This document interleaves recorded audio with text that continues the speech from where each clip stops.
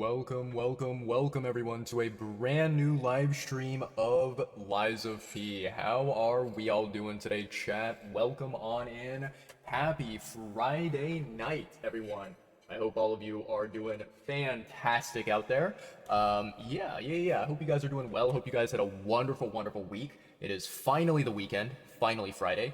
And we are back with some more gameplay that I'm so excited to do. I'm very excited, chat. Let me see here. I'm going to make sure that everything is good to go for my stream. Everything is looking good. Yep. I think we have everything. Let's go ahead and dive right on in, shall we, chat? Boom. There we go, chat. There we go. How is everyone doing? Bleh, I can't speak. Yeah, welcome, chatters.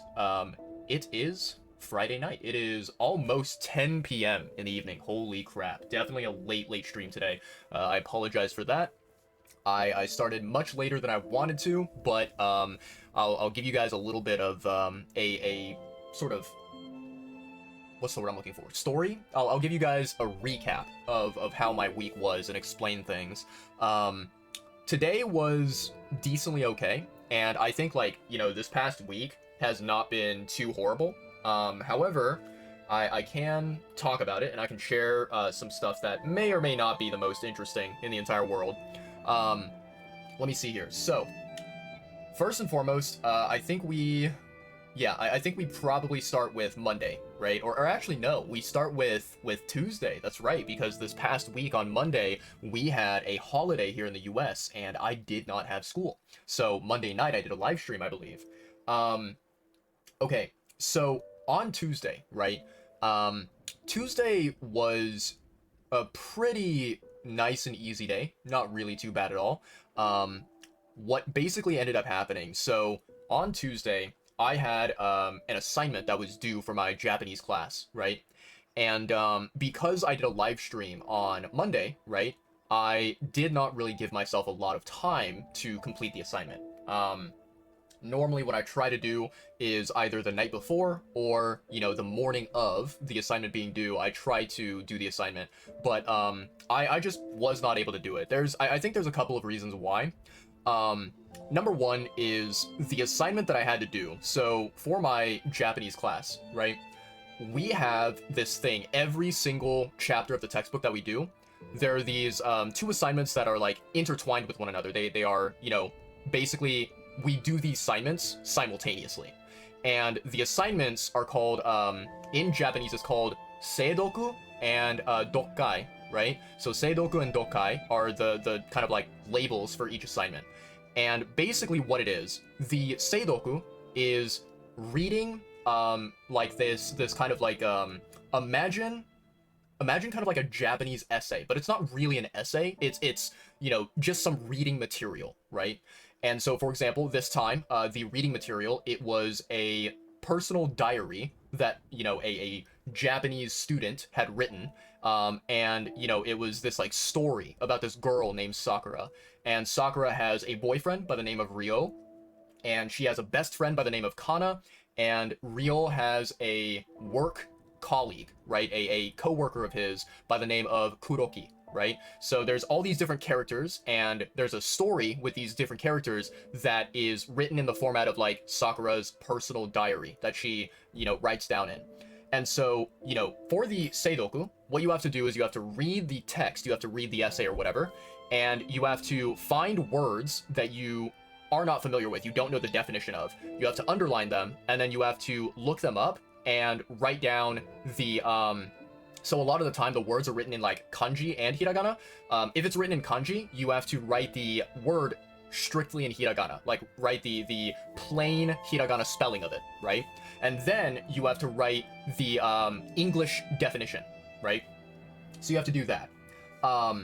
And you do that for the seidoku, that's step one. And then for the dokai, which is step two, part two of the assignment, you have a series of questions based on the reading material, and you have to answer them. And some of the questions, they might be like multiple choice, or they might be true or false, but there are some questions where it asks you something, and you have to write your answer in Japanese. Personally speaking, I am not a fan of this type of assignment. You know, we have it every single chapter that we do. We have this assignment, and I've never been a fan of it because, you know, one of the things that I really hate about it is that, you know, I think the Seidoku part, perfectly fine. I have no issue with the Seidoku. But the Dokai part, I really, really hate it because it forces you to do Japanese handwriting. And, you know, for those of you who are not aware, one of the biggest things that I despise, I hate this so much about Japanese, is I hate handwriting kanji. I think that handwriting kanji is the worst fucking thing to ever do with Japanese. Like, if I was someone that had the power, had the authority to change Japanese language, I would make it so that handwriting Japanese kanji does not exist. I would just delete that from the world entirely. I would have, like, let's say we had to keep kanji around, like it had to exist, then I would be like, okay, from now on, everybody in the entire world, you can type out kanji on a computer or on your phone or electronic device, but you never, ever, ever have to handwrite kanji, because I think it's like the worst part of Japanese language. So I really hate the dokai part. That's the biggest thing that I really dislike. So as I said, Tuesday I had this Seidoku and Dokai, you know, double assignment, you know, this package assignment I had it due, and I was not able to get it done, right? So I went to my Japanese class and I came back and I attempted to work on the assignment, and I think that I finished probably about 90% of the assignment. Yeah, maybe about 80-90% of the assignment I finished it. And my plan was that I was going to finish it Tuesday night going into Wednesday morning, and basically I would turn it in one day late, and I would get, like, you know, 10% off of my grade or whatever it was.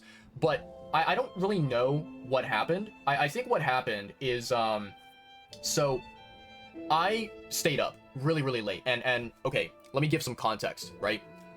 The past week, there has been a very special event that was going on, you know, with some of the content creators that I love to watch, CDogVA and Premiere 2. Basically, what they're doing, or what they did, is they traveled to Wales, right, which is where CDogVA, where Connor was born, and Premiere 2, aka Pete, his grandma is Welsh. And so they traveled to Wales, and Connor was basically just showing Pete around the country and doing some sightseeing, doing some, like, tourism of Wales with Pete. And they were streaming the entire thing, right? And they would allow the viewers to join them on this wonderful tourism, this wonderful sightseeing. And that's been going on for, like, the last 5 or 6 days. So, you know, that event, right, it usually starts at around, I would say, maybe 2 a.m. to 3 a.m. in my local time zone. So at 2 to 3 a.m. in the morning, right, that event occurs every day. And then it goes on during my daytime, during, like, up until maybe, let's say, 11 a.m. in the morning, or noon, sometimes even past noon, like 1 p.m., 2 p.m., right? So, me being someone who loves watching these content creators, you know, they are incredibly entertaining and they bring me a lot of joy to watch them.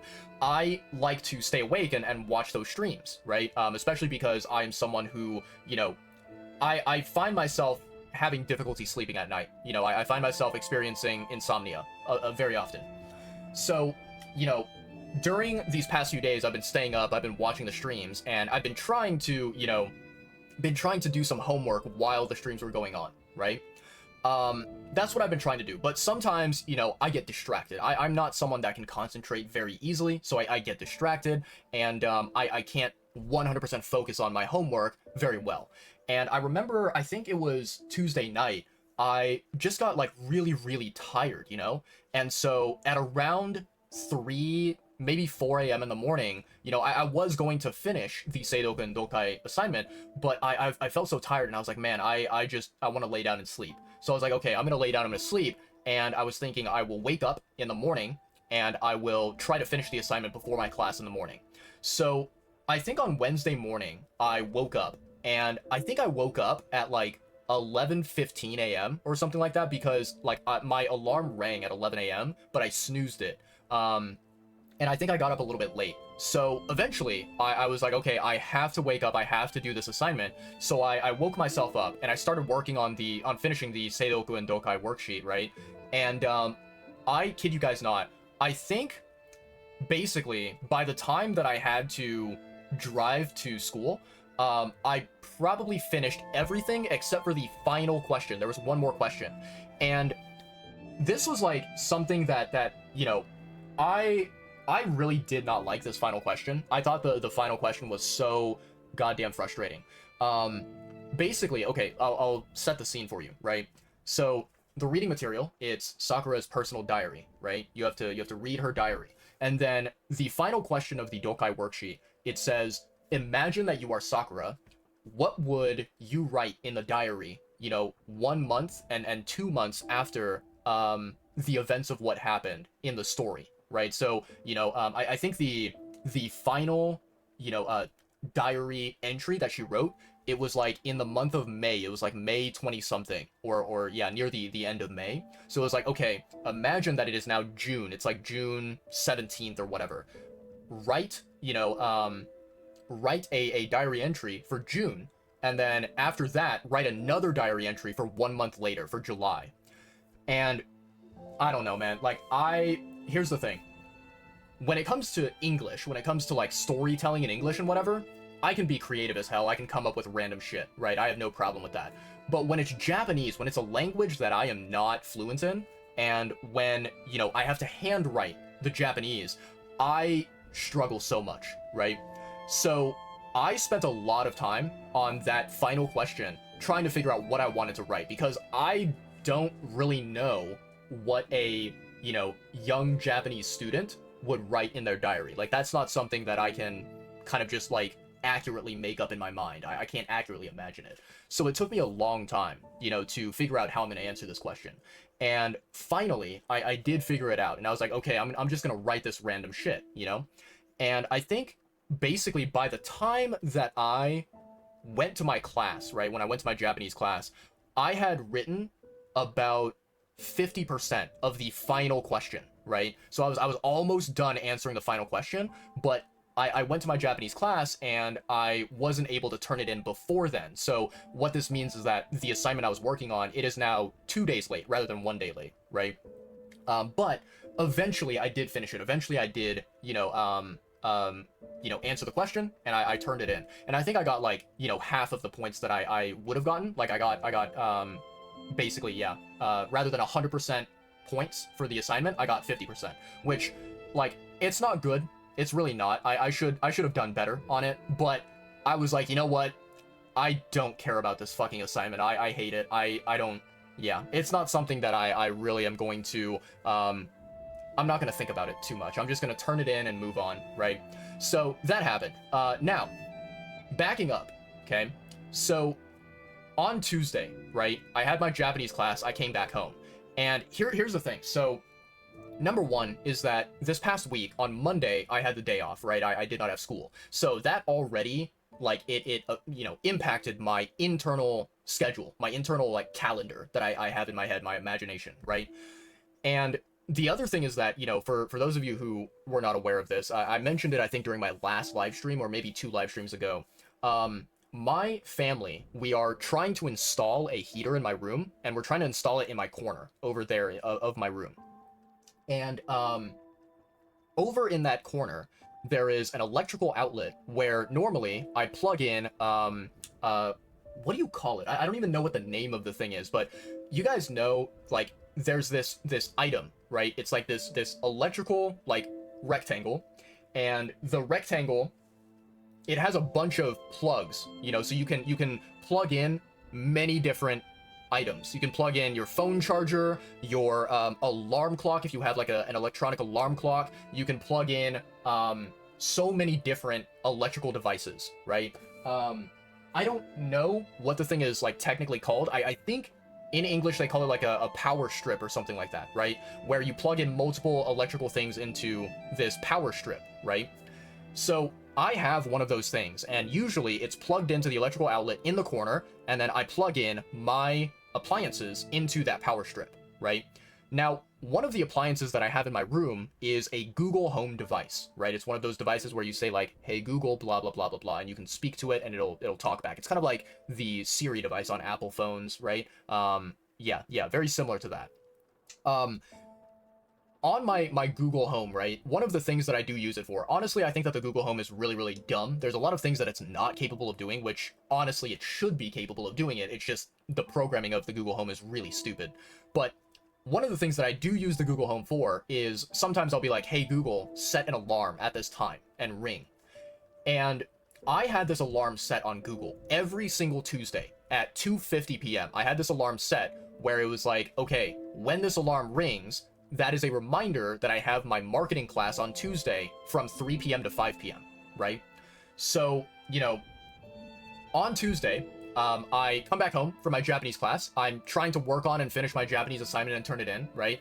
And eventually, you know, I go back to the home page of my school like website, the educational platform, right, called Canvas. So I go to like the home page where it shows all the assignments that I have to do, and I see that there's an assignment for my marketing class. And I was like, oh shit, what's this? Like, I didn't see this before. So I click on it, and when I click on it, my brain like immediately lights up, and I'm like, oh shit, today's Tuesday, like I had class. So I look at the clock, I look at what time it is on my computer, and it's like 5:15 p.m., which is basically, like, coincidentally, around 5:15, like 5 p.m., 5:15, that is when my marketing class ends, when it's over on Tuesday, right? So it goes on for 2 hours and it ends around 5 p.m., 5:15 p.m. So, yeah, long story short, I completely fucking forgot to attend my marketing class. I just, like, I was absent. I basically skipped the class, right? And that was because I did not have my alarm to remind me. You know, as I mentioned, my family, we are trying to install a heater in my room, and because of that, my mother, she unplugged the power strip from the wall. She took away the, you know, electrical stuff from the wall, because we were like working in that area, and we didn't want to, you know, destroy anything. We didn't want to break anything or you know, get electrocuted or anything like that, right? So my Google Home was not working. It was completely shut off and you know, has no power to it at all. And so I completely forgot about my marketing class because I you know, number one, it did not really feel like Tuesday to me. You know, whenever I came home, I was not really thinking about the fact that it was Tuesday. And then also I was kind of more focused on my Japanese homework and whatever that I missed. And I completely, you know, forgot about, right? So I missed my marketing class, and I saw the assignment, you know, on my class, you know, educational website, and basically it said, we are going to watch this video during the class, and we are going to answer this question, or these multiple questions during the class. And my teacher was like, there's no need to reply to this, like, post or yeah, this assignment post on the website, because I assumed that what happened is my teacher probably asked every single student, you know, during the class meeting to give an answer, right? Through voice, right? But as I was not there, I was not attending the class on Tuesday. I completely missed it. I decided to just write my answer out, and I submitted it. And I said, you know, apologies for not being able to give my answer during class. Here is how I would answer the question. And I just submitted it. And I was like, whatever my teacher wants to do, if she wants to give me points for the assignment, fine. If she doesn't, okay, whatever. I can't do anything about it. Move on, right? So that happened on Tuesday. And I already mentioned to you what happened with the Japanese assignment where, you know, I turned it in 2 days late. All the while, right? So as all this was going down, every day during this past week, I had new homework assignments. I had more things that I needed to do, right? Now, thankfully, none of it was really that bad. None of it was really too problematic. I think I was able to manage things pretty decently well. The only thing is just that, like, you know, so as I mentioned, every day there was the event going on with CDawg VA and Premiere 2. So like at nighttime, I would tune into that and I would try to work on my homework. So a lot of these days during the past week, I ended up staying up until like 5 or 6 a.m. in the morning, watching the live streams and also working on homework. So yeah, I'm going to be pretty honest. I think like in terms of the amount of sleep that I was able to get during this past week, it has been miserable. It's been really bad. Like I don't feel like I am too sleep deprived, you know, right now, but I definitely feel like, you know, my sleep schedule has been very suboptimal, and I should be doing a lot better, because there are like some nights where I get 5 hours of sleep, some nights where I get 6 hours of sleep, some nights where I get 4 hours of sleep. So it's very inconsistent and not at all good. And, you know, to give you an example, right, today, Friday, I went to my Japanese class, came back home, and I think like, you know, Thursday night going into Friday morning, I probably got about maybe 5 hours of sleep maximum. And so I came back home. Now, before, you know, so when I woke up in the morning, I was feeling very sleepy, very groggy, and I was not feeling very good. But when I went to my class, I attended my Japanese class, right? My brain slowly started to wake up because I have to pay attention, I have to learn, I have to, you know, understand the Japanese language when I'm taking the class and when I'm you know, participating, right? And so when I came back home after my Japanese class, even though I did not sleep enough the night before, I was awake and I was not really feeling very exhausted, right? And so I was like, okay, here's what I'm gonna do. I'm going to go and get some food. So I went to go get some McDonald's because every Friday they have a promotion. They have a deal where you get fries, you know, for free. So I got McDonald's and I ate the McDonald's. It was very delicious, right? And then you know, I was here at my computer and I was like, I think I was just, you know, playing Nikkei or checking into like the usual games that I normally play. And after a while, I was like, okay, here's what I'm gonna do. I'm going to lay down and I'm going to take a nap for like maybe 2, maximum 3 hours. Then I'm going to get up and I'm going to stream, right? What ended up happening is I laid in my bed and I was like scrolling on my phone because I could not really fall asleep. And eventually, at around like maybe, I want to say like maybe 5:30 p.m., my mom messaged me and she was like, can you give me a ride back home? Can you come pick me up from the office and bring me back home? So I was like, okay, whatever, I guess. So I literally got out of bed and I drove over to my mom's office and I picked her up, right? And we came back home. And yeah, I think like after we came back home, you know, I just came back into my room and I was like, you know what? I'm just gonna lie down and I'm gonna like force myself to rest. I'm gonna force myself to get a little bit of sleep. So I laid back down and I fell asleep and I think I slept for maybe about like 1.5 to 2 hours. And I woke up at around like 7 p.m. or something like that, right? And you know, I remember I woke up and I went to the kitchen to check like, okay, what are we gonna eat for dinner, right?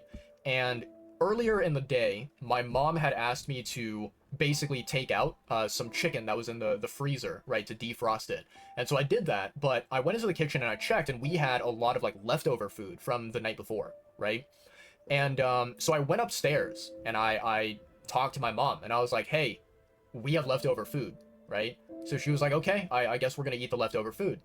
So, you know, I came back down and I warmed up some of the leftover food and I was planning to, you know, give it to my mom.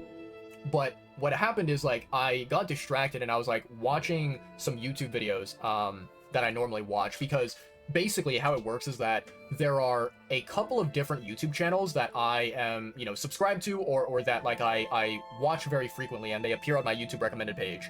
And there are quite a few YouTube channels, I would say maybe about anywhere between 5 to 10 YouTube channels where they upload pretty frequently. Maybe not every day, maybe it's like every other day or once every 2 days, right? But they upload on YouTube. And so usually what I like to do is I like to come home, I like to, you know, refresh my YouTube homepage. And if there's new uploads from the channels that I normally watch, I watch those uploads. And so I, you know, sat down on my computer, I checked my YouTube and I had, you know, a couple of new uploaded videos to watch. So I sat down and I watched them. And I got distracted, right? I was watching the YouTube videos and, you know, my mom came downstairs and she was like, hey, did you forget about the food? Did you, you know, like what are we going to do for dinner? And I told her, I was like, you know, you can go and get the food yourself and warm it up and prepare it because it's already fully cooked and ready. All you need to do is just like make sure it's nice and warm and then dig in, right? And I was like, you can go and grab your bowl, get your food yourself, right? It's there, it's ready for you. And she was like, are you gonna eat? And I was like, no, like I will eat later. I will, you know, figure it out on my own because to be honest, so the leftover food that we had, it was, so I think it was yesterday or the day before. I'm gonna say yesterday, but you know, previously what ended up happening is my father, he came over and he cooked, I think it was tilapia. I think it was like, you know, a white fish that I don't know if he got it from the freezer or if he got it from the refrigerator or whatever, but he cooked this like white fish. And I kind of ate it as sort of like a lunch meal, maybe yesterday or the day before, right? And then my mother, what she did was she took out some salmon, right? Some salmon, however you want to pronounce it. She took out some fish from the freezer and she cooked it. And the amount that she took out, it was like pretty big. It was a lot of fish. And so we did not end up finishing it in one night. You know, I know that my my father, he ate a little bit of fish, but I don't think he ate a lot of the salmon. And then I ate some of the salmon. I would say I ate a good amount, but then my mom ate like a little bit of it, right? And I think my brother just did not eat any at all. He just didn't want to eat any of it, right? So we had a lot of leftover fish. And you know, I'm gonna be completely honest with you guys. I think I've mentioned this on my channel before. I am not a fish enthusiast. I think that when it comes to fish, there are some fish that are okay, that are not terrible. I would say specifically white fish, like tilapia, for example, is delicious, right? In the right conditions and the right situations, it's delicious. But overall, as like a genre or a category of food, I think that fish is just like, it's like the worst protein that you could ever have, right? You have the different proteins. You have like beef, chicken, pork. You can have like, you know, duck or lamb or other meats, other proteins, right? I think fish is at the fucking bottom of that list. It is out of the different proteins, the worst tasting protein out of all. I do not like fish. It is not, you know, a good thing to me. And the one thing that I hate the absolute most about fish is, so there's a, you know, fish is something that is very, very common, especially where I live, because I live like, you know, the area where I live is nearby the oceans, nearby the you know, seas and the waters and whatever, right? So fish is very common here. And one fish that's very, very extremely common is salmon, or salmon, however the hell you want to pronounce it. Salmon is extremely, extremely common, extremely popular. And I've heard people say that like it's their favorite type of fish, which if it is, those people are fucking insane. Like mentally they've got screws loose. I don't understand how people like that fish at all. To me, so specifically with salmon, and I think this also does apply to other fish types as well, you have to cook it in a very, very particular manner, otherwise it gets easily screwed up, right? And what I find is that a lot of the time when salmon is cooked, it ends up turning out very, very, very dry. And I don't like the taste of it. It's just, it's so dry, and it tastes like I'm eating cardboard. And I'm just like, this is not good. This is just absolute straight garbage. And I don't like the taste of salmon at all. And the thing is, so my mom found this recipe for salmon where you essentially bake it in an oven and you kind of like marinate it in like these spices and whatever, right? And the way that you bake the fish, the salmon turns out to be very like soft and very juicy, right? Whenever you bake it and you prepare it. So my mom found this recipe, and she's used this recipe many times to cook salmon. Here's what I will say about that recipe. It is good, right? It tastes good. The big problem with the recipe is that the reason why the salmon ends up being very soft and juicy is because the recipe uses a lot of oil. And the oil keeps it moist whenever you bake it, right? And it's one of those things where you take one bite of the salmon and you're like, wow, this is very tender, very juicy. I like the taste of the salmon. But then the more that you eat of the salmon, the more you're like, I'm getting sick and tired of this. It's very oily. It's very fatty. And I can't eat this for a very long time.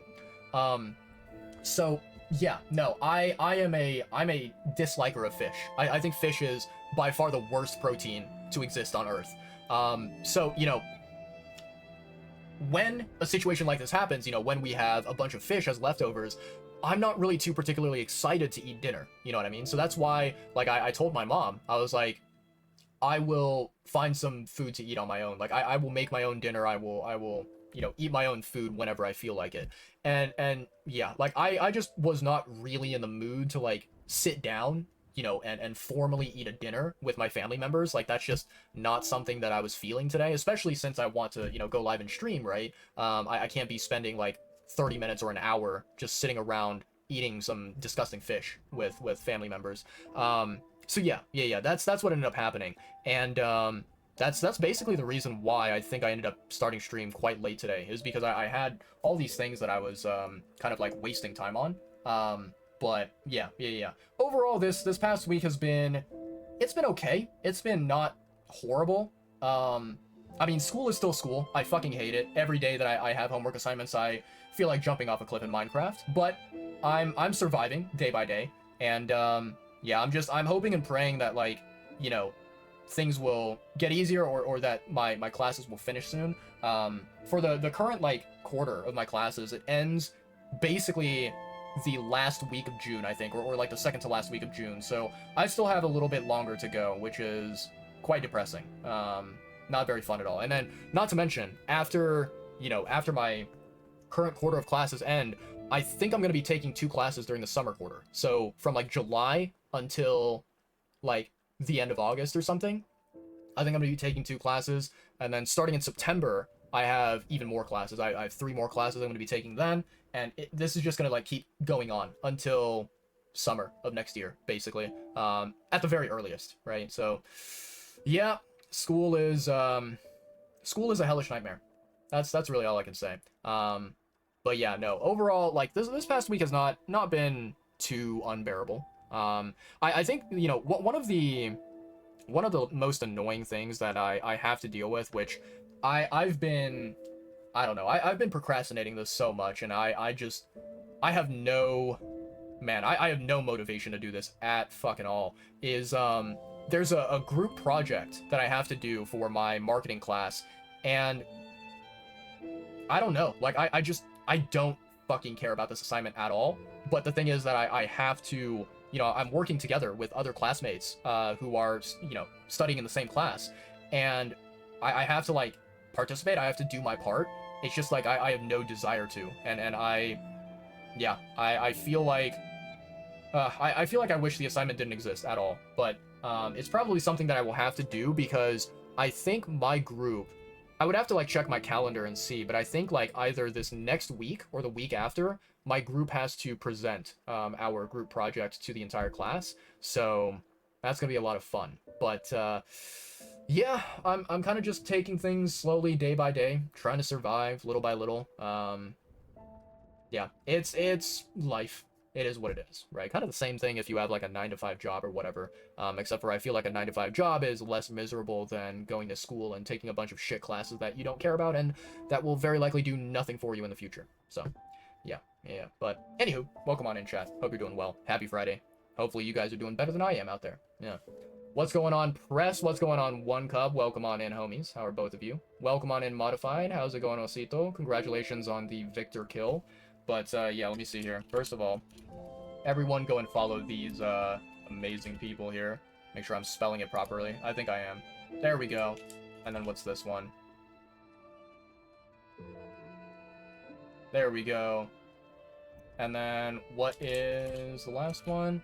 I gotta make sure I spell the username properly, because this username has a bunch of, like, letters and numbers mixed together. So I think I'm just gonna, like, copy paste is what I'm gonna do. There we go. Everyone go and follow these awesome people. They're great. They're fantastic. I should probably turn off that, that, like, graphic in the middle of the screen. I feel like it's a little bit too distracting. But yeah, let me see here.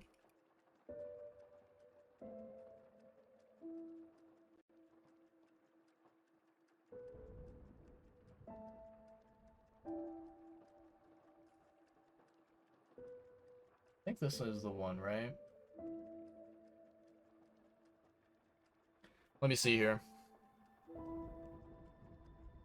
Automatically shout out raiders, yep. Trigger shout out, no.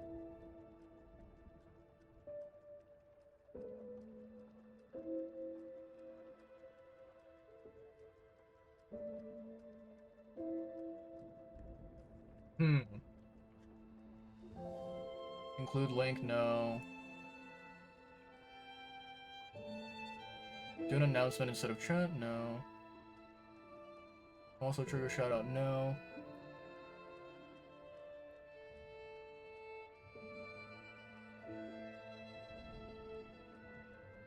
Where is the setting for it?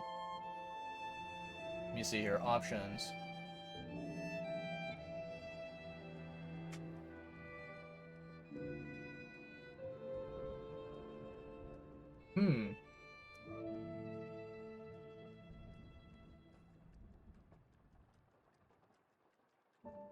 edit. No, no, no, no, no, no. Don't edit that. That one's fine.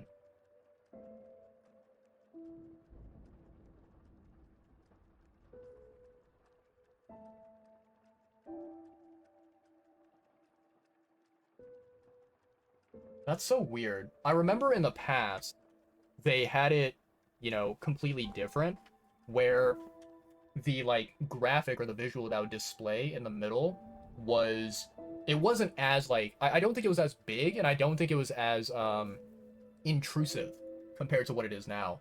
But I don't know, I don't see any setting here on how to change it. Huh.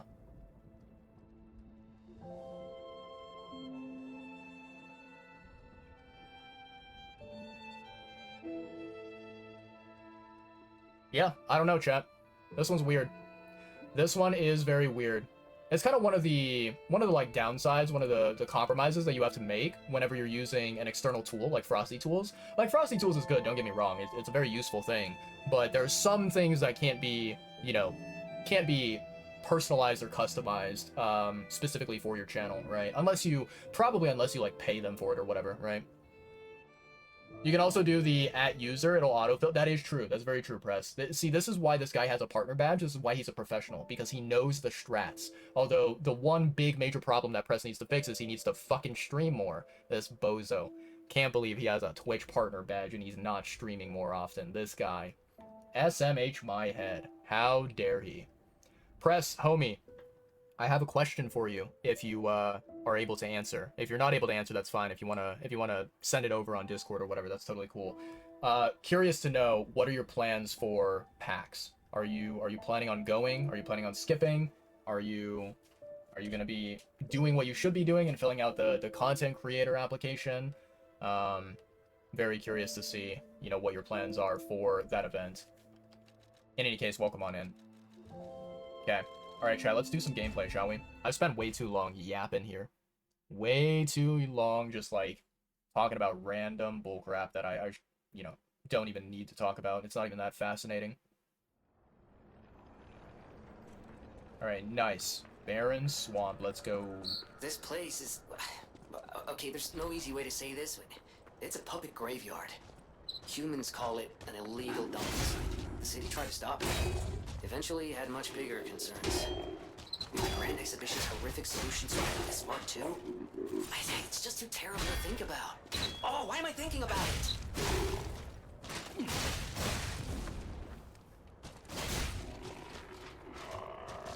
I thought I blocked that.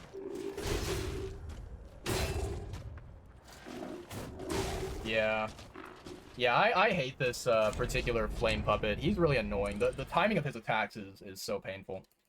But don't worry, we just need to practice it.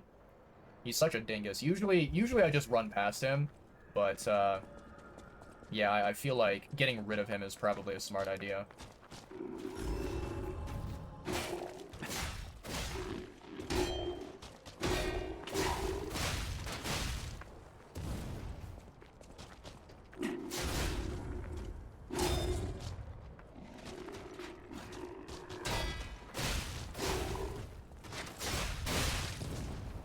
Okay. There we go. Now we're getting it.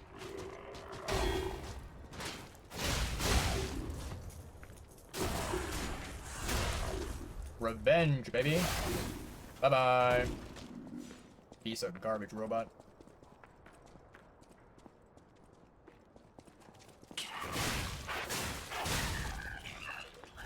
Okay, nicely done. Okay, we gotta watch out on the ground for any traps. This area is absolutely full of traps.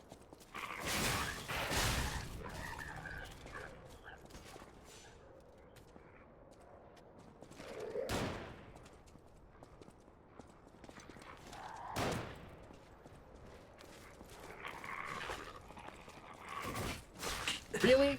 How the hell did my tracking completely miss that fucking dog? Absolute trash, dude.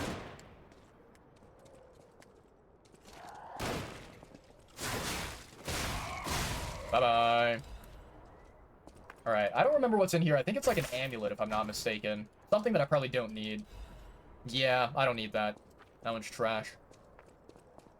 Okay, this place is infamous for these guys. Goddamn snipers. Let's keep running. Yep. Keep going, keep going.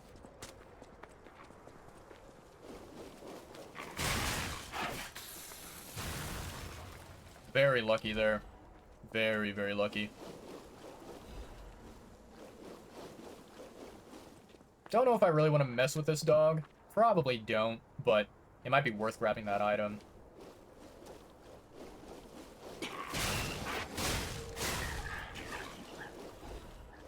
That's actually not a terrible item. I think that's like at least 100, if not 300 ergo, so I'll take it.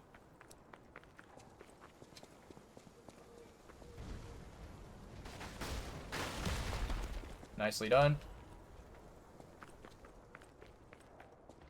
What's up there, Mr. Puppet?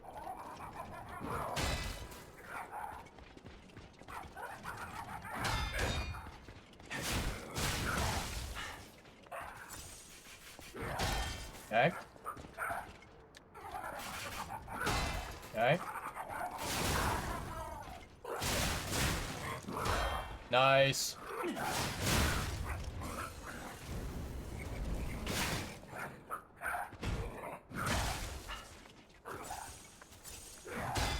Okay.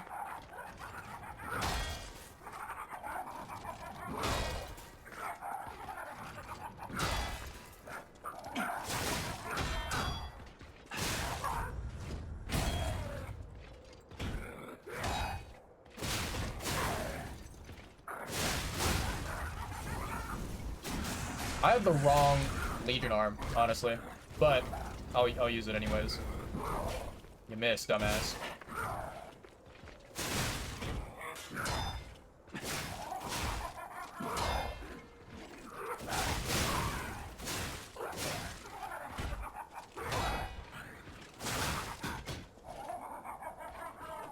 What are you doing, bud?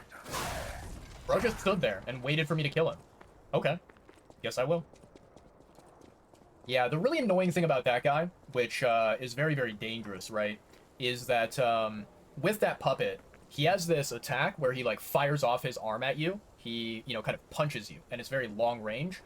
When he does that, and, you know, if you hypothetically are able to perfect guard it, it knocks you back, right, no matter if you perfect guard. And so what you kind of want to do is you want to block the attack, right, or you want to strafe it. You want to, you know, jump to the side. And you want to close the distance. You want to get up close to him. You want to try to get in within melee range, because fighting him, you know, from afar like that, it is very, very, very dangerous. It's not a smart thing to do at all. So I do not recommend, you know, attempting to do that, right? Yeah, doing a long range battle against that dumbass clown, very, very bad idea overall.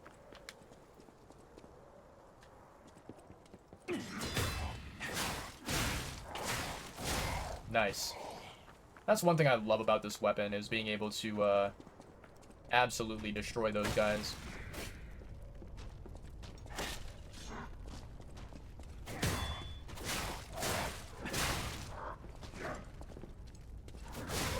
Bye-bye.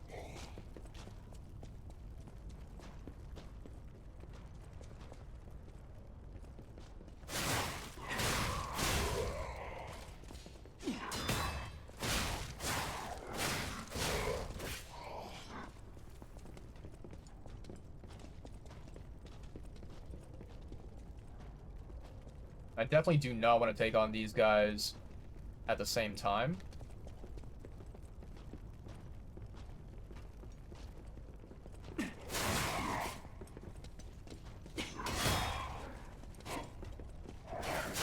Yeah. Yep.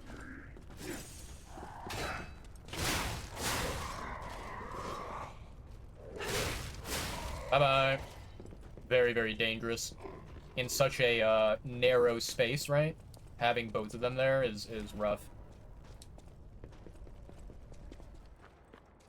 Okay, I'm gonna go ahead and open up this shortcut here. Really good shortcut to have.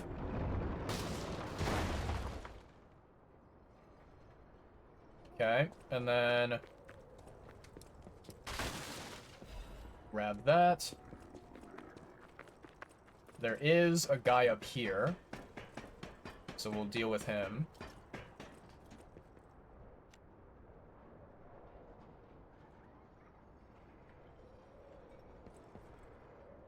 Okay.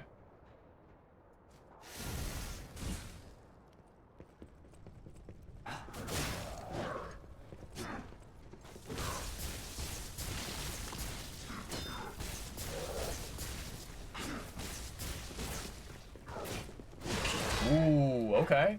Good.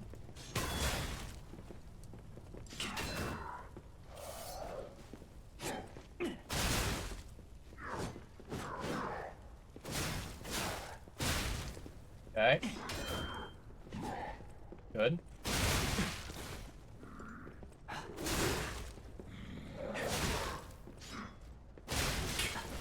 Wow, this guy is tanky.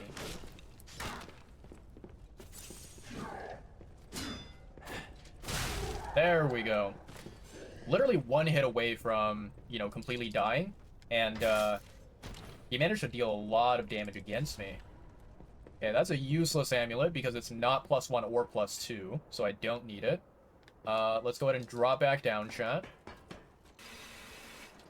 And then we're gonna go... I think there's a... No, there's no item over here. Interesting. I thought I remembered one. Okay. Back down we go, chat.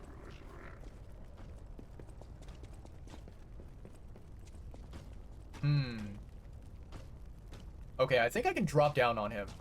I think so.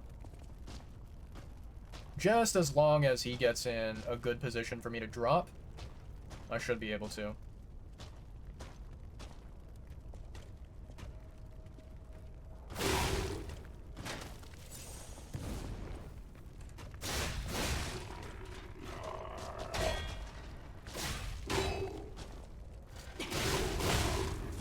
Okay.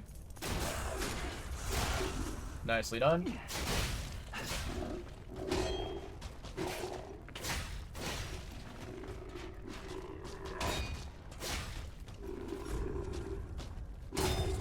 Too early.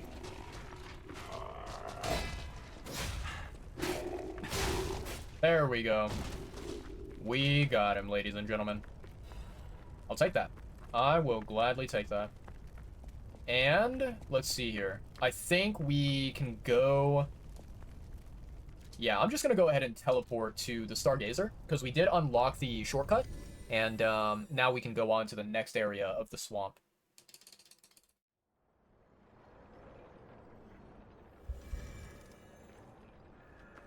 Ooh, wow, 48,000. That's a pretty substantial amount. I should probably check to see whether it's possible to level up.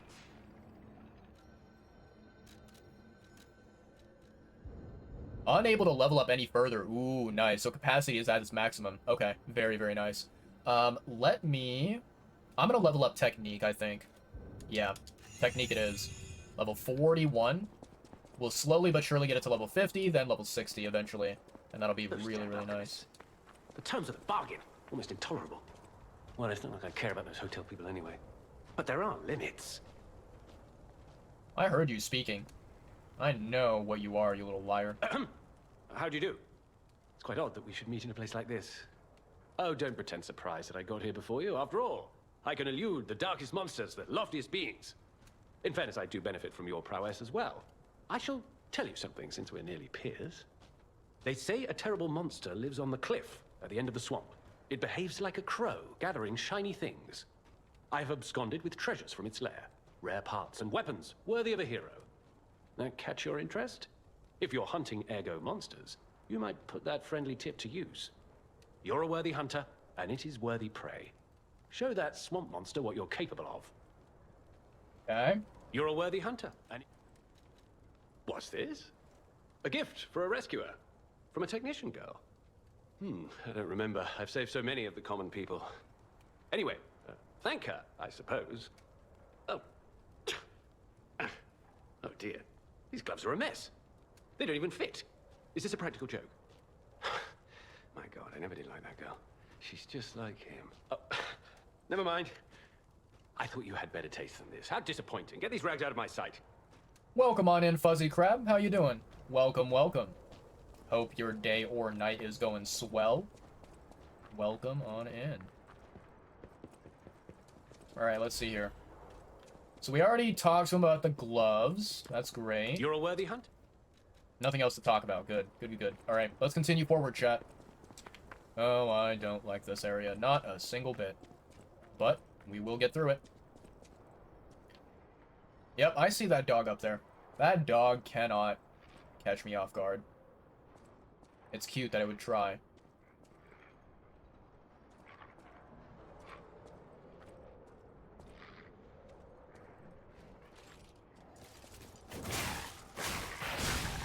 Bye-bye.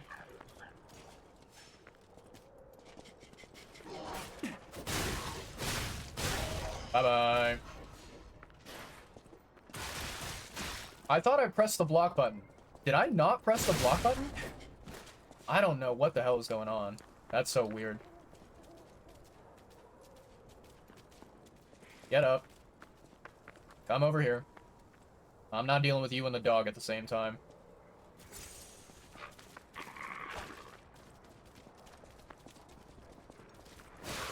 Wow, that thing has like a really, really fast attack. Okay. Interesting. Also, I didn't even realize that the dog was aggroed, because by the time that I like went down to aggro the puppet, the dog had turned around and was moving the other way, which was very interesting. Yeah. Sometimes I don't really understand the aggro mechanics of how they function. I don't understand the range and whatever.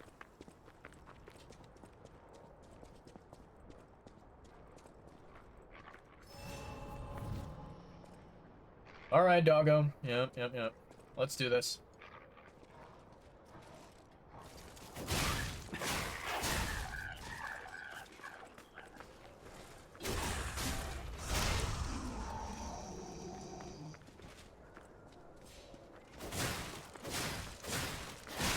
Bye-bye.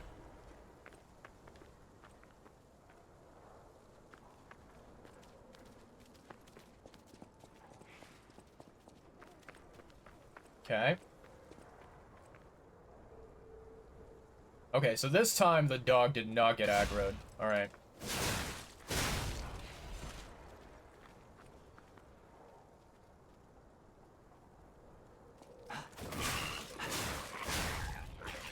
Dogs are like definitely one of the worst enemies in this entire game.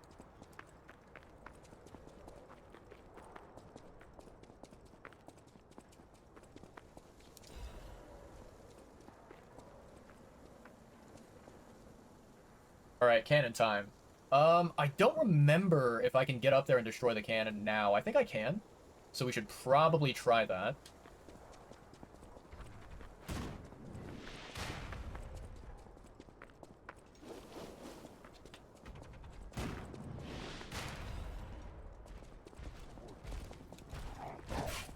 Nice miss.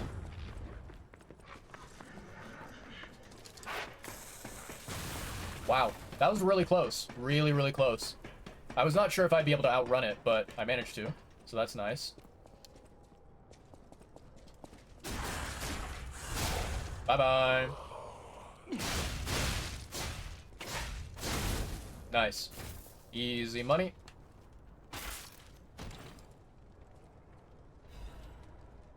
I think this weapon, I've never used it before, and I don't really like it. I've tried it out in the kind of like weapon courtyard in Hotel Krat. It's just not really my style. I feel like it's a little bit too, chonky, too heavy for my liking. I like weapons that are a lot smaller and a lot faster in this game, so... Yeah. It is what it is.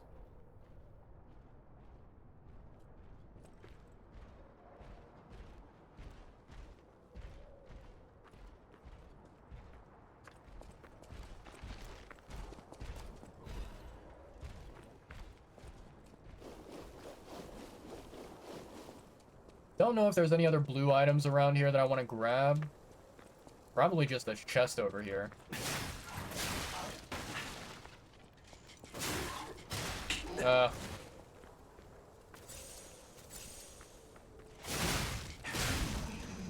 Get wrecked.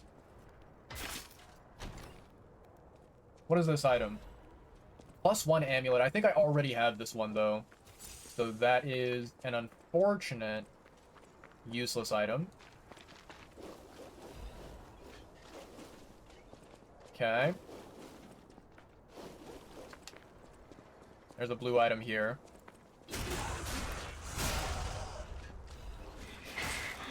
Yeah.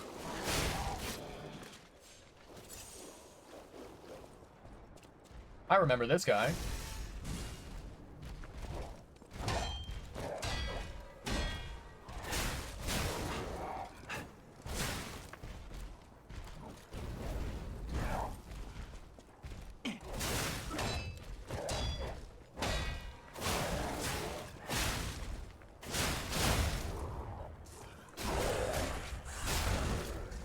Okay.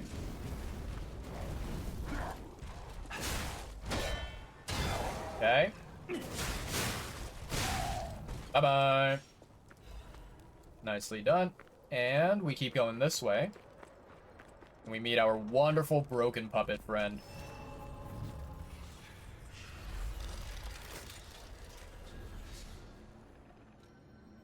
Okay, nicely done. Let me see here. I'm gonna go back because I think there might be at least one item that I missed in this previous area.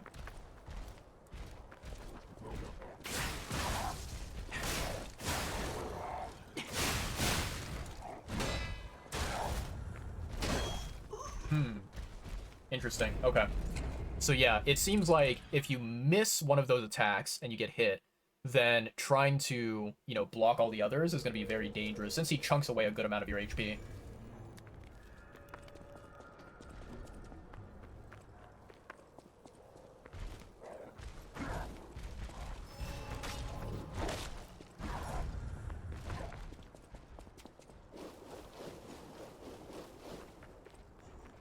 Okay, any other blue items that I missed here?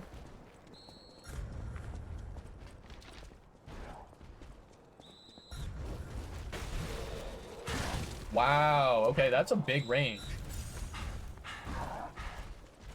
Okay.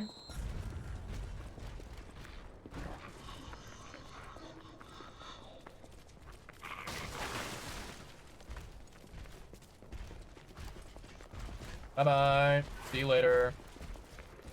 Bye-bye. See you later.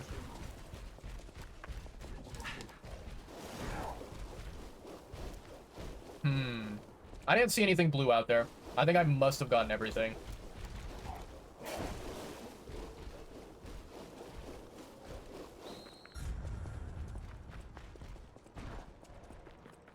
He has a pretty far running distance, I have to say. It's quite impressive. Alright. Hello there, friend. Wow, so they do exist. Other puppets like me not bound by the Grand Covenant.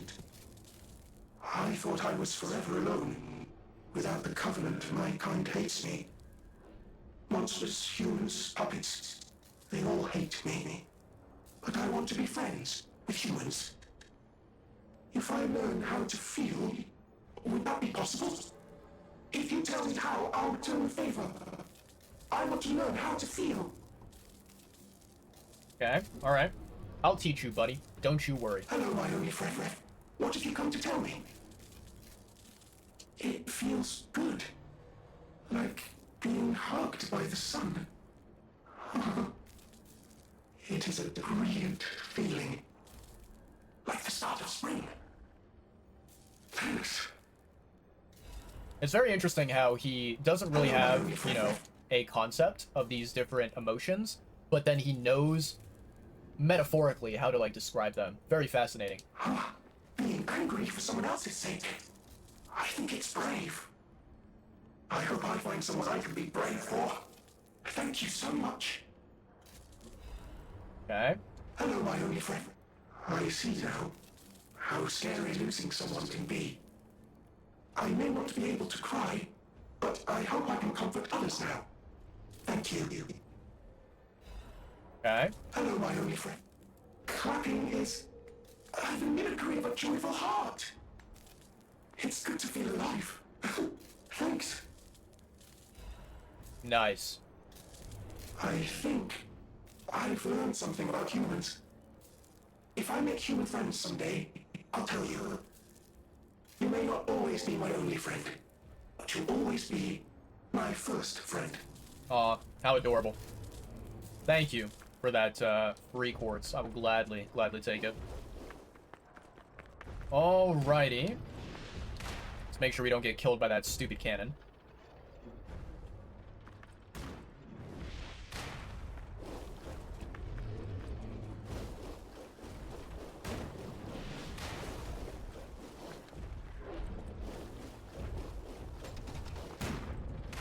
Wow, that was close. Little bit too close for comfort.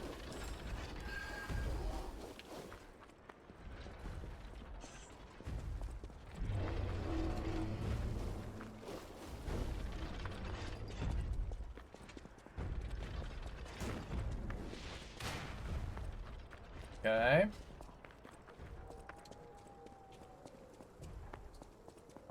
Gotta take care of that pesky cannon before I go, you know, traveling and exploring that area with the future puppets, right?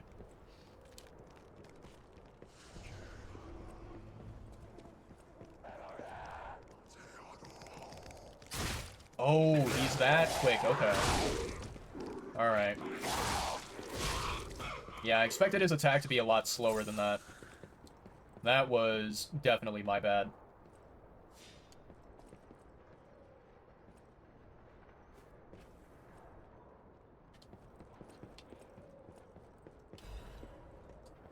Okay.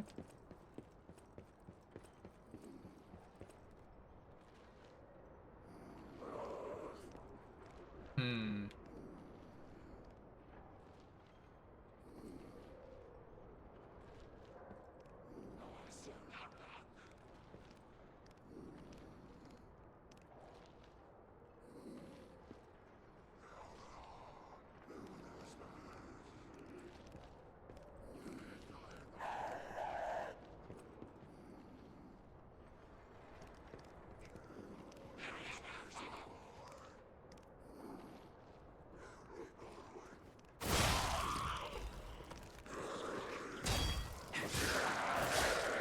Well, we both died. Fitting end. A fitting end. You know, I thought that I had enough room there on the platform. I thought that, you know, I would not step forward as far, and I'd be able to, you know, kind of stay on the ledge while swinging and killing the other guy. But it seems I took things a little bit too far.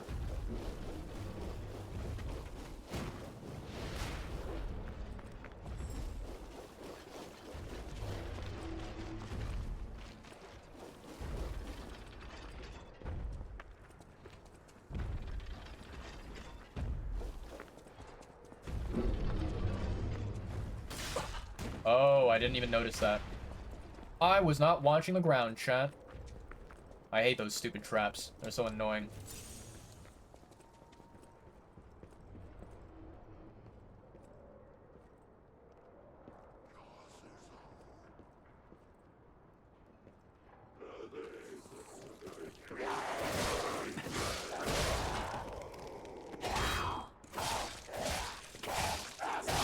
Bye-bye.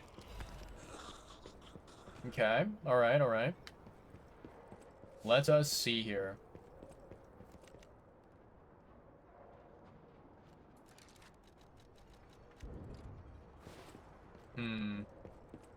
Don't really want to mess around with that. Yeah, not really a smart idea. Okie dokie.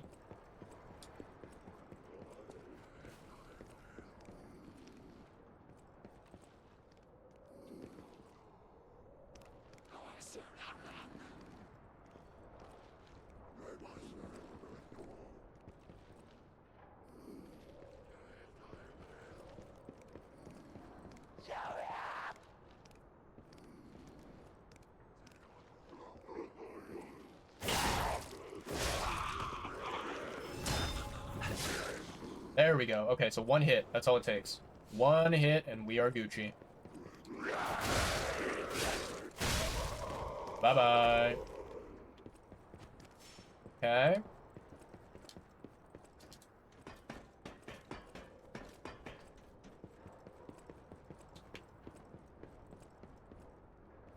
This is extremely dangerous and not really a smart idea, but let's do it. Okay.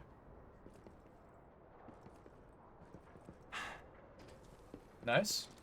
And let me very quickly grab my phone, chat, because we have the good old Pokemon app that we want to check. Okay. Alright, let's see. So now, where to go, where to go. Oh yes, we need to go across the bridge. I remember this part.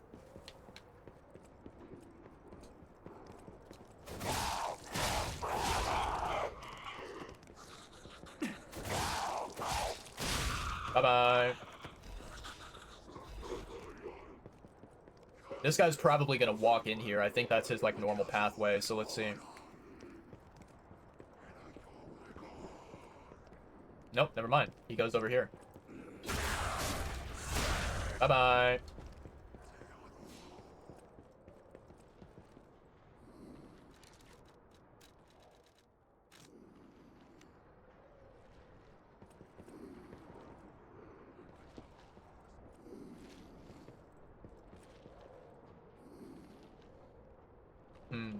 I think what I can do...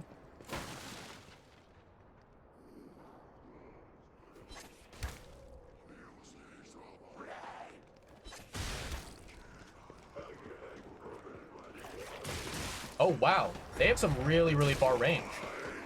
That's pretty impressive.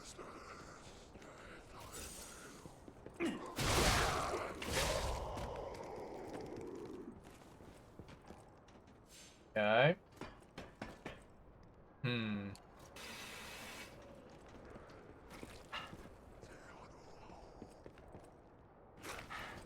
No, you don't. No, you don't.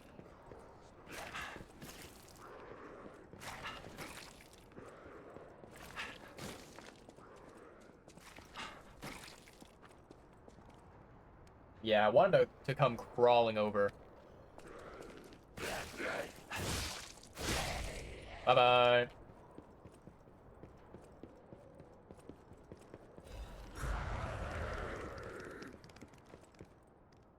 Alright.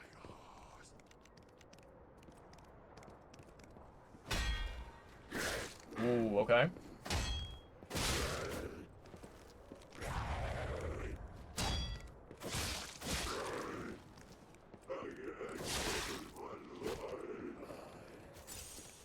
Can this dude be backstabbed at all? Doesn't seem like it.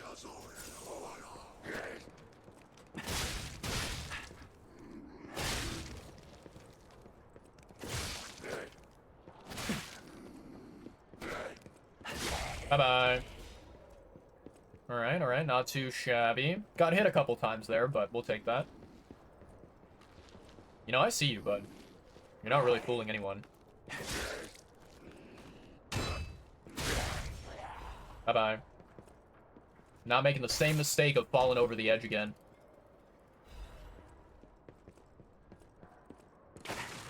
You know, Chad, I've been collecting these Legion calibers, right? I think right now I probably have about 5 of them, if not maybe more.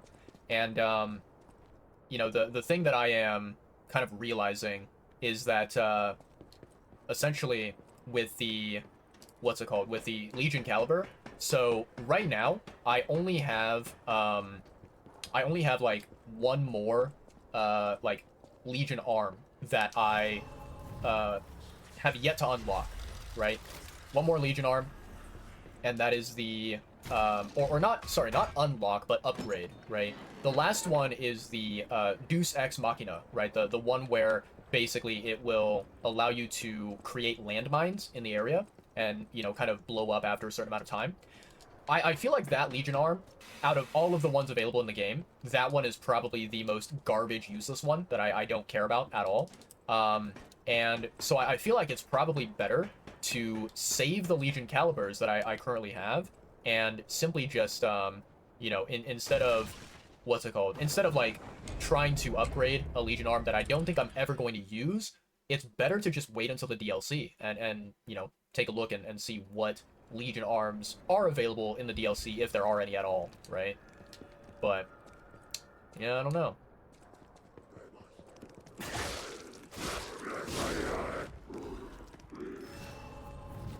Okay.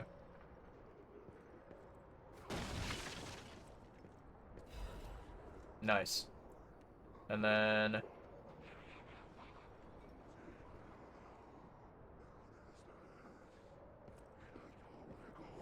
I actually don't know if I can make this jump. Oh, I can. Bye-bye.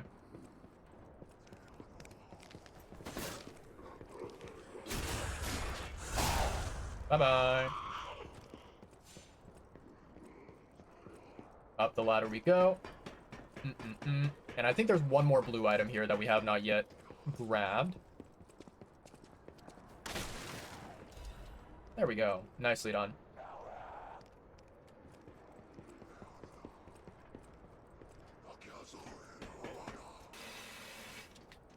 Okay. Easy peasy.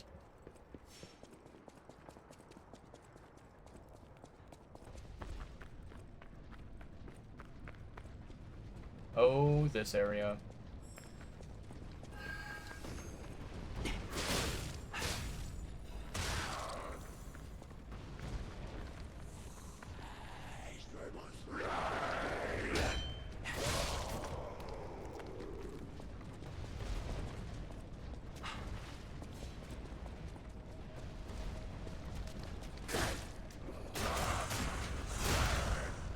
Get wrecked.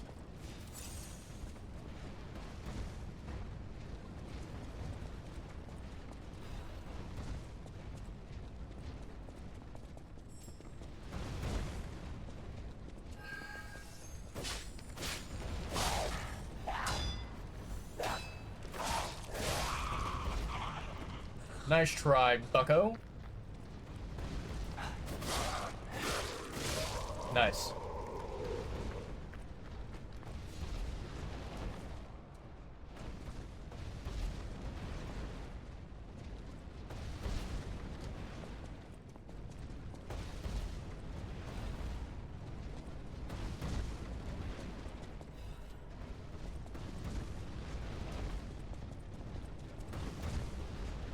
Okay, and then now we want to drop down. Yep.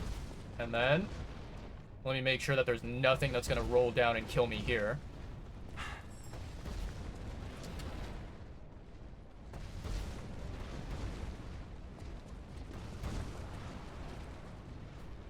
Oh, interesting. Okay. I wonder if that's jumpable right there. That might potentially be a gap that we can cross, but yeah, it's one that I don't think I've explored before. Interesting. All right, all right.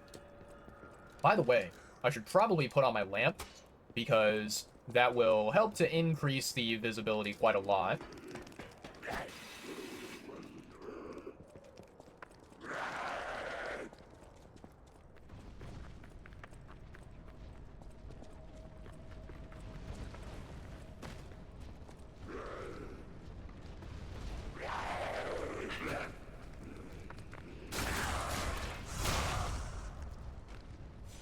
Okay.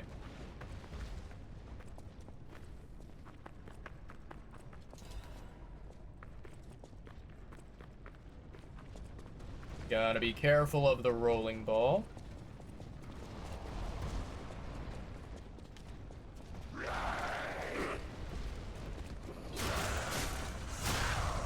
Nicely done. Ooh, that was very dangerous. Not at all recommended.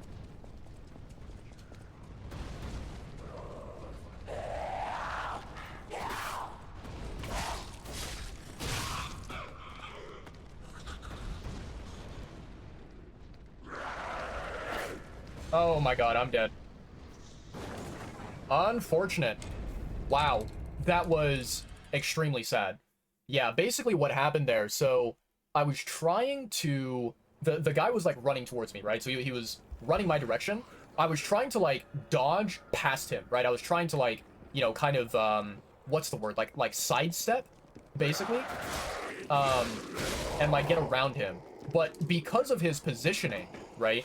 He was just, like, kind of trapping me against the wall, which, you know, basically did not allow me to move. And you know, since he trapped me against the wall there, I essentially had to kind of, what's it called? I had to, you know, improvise my dodging, and I had to, like, try to, you know, dodge multiple times, which was not a smart idea, because, yeah, when you're against the cliff like that, right?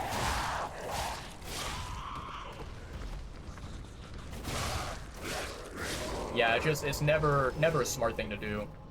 I should have honestly just, like, I should have been way more careful, and, kind of just, you know, not even, like, given, yeah, I should not have given the guy the opportunity to get near me and to try and, like, hit me. But I got greedy, and, yeah, I fucked up majorly. Okay, so this area, I'm gonna run past it. I'm gonna unlock this. Then I'm gonna run over here.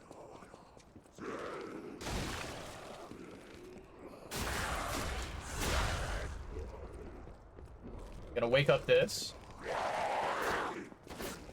Okay. Gonna go all the way up here.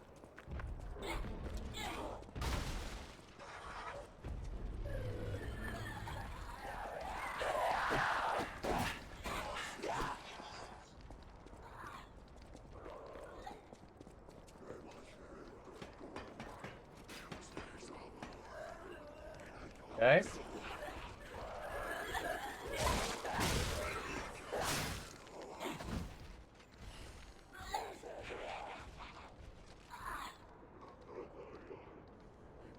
Well, this is a little bit of a problem.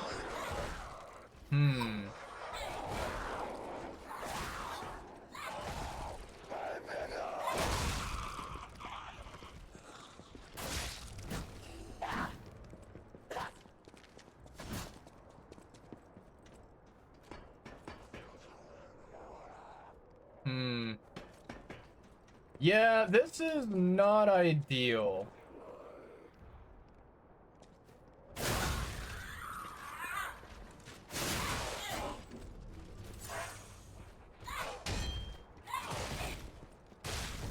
Wow, okay. Yeah, that's really, really dangerous. I don't like that at all.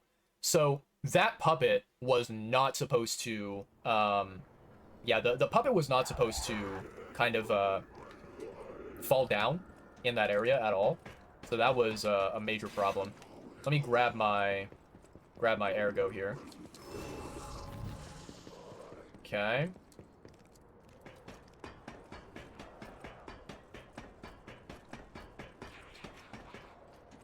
Okay. And then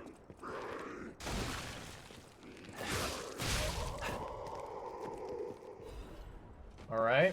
I'm gonna wake up this puppet right here.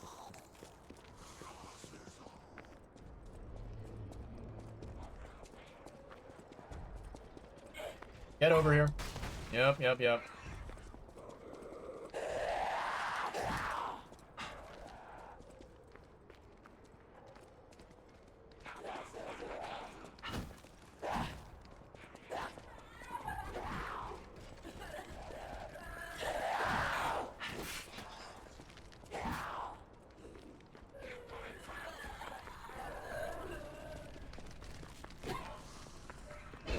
Hello there, Mr. Bear.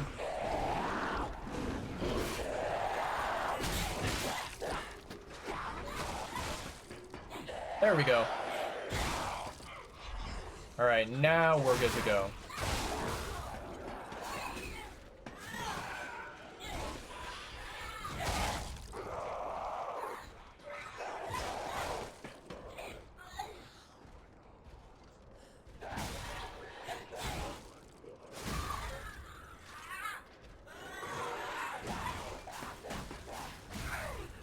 Nicely done.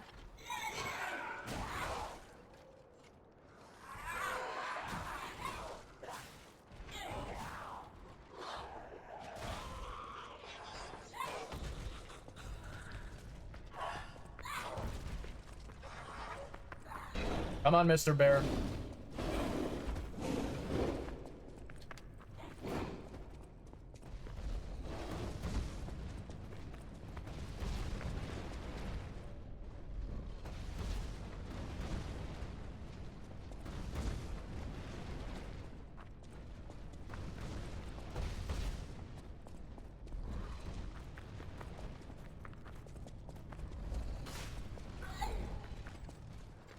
Come on, dum-dum.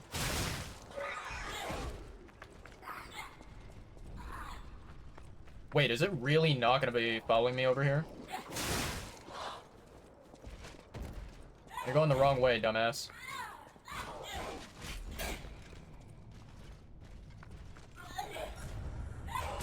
Wow, okay.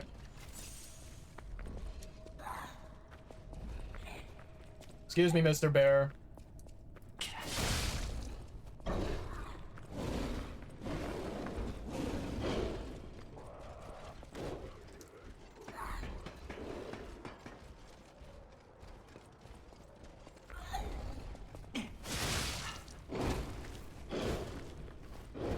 I need the bear and the puppet to fight. I need it to be an epic matchdown.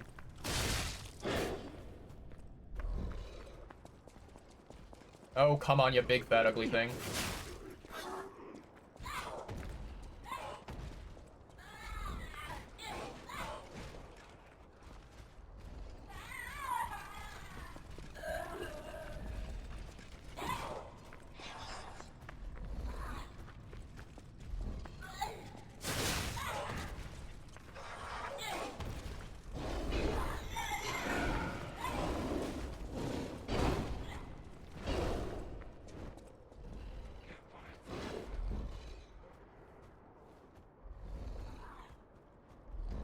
Are you gonna fight the bear now?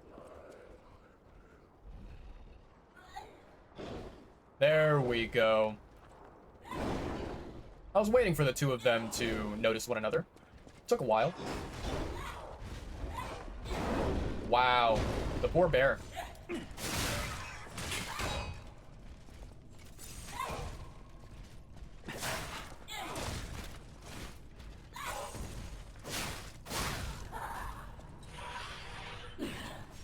There we go.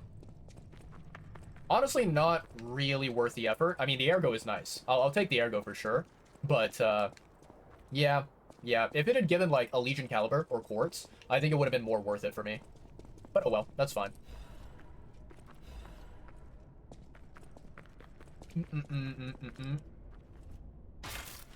What, pray tell, is this item?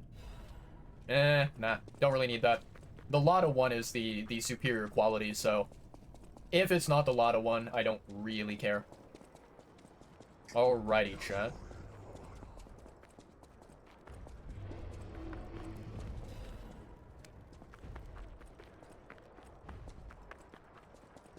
We finally made it to the castle area. Let me grab this item. Yeah, nice try, Bozo. Bye-bye. Okay. Up we go. Let's go ahead and destroy this cannon.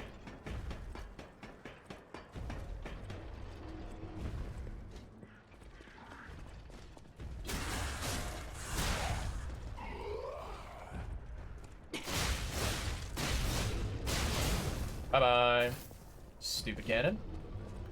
Alright, and then we have the ladder going down this way. I should probably unlock that, shouldn't I?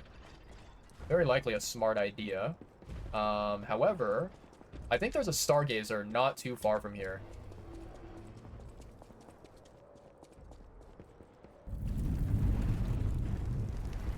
Whoa! An earthquake! That came from the direction of Krotz Central Station. Oh, this could be bad, pal. Really, really bad. No shit, Sherlock. Thank you, Gemini, for the, very obvious narration. Okay, so we want to go... I'm going to go back this way because we missed some items. And then we definitely want to... Eventually, we want to go and kill the puppets of the future down below. And then... Yeah, we should be able to go back to that most recent Stargazer. It's kind of interesting, though. Like, it makes you wonder, what the heck kind of explosion was that? Which was so incredibly loud and, you know, like, powerful that it made such a massive impact, you know?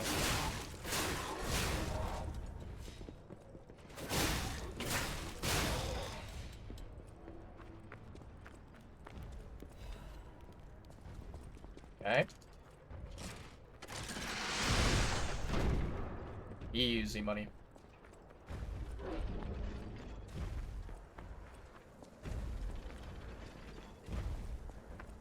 Where's the stupid butterfly at? It's probably in the middle, isn't it? Nah, I'm just gonna fight the puppet of the future way over here.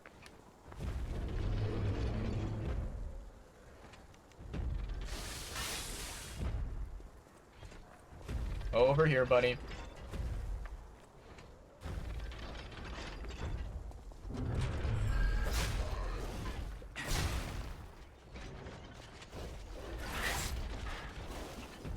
Nope, stop it.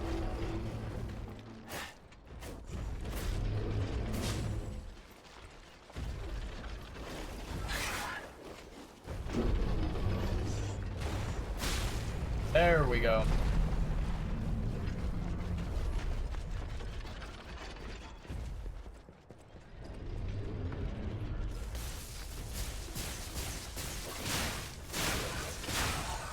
Bye-bye. Get rid of those bozos.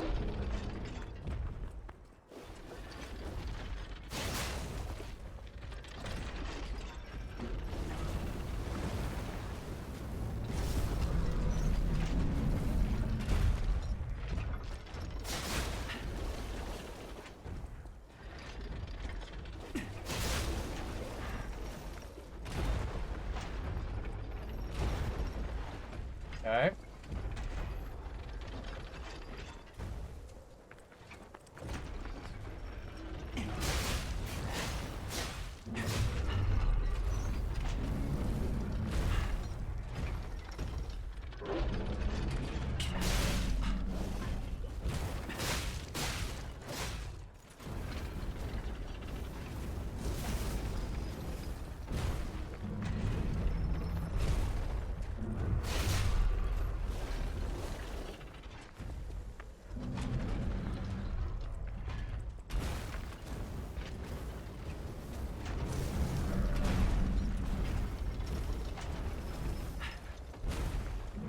Okay.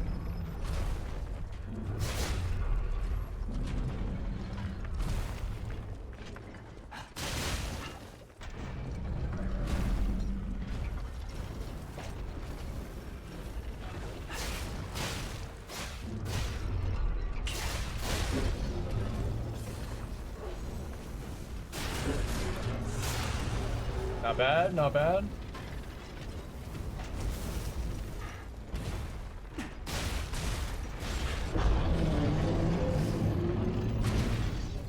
Got hit at the very end there because I was being a little bit greedy, but I'll take it. I will take it.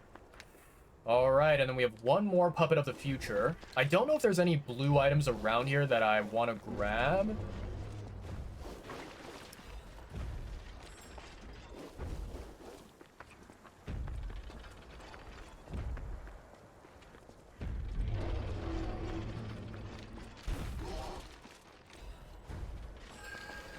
Okay.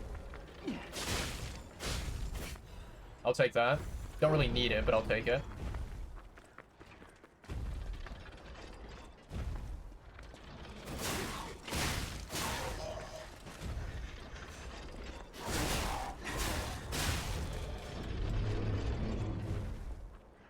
Where is this butterfly at?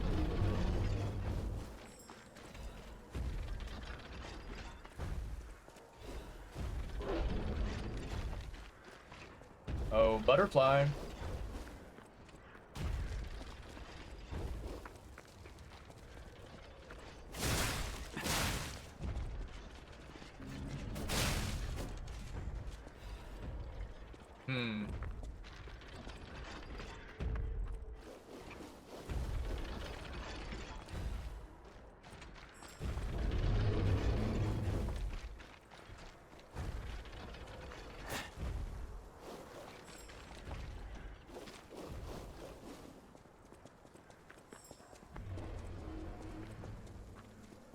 Where the heck is this thing? There it is.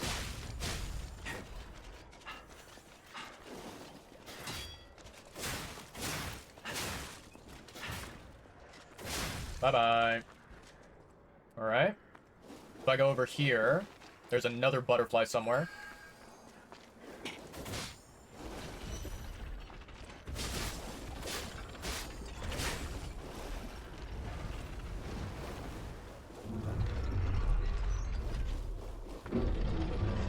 Let's come over to dry land. I don't like being out there, even though I am, like, immune to decay. Not really a big fan of,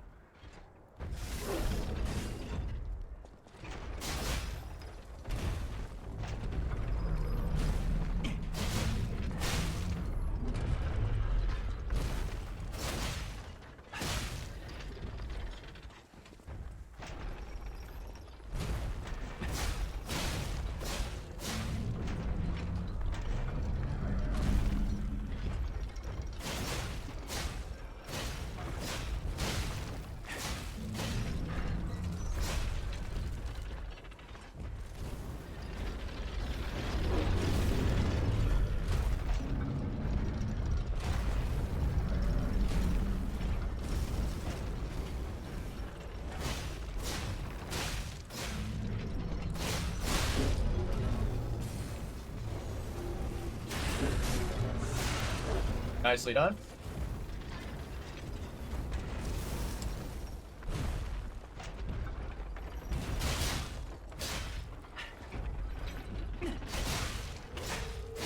There we go.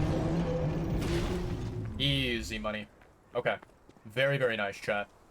Unfortunately, we lost, you know, whenever we died in that previous area, we lost quite a significant chunk of ergo, but I think the amount we have now is a pretty good amount as well, so I'm quite happy about that.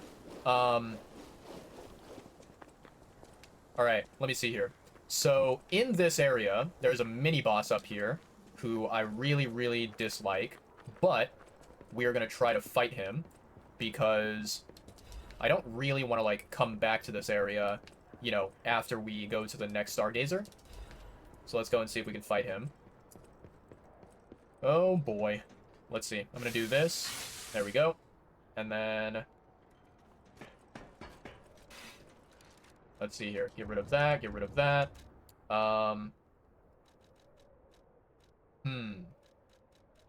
Take that. 110, 108, 108. Okay, that's not too terrible. Good amount of the collectibles here. I like that. Okay. How many do I have? 101, 110, 108. Yeah, let's try doing this and see if this works.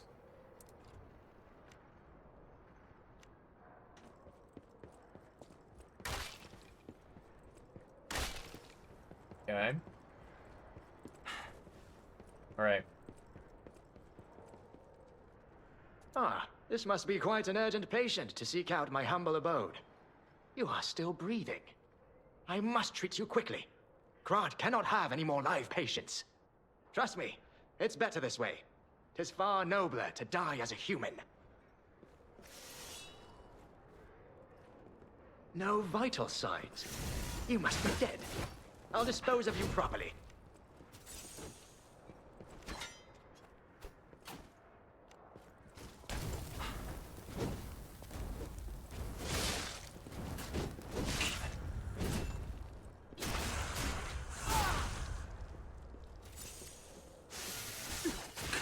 Really?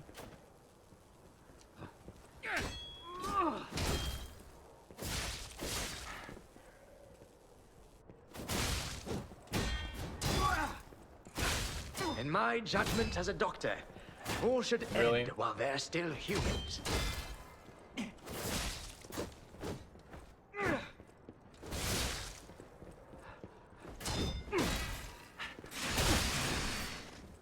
Okay.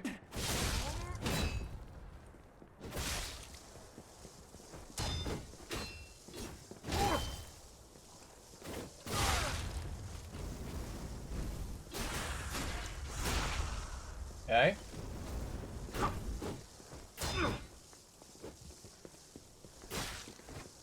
What was her name?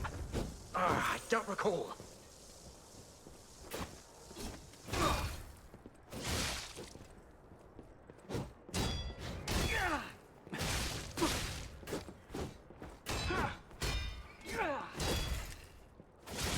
Good thing I blocked all of that.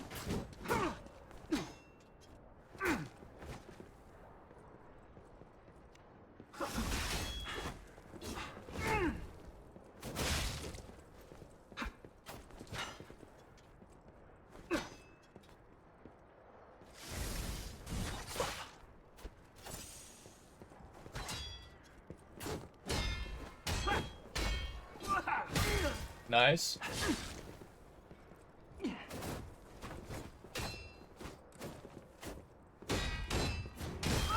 Good. You little bitch.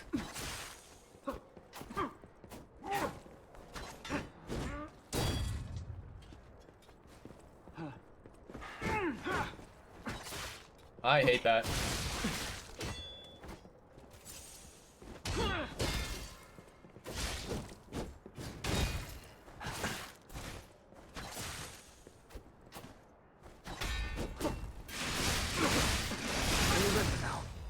There we go. Hi, Adelina. You're Adelina, huh? Yeah, well, I don't think Adelina wanted you, buddy. Otherwise, you would be with her. You would be sticking by her side, huh? Unfortunately, you didn't. Okay. So I think we've scavenged everything here, chat. Pretty sure there's no more blue materials. Looking, looking, looking. Yeah, I think we've gotten everything important. Actually, let me see here. Hold on, chat. Butterfly.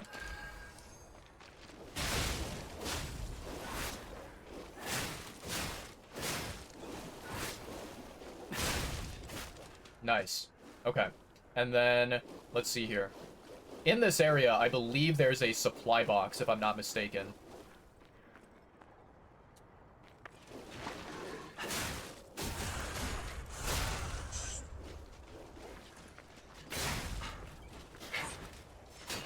Really? Really? Of course this game is gonna make me do that.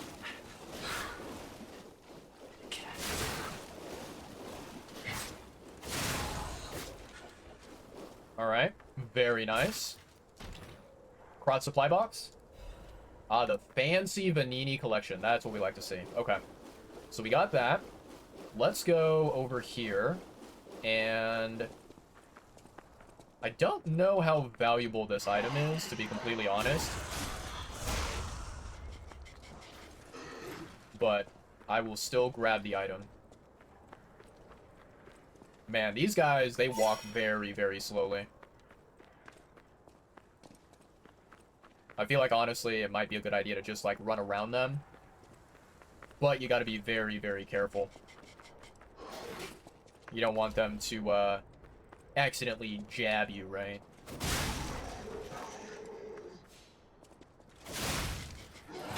Nice. Not nice. Nice. Okay.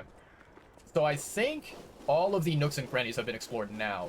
We got the Vanini supply, right? We went into that little corner over there. We explored over here. Grabbed all of the blue items that we could see. Killed a mini-boss. We killed the puppets of the future. So that's good. And, let me see. I think that's basically it, chat.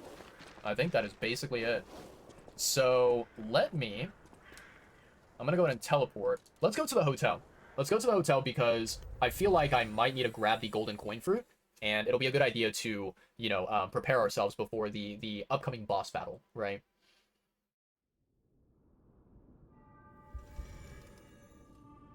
Okay. So, we're gonna go over here. Let's go and grab our...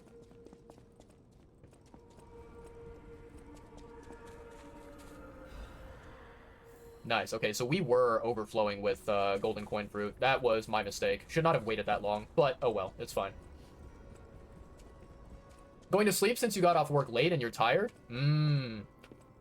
Well, I do feel that. Yeah, being tired after work is it's a very common thing. So I hope you get a lot of good rest. Buenas noches, and yeah, I will see you next time. Hopefully, whenever you stream next, Modified, or maybe you might pop into one of my future streams that I do tomorrow or the day after. Yeah. But have a great night, and hope you sleep well. Let's see. I'm gonna go ahead and level up. Ooh, nice, level 44. I like that. I like that. Okay. What else do I want to do, chat? What else do I want to do? Oh, let me turn in the Vanini collection here. The House of Vanini. Master Vanini's collection box. You are indeed full of surprises, sir. patrons of prestige can always count on seeing a bit more than the average customer. I am talking about you, sir. Shall we pay a visit to the House of Vanini's private reserve? At the House of... Let's see here. Okay, we're gonna buy those. Let's see here. Belford +2. Workshop +2. What is the one that I'm currently using? Let me see here. I am using Lada Spaced. Okay. Lada. Okay, okay. Yeah, so the Lada ones are the premium ones that we care about. Okay. Alright. And yeah, that's basically it. Perfect. Let's also chat. Let's see if we can go ahead and grab a P-Organ upgrade, because that'll be very, very valuable for us. Let's go over here and sit down. Okay. Legion arm slots don't really care about that, and weapon slots don't really care about that, honestly.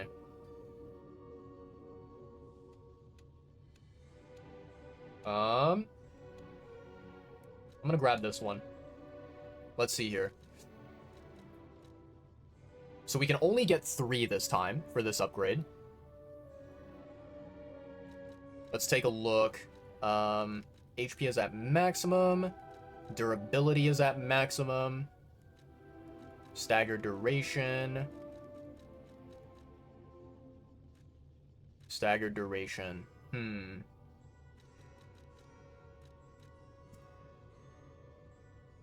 Durability at maximum, huh?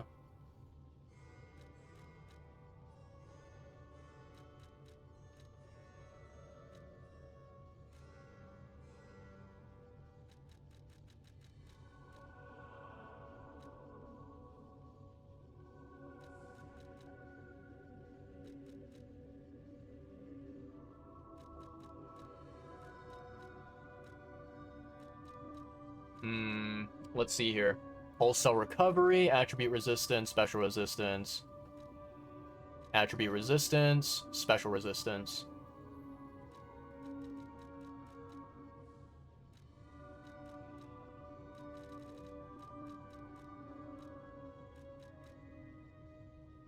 Okay, I'm gonna grab this one right here, chat.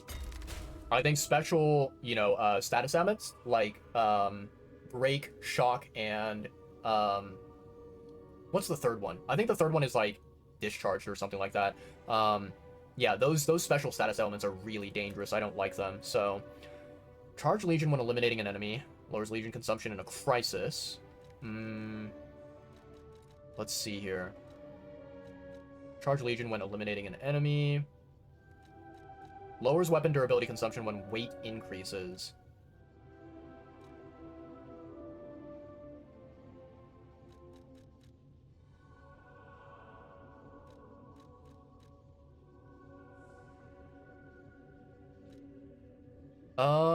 Let me see here.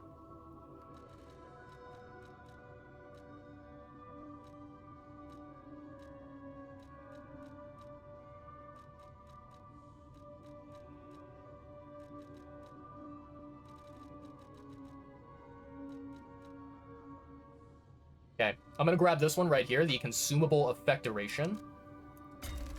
Alright, and then the third one. We can get an attack, we can get an ability upgrade. One of the two. Which one do we want?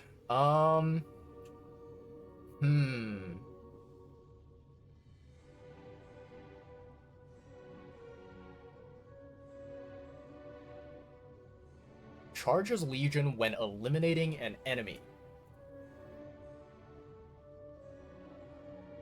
That's not a bad upgrade, but the thing is, I think the usefulness of the Legion arms is primarily for mini-bosses and for bosses, right?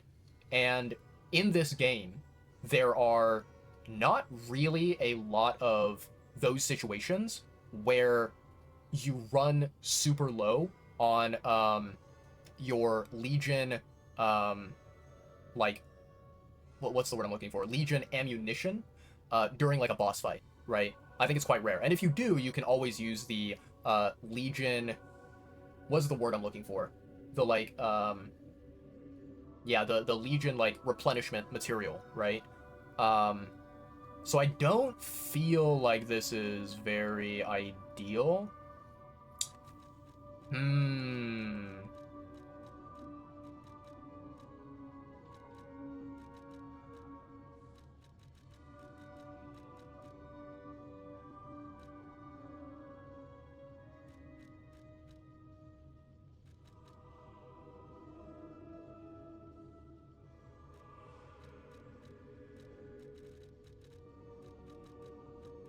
Okay, so chat, I want to talk to you about something because this is actually something incredibly interesting that I discovered, right? So, you know, I was chatting with, you know, Banjo the Uncle, other like Souls content creators and Souls players as well. And I discovered that there is a tool out there that exists on PC. There's a save manager for Lies of P, right?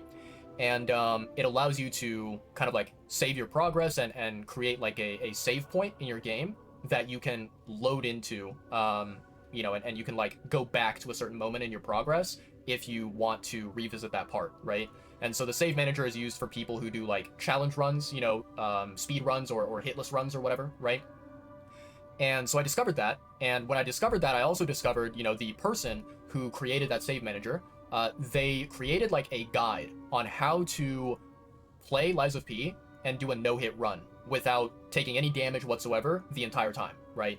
And so I ended up watching their guide. They made a 2-hour long, maybe like almost 3-hour long video about how to go through the entire game from the beginning to the end without getting hit a single time, right? And one thing that they mentioned in the video was so fascinating to me, right? And I never thought about this because I'm not, you know, a challenge runner. I'm not a hitless runner. But basically, this ability right here, you guys can see it on the screen. It says, enhance weapon attack when discharged, right? And so it says, the weapon attack is enhanced when all of your pulse cells are completely discharged, meaning that you don't have any more left over, right?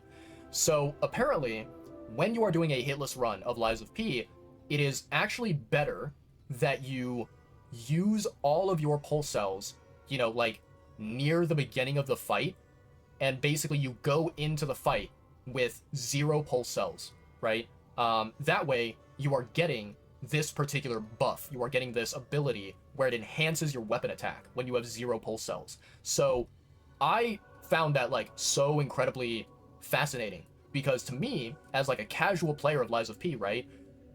Pulse cells are incredibly valuable and important because, you know, when I get to low health, I want to use a pulse cell to recover my HP and stay alive, right?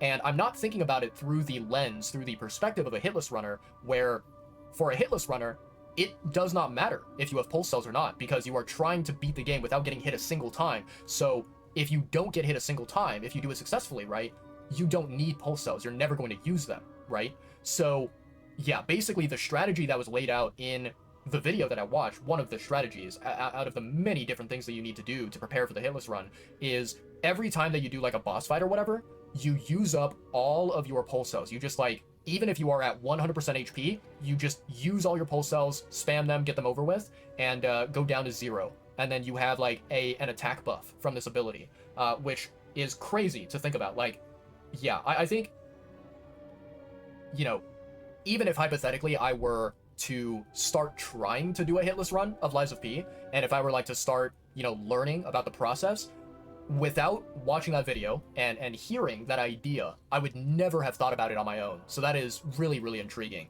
But yeah, like the more that I think about it, this, you know, this ability right here, enhanced weapon attack when discharged, I think it can be useful when you're playing casually because sometimes you get into a tight situation where, you know, let's say you run out of pulse cells and the boss that you're fighting is really low HP, so getting like a small tiny attack buff to your damage that you deal against the boss is going to be very beneficial. It's going to be very helpful, right?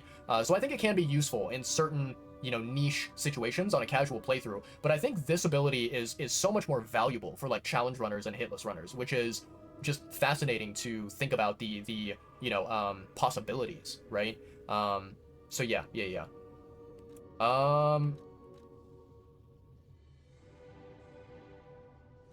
Okay, I'm gonna do this one right here. And the reason why, chat, is because I think during a battle, right, you have more windows of opportunity to use a pulse cell quickly and bring your HP back to 100% faster than grinding your weapon, right? So you see here, this ability right here, it says that it enhances attack when durability is at maximum, right?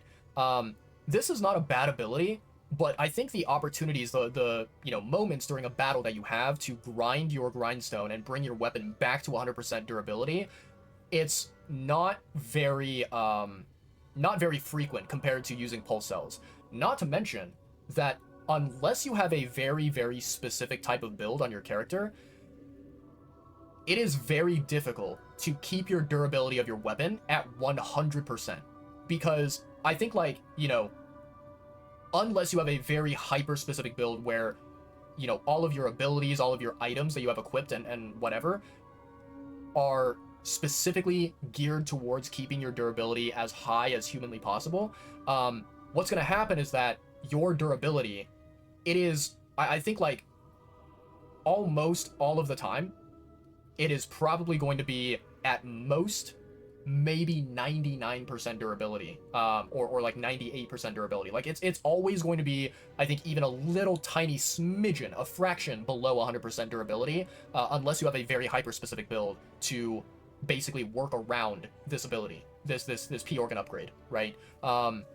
There is actually, what I'm going to do, I'll show it to you guys, but let me go ahead and click this one right here.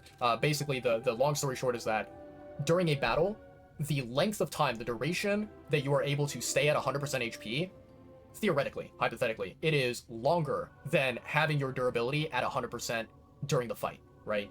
So I think this buff is going to be slightly more valuable for us.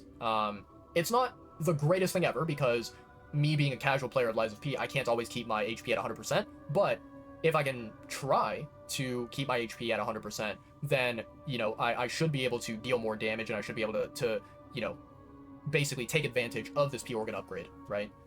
It'll be something where it allows me to be more conscious of my character's HP during a battle. So yeah, this is not the worst upgrade ever. I'll go ahead and take it. Nice. Okay. So let me actually show you guys here. If I go to character and I go to amulets, right? There is an amulet here, which is, I think it's this one right here. Yeah, so it says here, upon a successful guard, weapon durability is not consumed. Now, I'm assuming that what this means is that any time you perfect guard an ability, or not an ability, you perfect guard an attack from an enemy, you will not decrease your weapon durability. I don't think that it applies to just like blocking, like regular, non-perfect blocking. I don't think it applies to that. However, I think that if you are able to successfully perfect guard attacks, you can take advantage of this amulet. It'll be very, very, beneficial for you, right?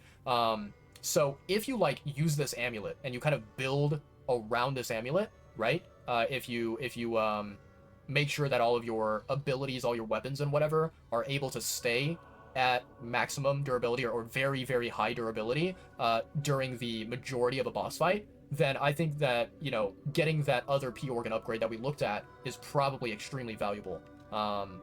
But yeah.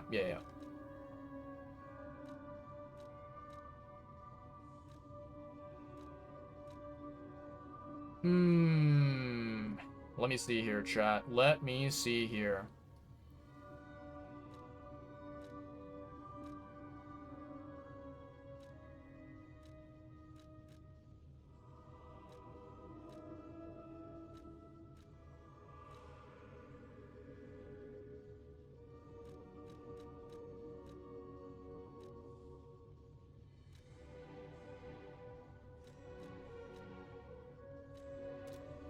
Okay. Here's what we're going to do. We're going to drop down here. Let me go ahead and I'm going to sell some items. Sell that one. Sell that one. Sell that one. Sell that one. Yeah, I'm gonna sell this one. Hunter's Amulet +1.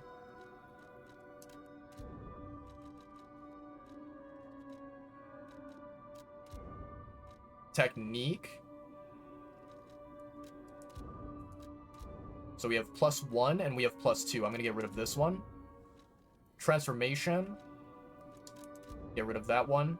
Red Fox. Carrier, Iron Wall, Black Cat, Indomitable. Okay, okay. So we got rid of all the duplicates. Good, good, good. Good, good, good. And, let me see here. Let me figure out, since we do have an extra amulet slot that I completely forgot about, let me equip something.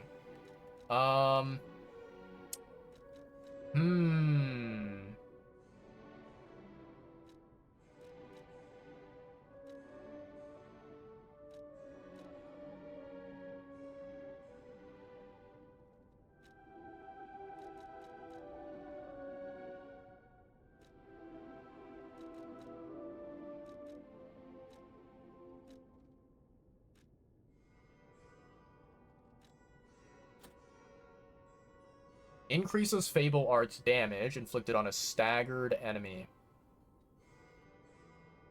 I could probably use this one. This one seems pretty valuable. This one also seems pretty good as well, the Nameless One's Amulet.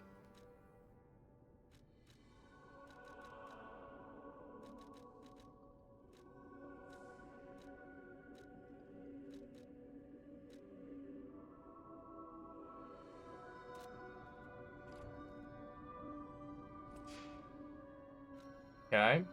Let's see. Teleport. Oh, wait, we have to talk to Eugene. That is correct.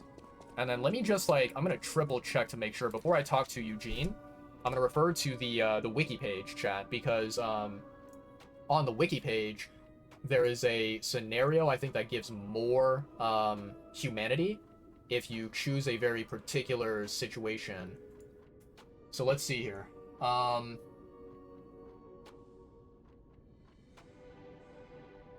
So choosing He Was Happy after giving the glove to Alidoro gives you 40 humanity points.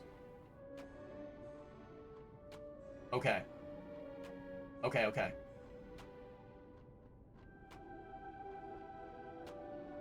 Alright, I see, I see.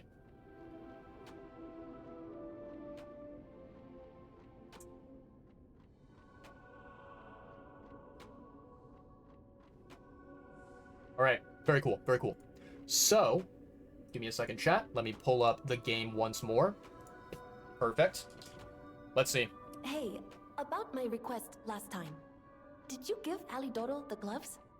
Phew. Even the Union's advancement test didn't make me this nervous. Alright, I'm ready. Tell me the truth. Did the gloves make Alidoro happy? I hate to lie to you, Eugene. I really do. But I'm gonna have to lie to you. Really? What a relief. I'm confident in my weapons, but it was my first time making gloves, so I was a little nervous. Okay, more than a little. Gloves seemed a logical gift because I know he lost a finger. I was there, after all. When the workshop tower collapsed, the Hound lost a finger saving me. We could have starved to death trapped under the rubble if it wasn't for the Hound's sacrifice back then. I don't want to think about it, and yet I can't forget it. I will never repay that sacrifice, even if I spend my whole life trying, but I'm gonna start now. Thanks. I was too shy to give such a gift to him myself. Speaking of gifts, I got something for you. Take it with my thanks. There we go, chat. Fire abrasive. I will gladly take that. Thank you. Okay. Let's see here, chat. I think we should be ready to tackle the boss fight. I think so. Let me go over here. Teleport. Bridge. We do also want to chat with Hugo, the treasure hunter, right? And we're gonna have a little dialogue with him. So yeah, we'll do that, and then we should be able to tackle the boss fight. Okay.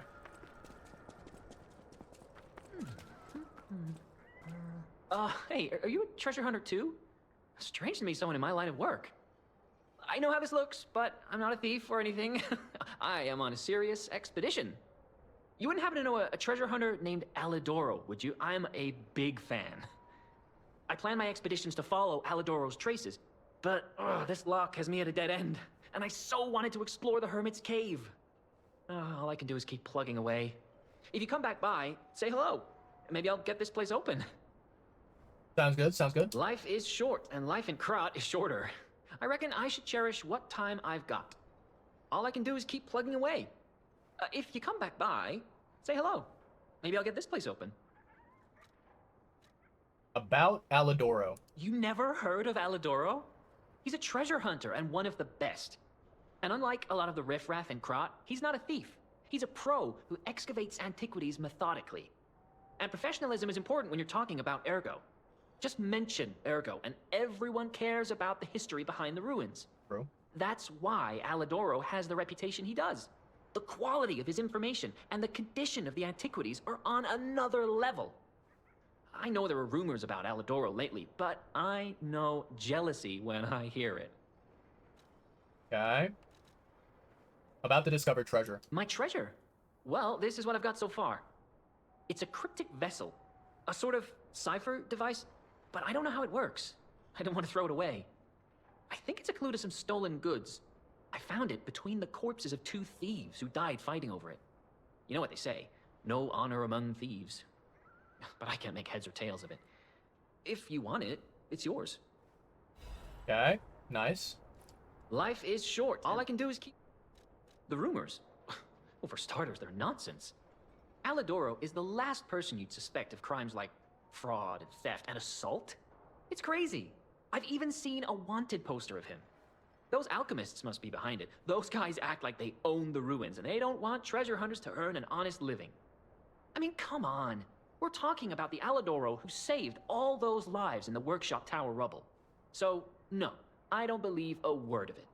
Ugh, would you get a load of this? I grabbed it as a souvenir, but it's just malicious propaganda. You take it. Very cool. Very, very cool. All right. So I think now we should be able to chat with Alidoro. And, let's see. If we go here, should be able to talk to Alidoro and get some new dialogue from him.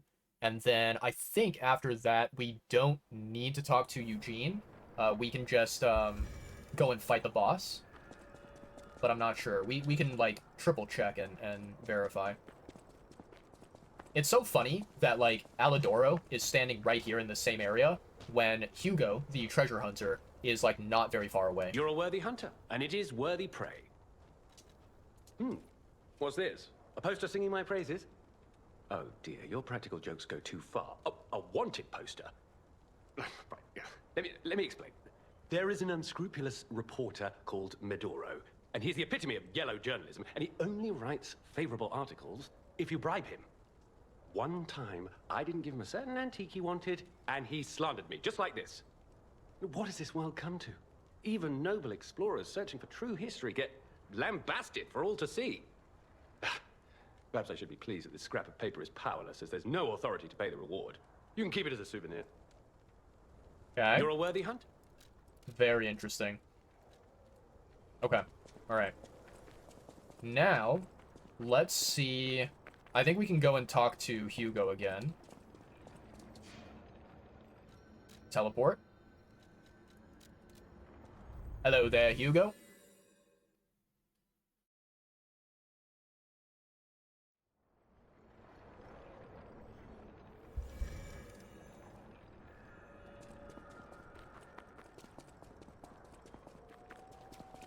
Life is short. All I can do is keep... About Medoro. You actually met Alidoro and asked him about the wanted poster. Indeed I did. That's odd. Alidoro and Medoro are friends. When I was hurt, he took me to Medoro, who was one of the first on the scene. Medoro is quite the medic. He saved me when the workshop tower fell. There's gotta be a logical explanation. The Alidoro I admire would never talk about a friend like that. But who knows, maybe that wanted poster is real. You keep an eye on him if you see him again. Will do. In times like... Anyhow, You gave me the first lead on Alidoro I've had in months. Take this in return. Consider it a gift suitable for times like these. Nice. Life is... All I can do is keep... Alright. Well, we're done there. I don't think we have any new dialogue with Eugene, so we should be good to go, chat. Let me triple check. Yeah, it's only the cryptic vessel. Okay, okay. We're gonna do this, and then... So we have... Yep, okay, okay. Okay, let me see here, chat. Definitely want to grab this. Do we want to use carcass body fluid? Probably not. I don't think it's very effective, chat. Let me see here.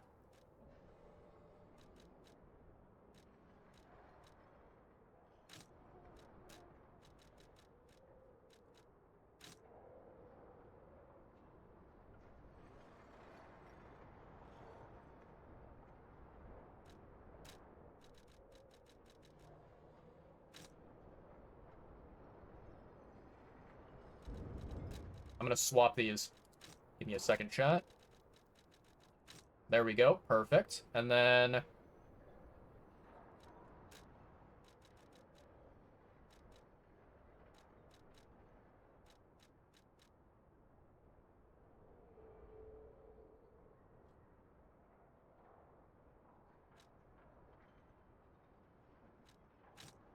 we can do that, I suppose. That'll work. Do I like my setup right now? Overheat. Let's do decay. This is disruption. Disruption. Shock.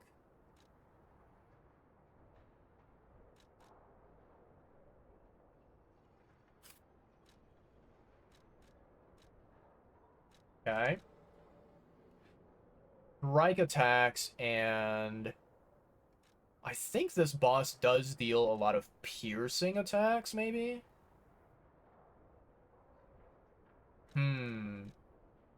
Slash attacks, likely as well.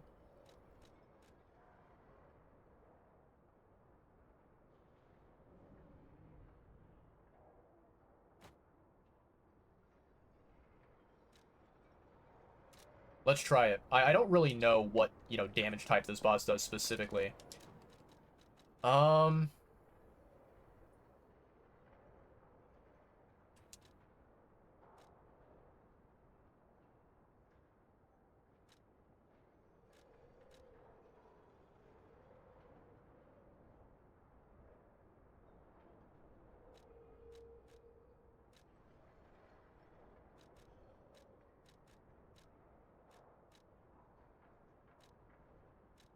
Upon a successful perfect guard, increases damage inflicted.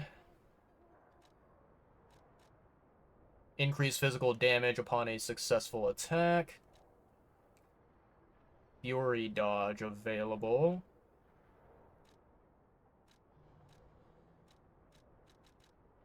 I'm gonna take this one, chat, because this, particular amulet, it gives me a damage buff, like, 100% of the time.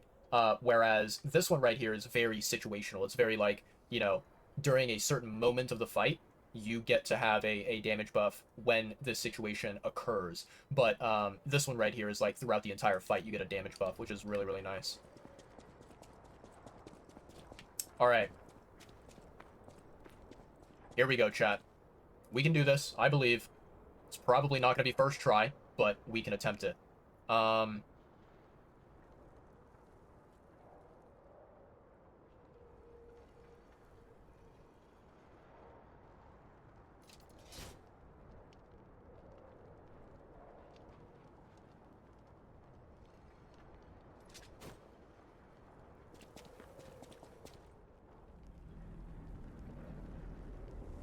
This is probably one of my most hated bosses in the game. There's this boss, and then there's, Andreas is pretty nasty. He's not too crazy difficult, but he is annoying. And then, Laxatia is very difficult.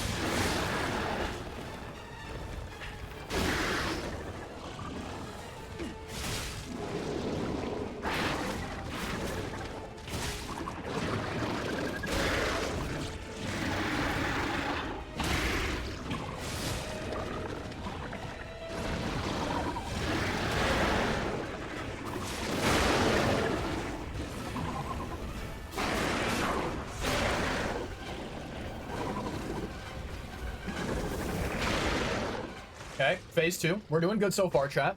We're surviving. Okay. I believe in us, chat. I believe.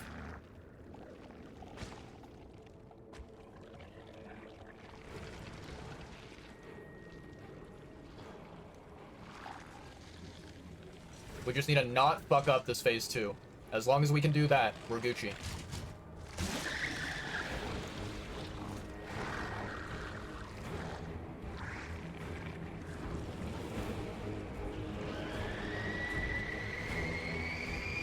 Absolutely disgusting.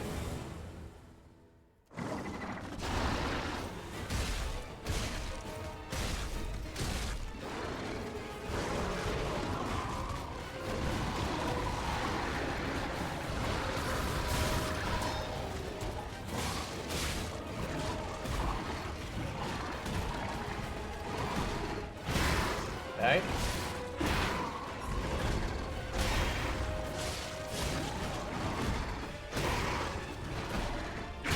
Okay.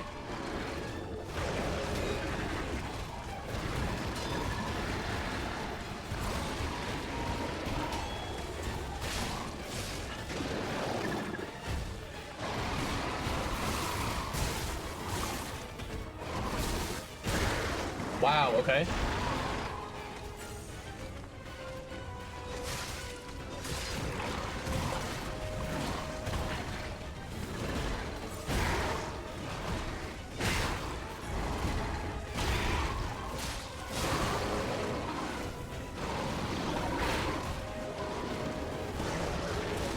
What?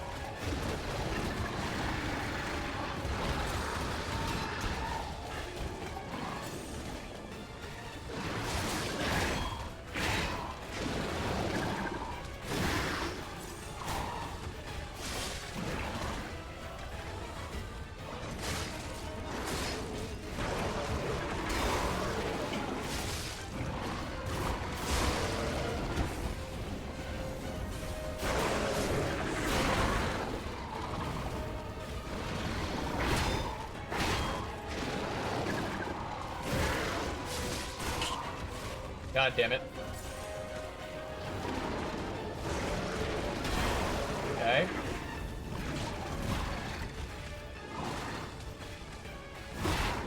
No, you don't.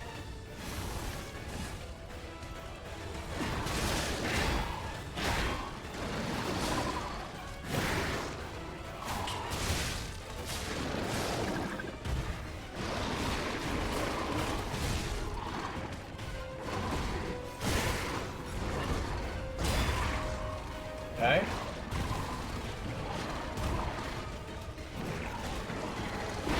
No, you don't.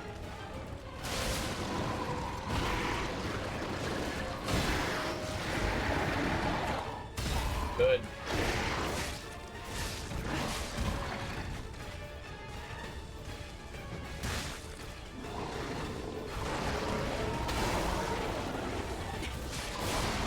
Let's fucking go, chat.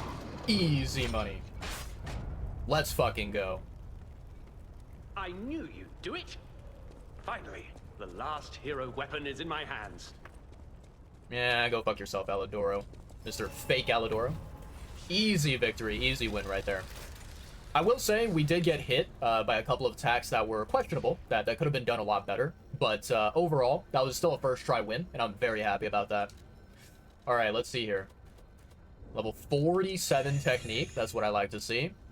And then, let's keep going, shall we? I knew you'd do it. I had a feeling you'd be the perfect bait. I got what I wanted thanks to you. The last hero weapon is finally in my hands. I knew where it was, but I didn't dare lay my hands on it. The swamp is too dangerous. Someday soon, you'll see. You have my thanks. And you've earned a nickname. Alidoro's best bait. See you at the hotel. Go fuck yourself, Fake Alidoro. Thank you for your hard work. Let's go back to the hotel and celebrate the spoils of the hunt. Thank you for your... Let's go back to the hotel. Yeah, fuck you. I hate you. Alrighty, chat. Let's see here. Gonna drop down here. Grab this item, which honestly is not really that valuable.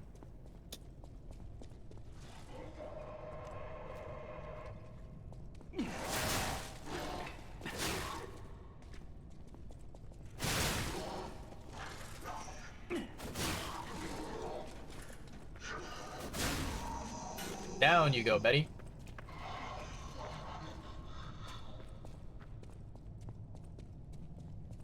I gotta make sure both of those bozos do not aggro onto me.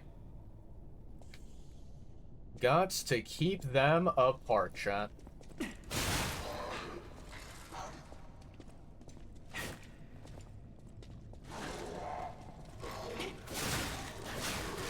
Ugh.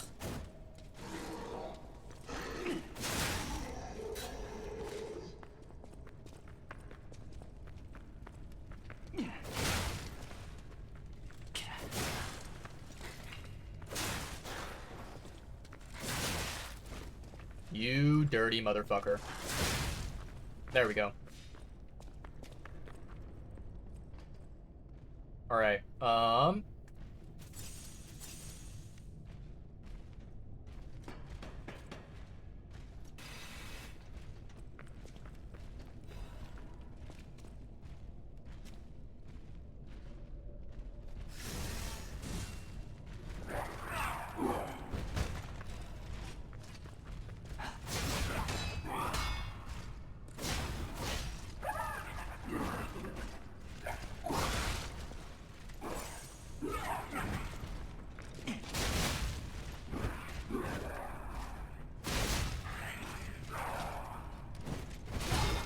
I thought I blocked the first hit, but no.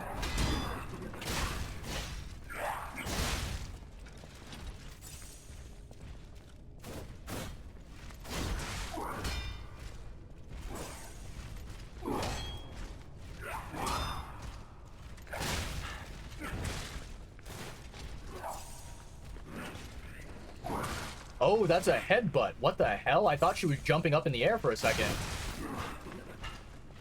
Okay.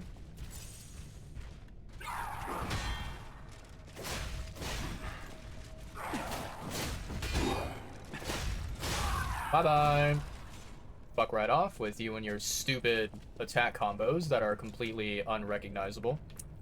I thought there was... Oh, is it here? Or am I think I'm dumb, chat. Hold on. There's like a pathway that like leads up, if I'm not mistaken. I don't remember where it is. How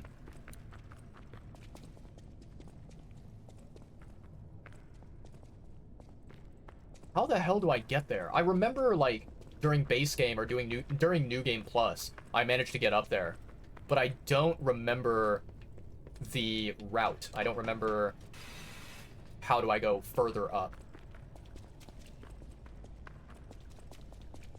I don't think I know about any upwards pathway.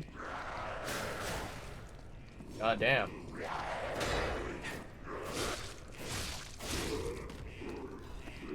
Okay, I'll gladly take that. So if I go up this ladder here...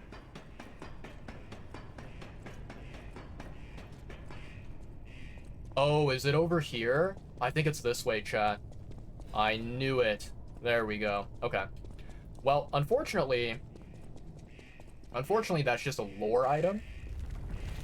So, not really something that I care that much about, but I will still take it.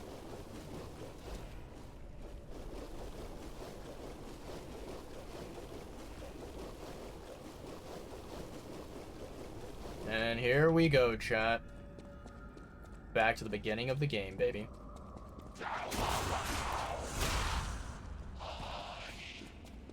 Okay.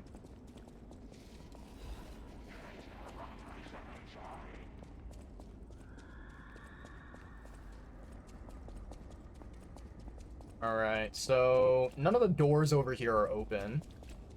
That means that there's only one pathway forward. Makes it easy for us.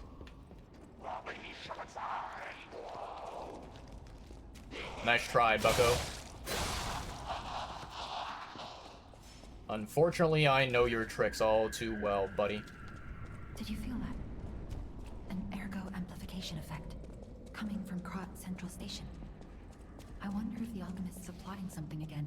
Oh, you don't have to wonder. Please, investigate that area. They are always plotting something.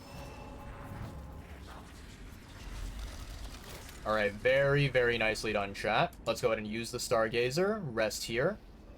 How much golden fruit do I have? 5 out of 8. Okay, that's not horrible.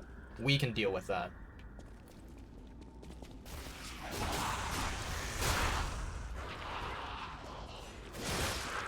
Ow.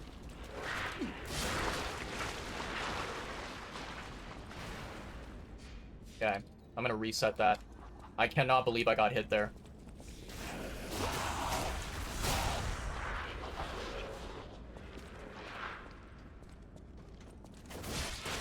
Dude, how the hell is this thing hitting me? I don't understand it.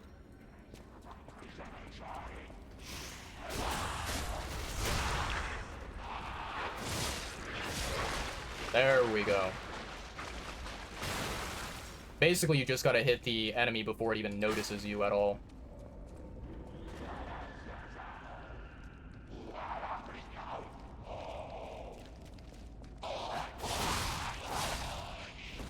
I'll take that.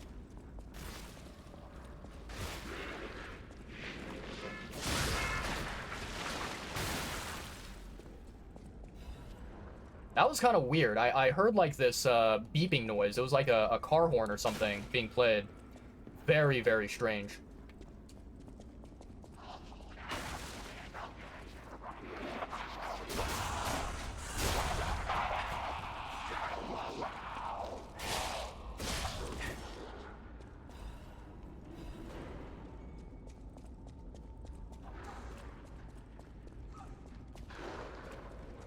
Oh, I see that, bozo.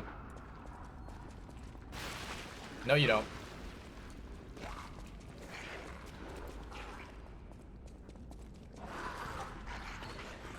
Oh, it's him.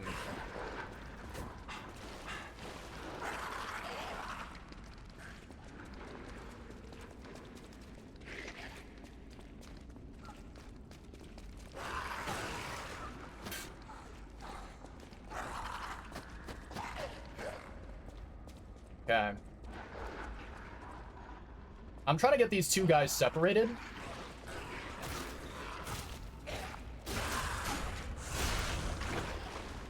There we go.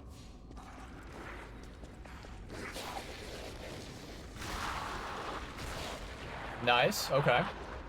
That's a very rare move right there, where they kind of like kamikaze and they just end their own life. Usually, I think, you know, a lot of people tend to kill those enemies before, what's it called? Before they kamikaze, right? So, I think this pathway is the only pathway we have. And I know for a fact...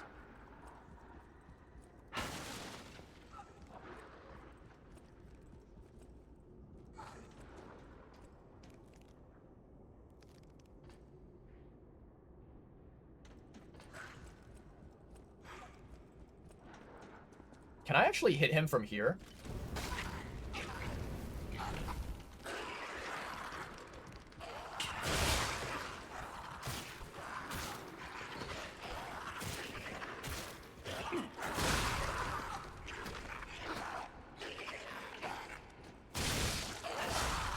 There we go. Nicely done.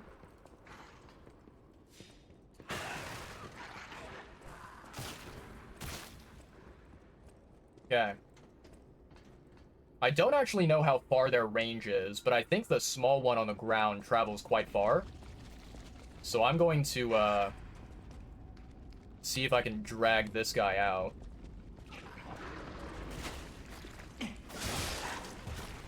Okay.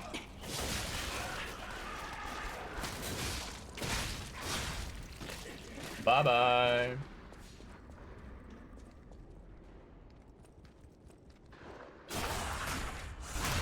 Bye-bye. Alright, alright. Nicely done, chat.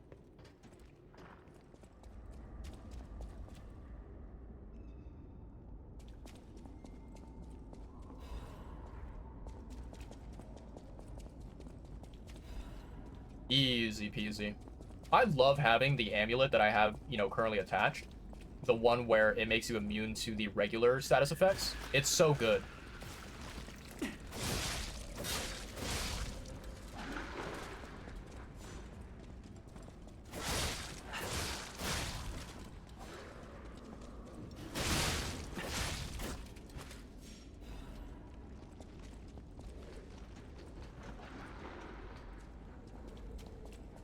Okay, so we unlock this shortcut.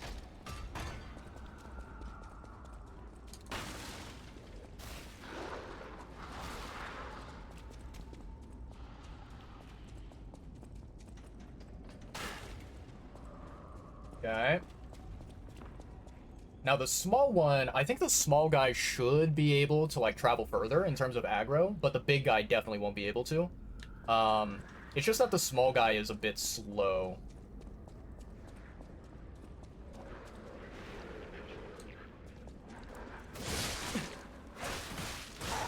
Wow. Okay. So, yeah, that is one of the annoying things about that enemy in particular, is that the attacks that it does, if it hits you the first time, you basically, you know, essentially, when you get hit the first time, you end up, like, getting staggered to a point where, you know, you cannot block the subsequent attacks, which is really annoying.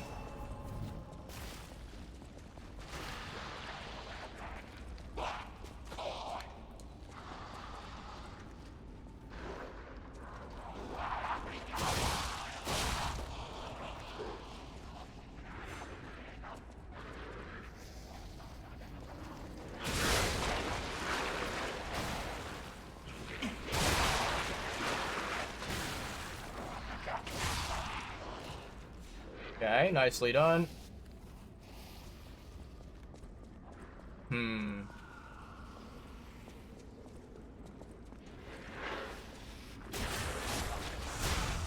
Beautiful. Absolute cinema, chat.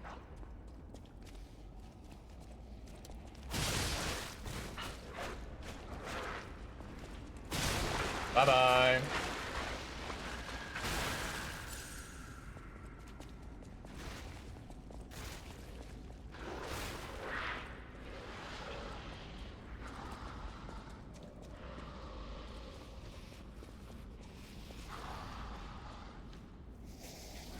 Okay. Gotta be careful with the big guy.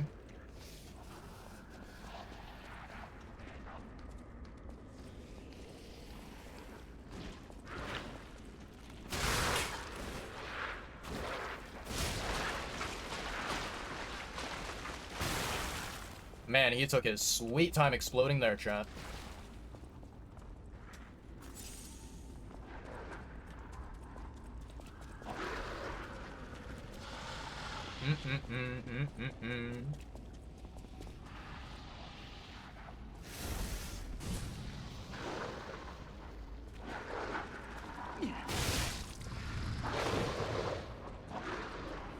Okay.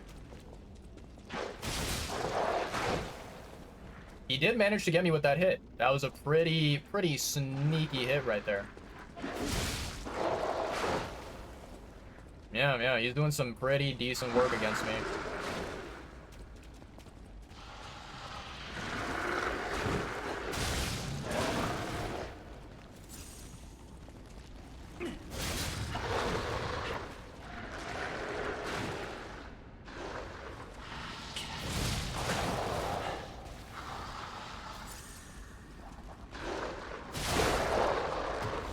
Nicely done. Alright. Now, let's see if we can go down here and take care of these bozos.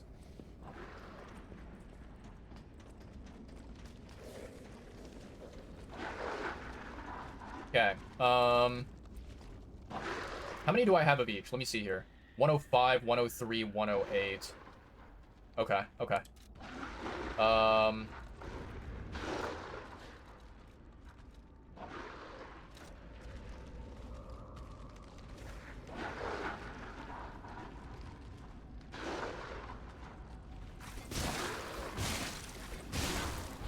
Okay. Okay.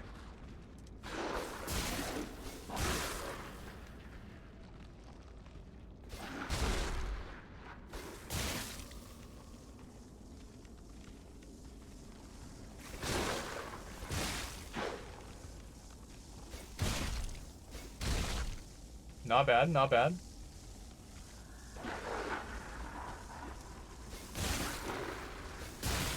There we go. Nicely done. No more enemies. All right, we're looking good. Let's go ahead and drop down. Grab the chest.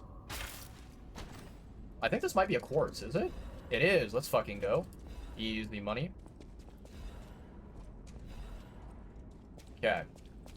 So we got that. Everything's good now.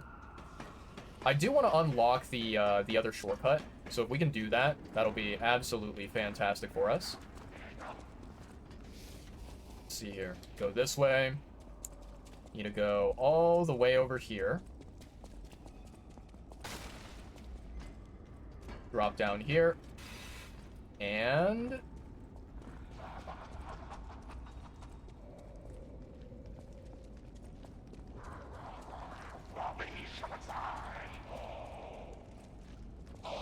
nice try. I commend your effort. Not too shabby.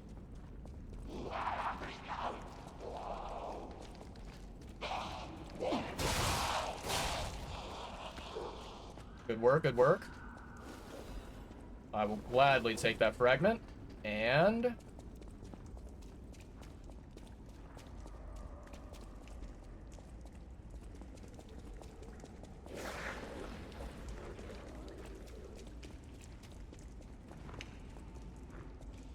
okay, I need to make sure that this bozo doesn't spray me with a bunch of acid.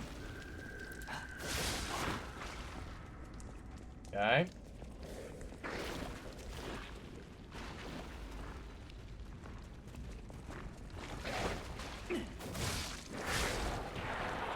Nicely done. So then we go over here. What is this item? Ooh, an ergo chunk. I like that.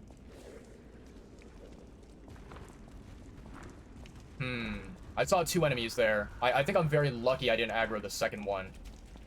But, yeah, that first one could have been really, really bad. Come on.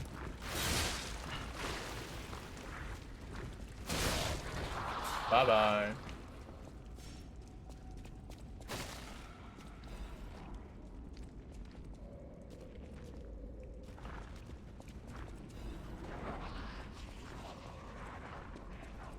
Okay. Alright, let's keep going, chat.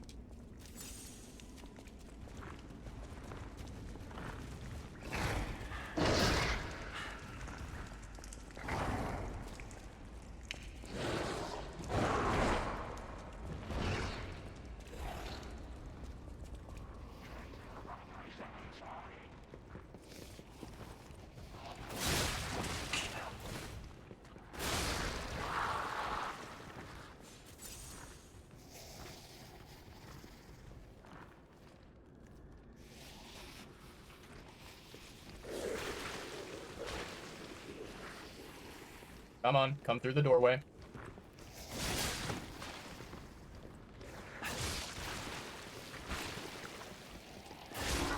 Bye-bye.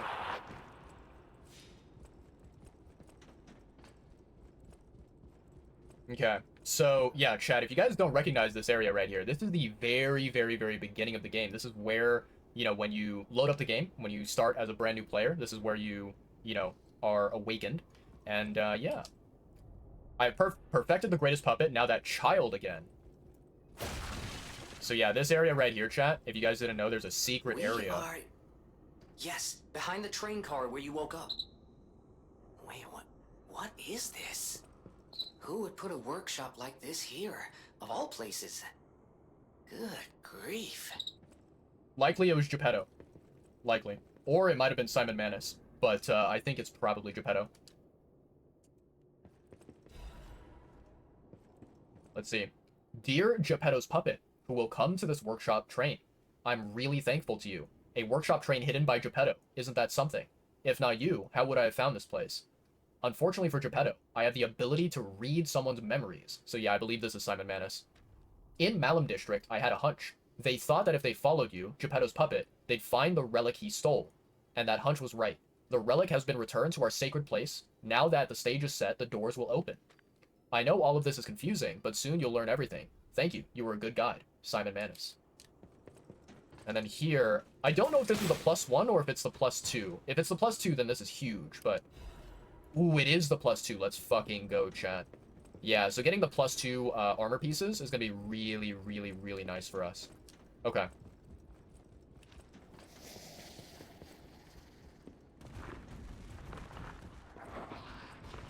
I wonder if this thing is able to attack. I don't think that it is, but I could be wrong.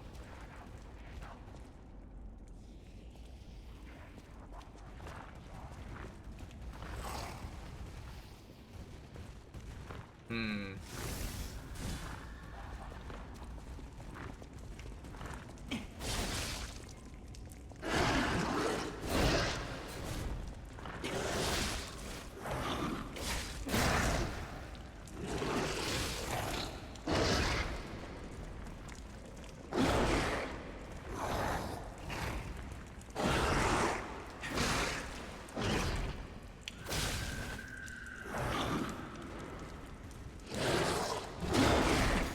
Wow, that actually hit me. Okay, interesting.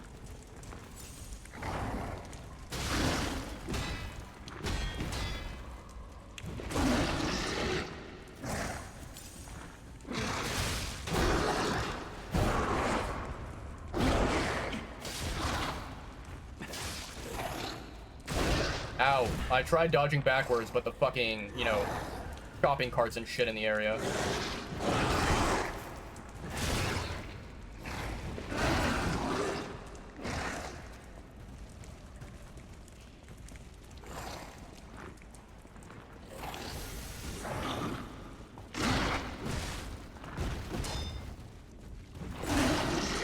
That hurts.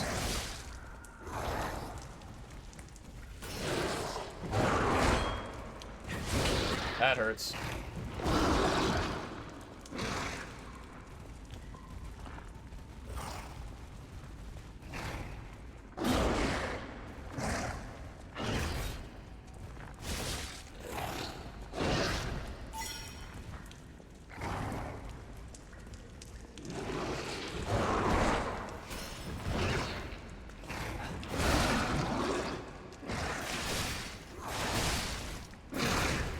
Okay.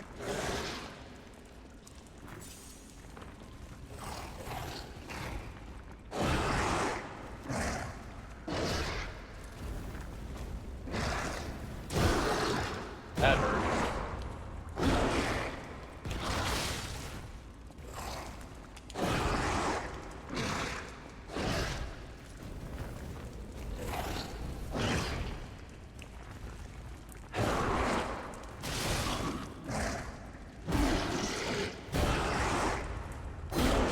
Nice try.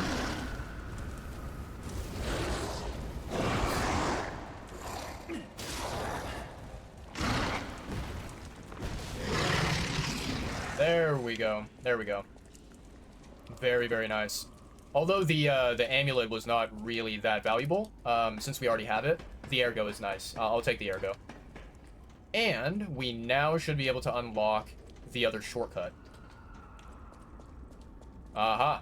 Here we go, chat. Here we go. Unlock the shortcut. I'm gonna go ahead and rest since we, you know, we ran out of our very valuable, pulse cells, right? And let's see. Level up. Level 49. Very close to 50. I like it. I like it. Let's go back to Hotel Krat. Yeah, let's go back there. We have a couple of different NPCs that want to speak to us. All right, all right.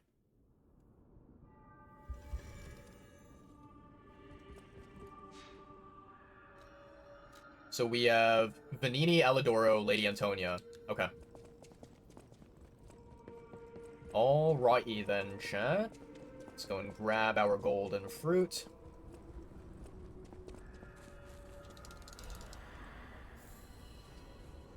Nicely done.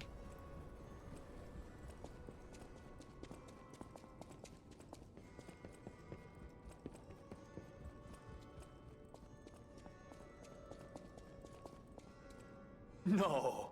Can it be? It can. Are you hurt anywhere? Ha! You never fail to surprise me, compagno. Now, allow me to return the surprise. This little wonder creates a lead-acid battery in a flash. The golden ergo is the purest form of power we can use, and it's nearly perfect. We could power a city block with this. You see, the alchemists ordered transportation from me, powered by this. I'm not sure, but maybe it's still in their underground base.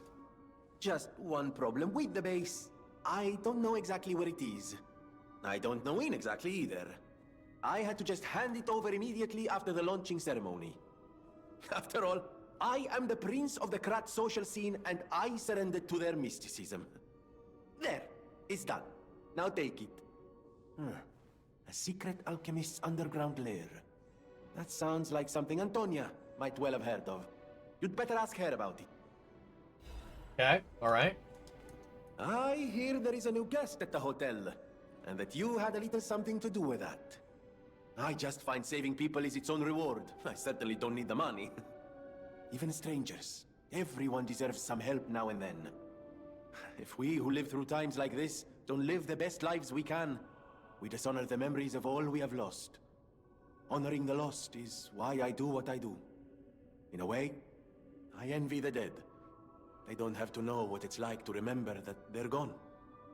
Ha! And here I go again. Blah, blah, blah, and who cares, huh? Now, let's get out there and save my... that is, our city. Okay. There you are. Now, just leave this to me. Done and done. You will find Venigni always seeks to rise to the challenge at hand. Perfect. Perfect. I always will. Alright. Done chatting with him. Nothing that we want to buy from him. Let's go and chat with good old Alidoro. I found the last treasure thanks to you. The saber. A precious artifact from overseas. It'll always remind me of the rascal who stole it, then fell into the nest. I tried to save him, but I failed. Sure. Let sure. the punishment fit the crime, I say. And in a twist of fate, you must become the weapon's true owner. A great weapon calls for...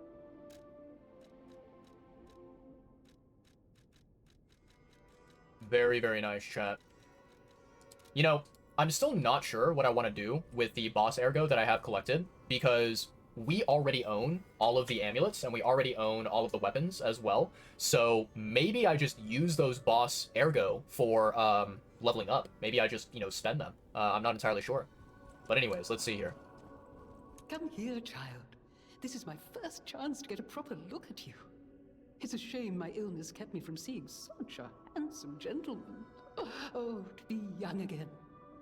You are responsible for this miracle. You have no idea how much it means to me. I have to stay seated as I feel a little lightheaded, but I feel the vigor I thought I'd lost forever. Thank you. If Krat ever holds a proper ball again, I hope you'll ask me for a dance.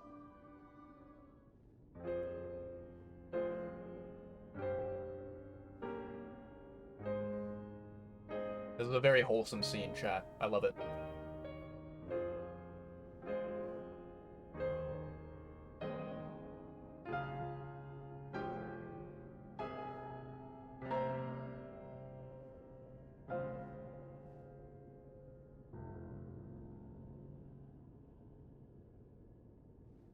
Absolute cinema.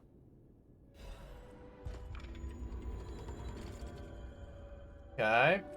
Alright, alright. So we talked with everyone. Let me see here. Yeah, so we have no one else that we need to talk to.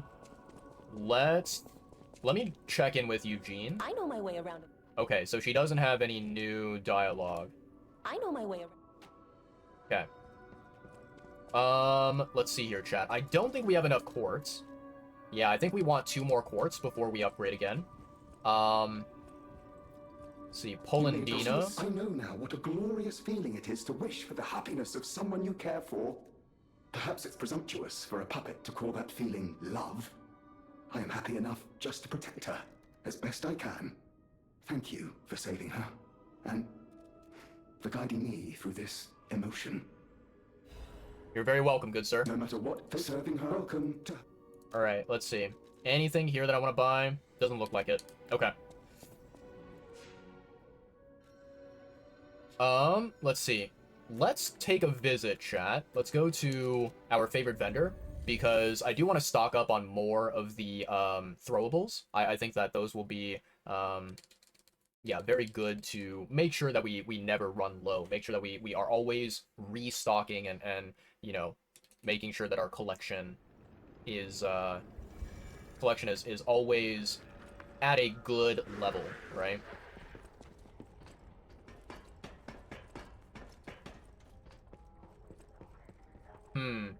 It seems like OBS is giving me like some error messages, but right now my stream seems to be healthy. You know, according to OBS, the bitrate doesn't look bad, and I'm not dropping any frames, so we're gonna keep going, chat. Bosses work hard. All right, let's see here. 198, 103. So we want. I think we want 104. There we go. Yeah, we can do that. 104 looks good. And okay. Yeah, we'll settle for that for the time being. 104 is a fine number to be at, chat. So let's go back over to the platform. And oh wait, I did not talk with Belle from the hotel, where, you know, her partner is Atkinson, the soldier in this area. So let's see here. I'm gonna run this way. I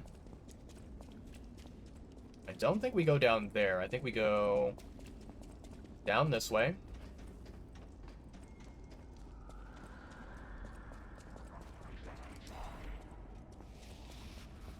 Yep.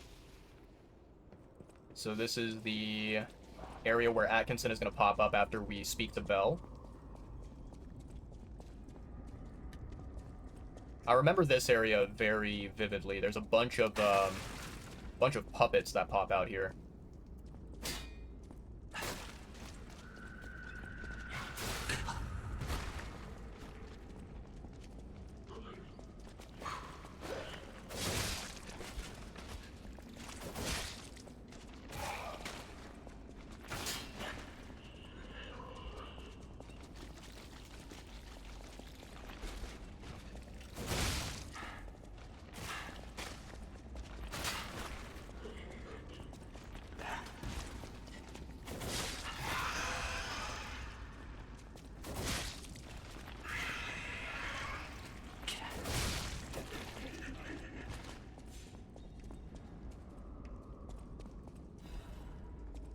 Okay.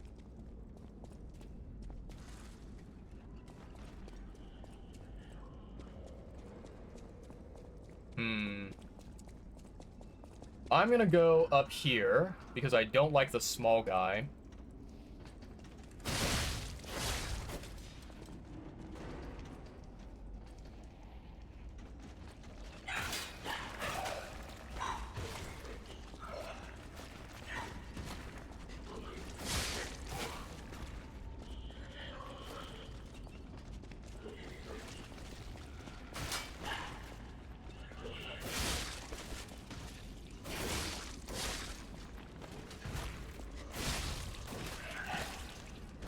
Okay, so far we're doing good.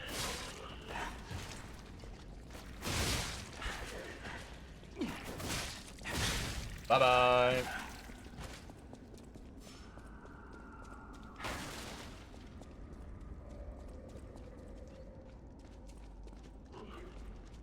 Yep, I see you, buddy. You ain't fooling anyone.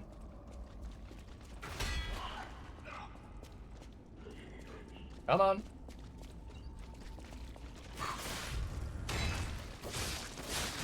Really?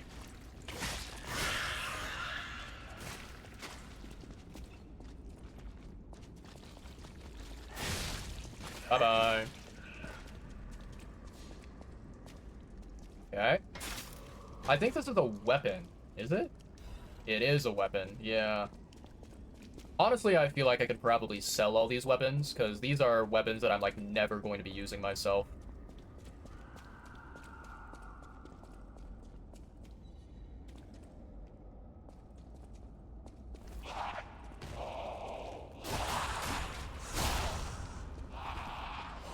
Bye-bye. Okay. I remember this bozo right here. I don't like this bozo. Yeah, I don't like him a single bit. Let me see here. I'll keep the throwables just in case I might want to use them, but I'm gonna try to see if I can kill him without the throwables. We'll see how it goes. Yeah. Alright. Let's do this, chat. You lost, little lamb. Hand over all you got.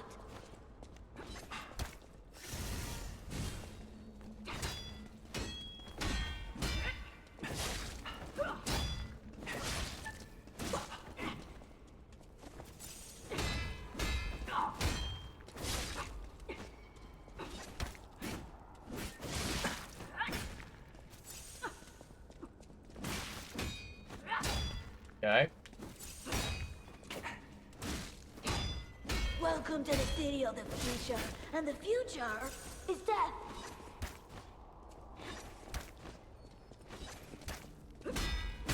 Nice.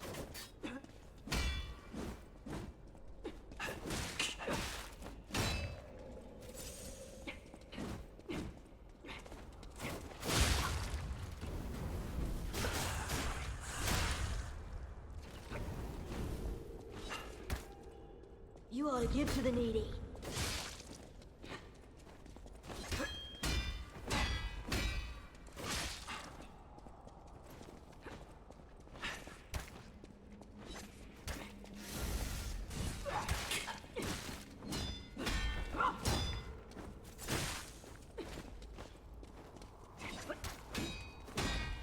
You ought to give to the needy.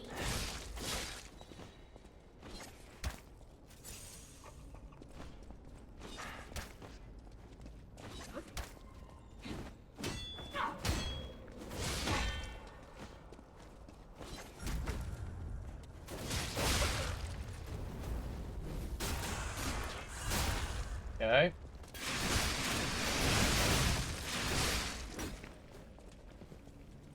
Nicely done.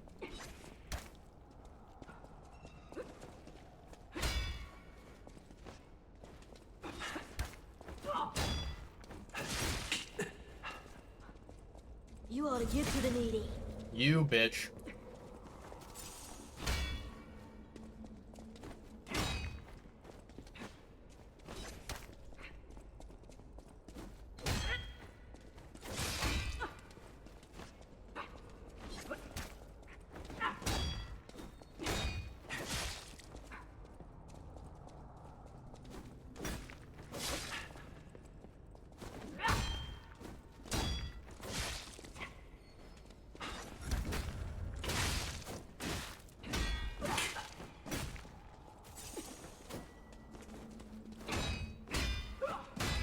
Okay.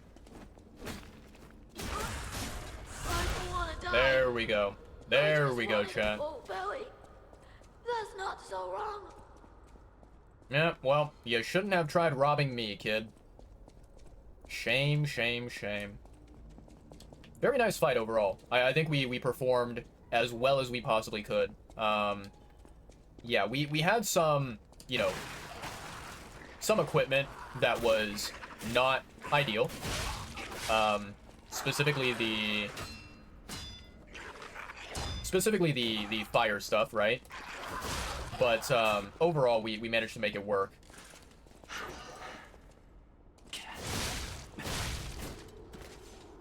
Overall, we did pretty well considering the circumstances. Alright, so, let me see here.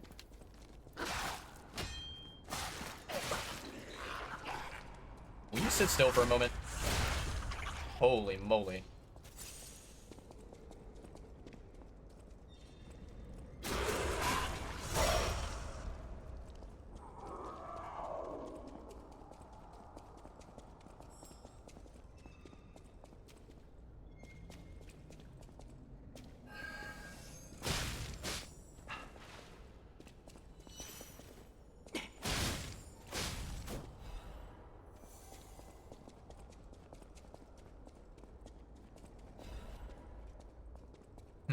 Okay, okay.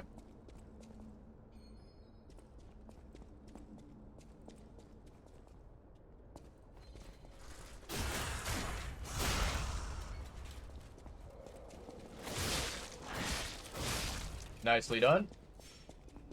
I don't remember if there's anything actually inside here. Hello there, bud.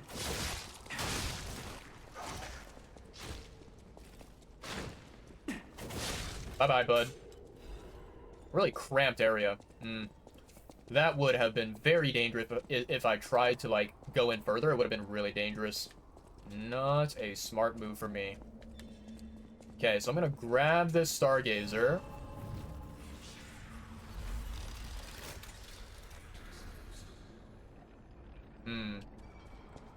Yeah, I don't know, chat. For some reason, my OBS keeps giving me this, like, error message saying that, apparently my encoding is, like, not, working properly, which is a little bit strange.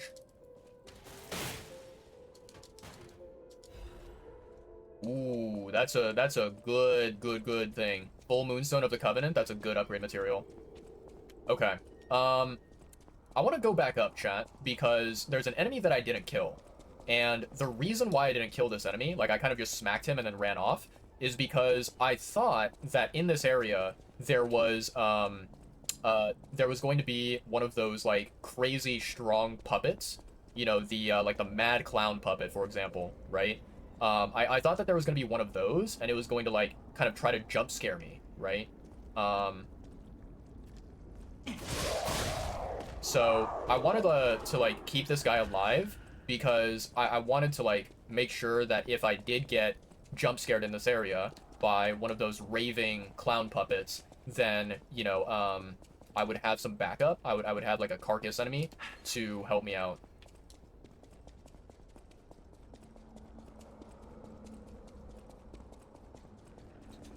All right, so let me rest here.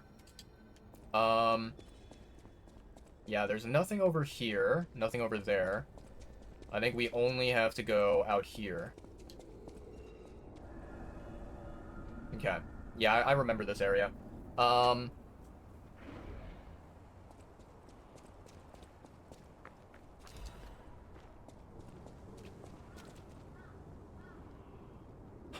Yeah, this is kind of weird, chat. I don't know why my OBS keeps giving me, like, this error message saying that my encoding is not good.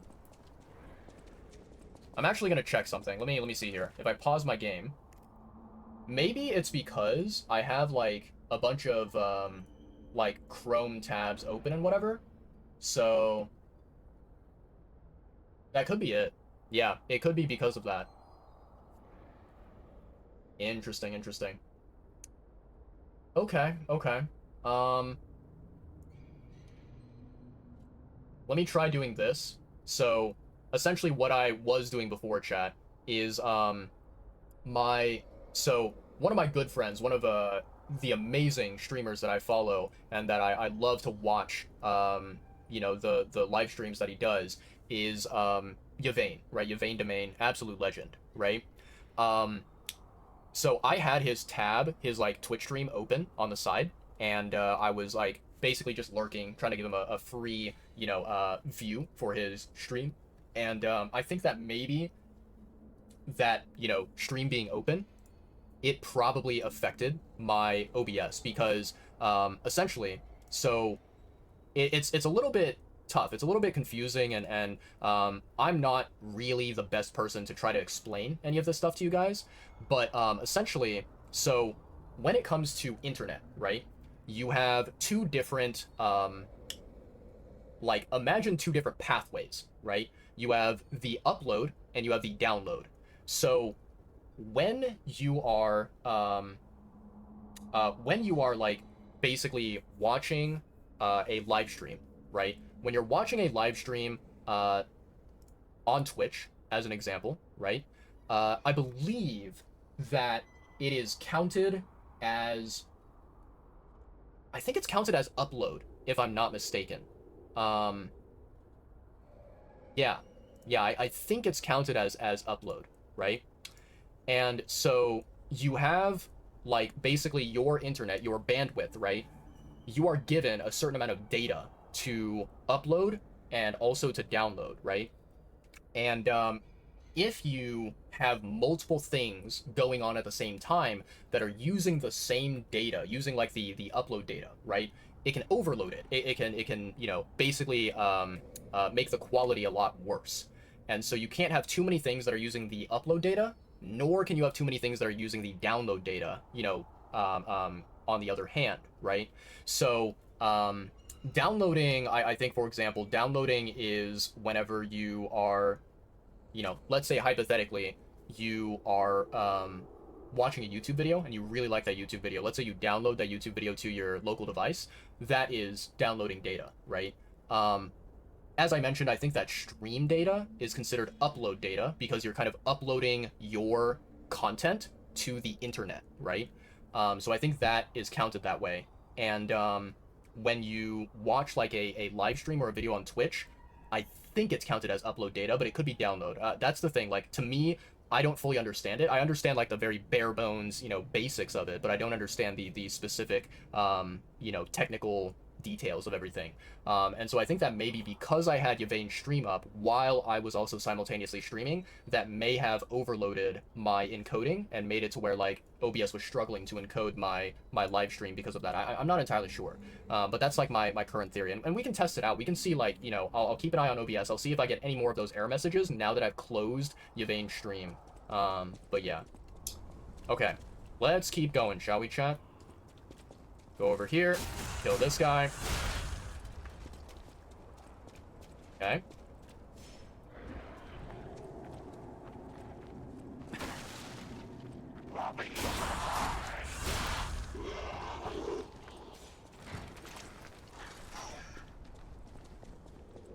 Okay.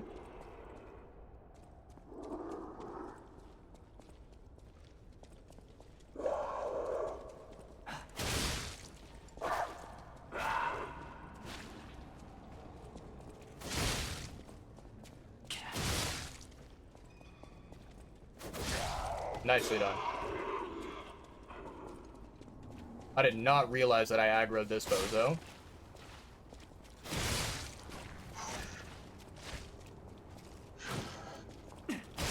Bye-bye. Okay.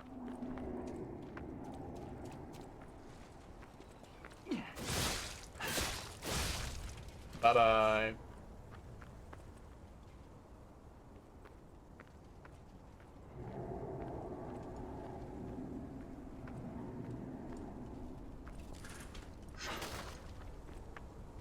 Okay, this guy is dangerous. I don't like him, so I want to be very, very careful.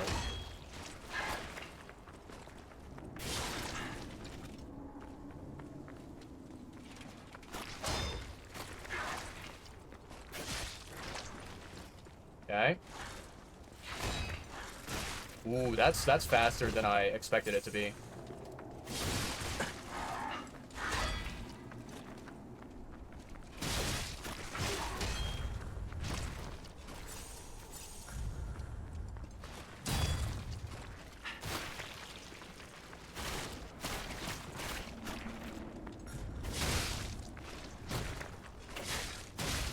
Okay.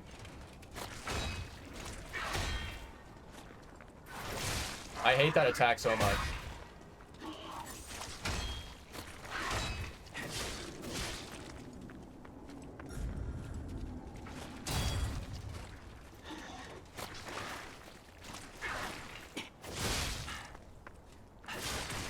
What the hell, dude? How much HP does this fucking dude have? I hit him like 70 times, and like that one hit at the very end there, I could have sworn that, this dude was one hit away from death, and then he's like, nope, surprise, dumbass, I'm not dead yet. And I'm like, what the fuck is going on?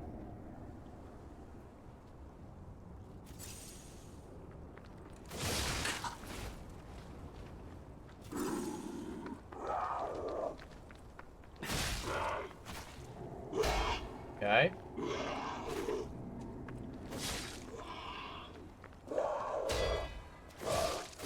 Bye-bye. take that thermite.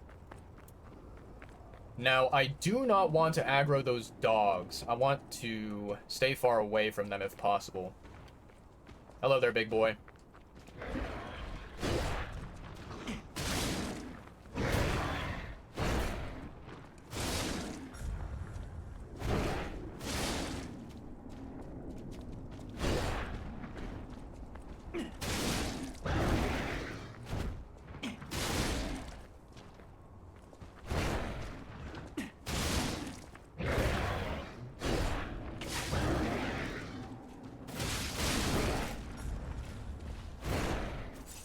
Dangerous hit.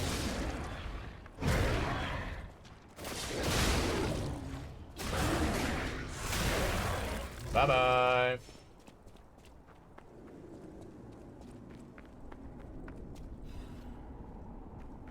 Okay. We have an item right here. It's very fitting, very, you know, interesting that the crystal was being held in the hand of the statue, you know?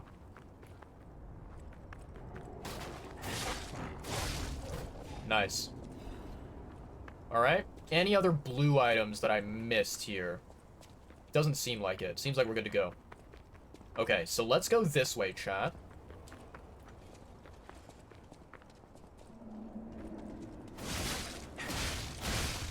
Bye-bye. Alright. Now, I think... just as long as there are no dogs around.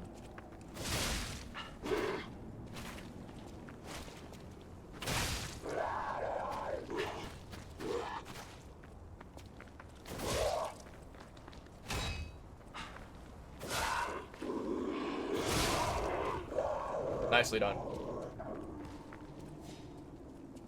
Okay.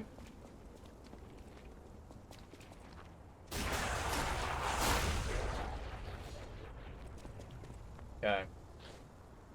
Gotta be very careful with these enemies here.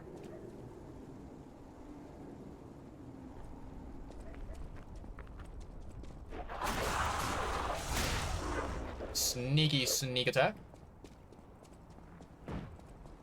Alright.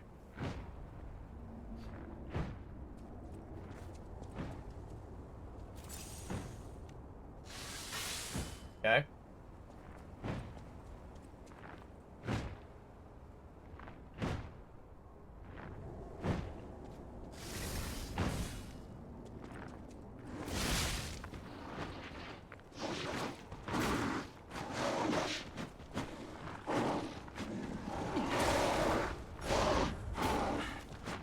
Okay.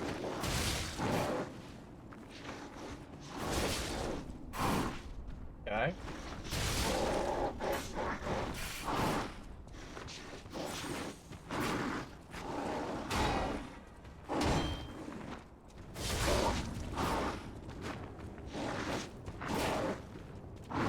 Ooh, okay, 360 hit.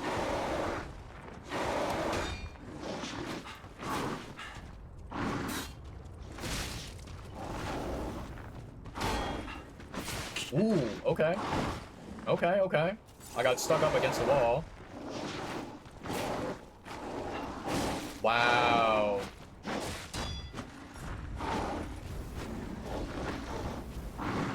Okay. Good. Good block, good block. Nice.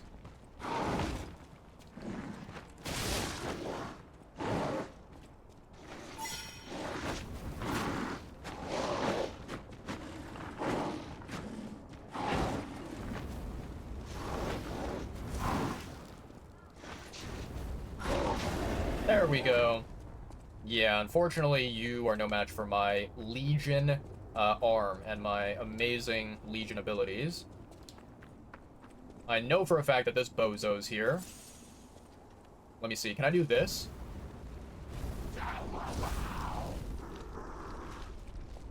Nice. Get absolutely wrecked, bozo. I am not gonna be fallen to your clutches.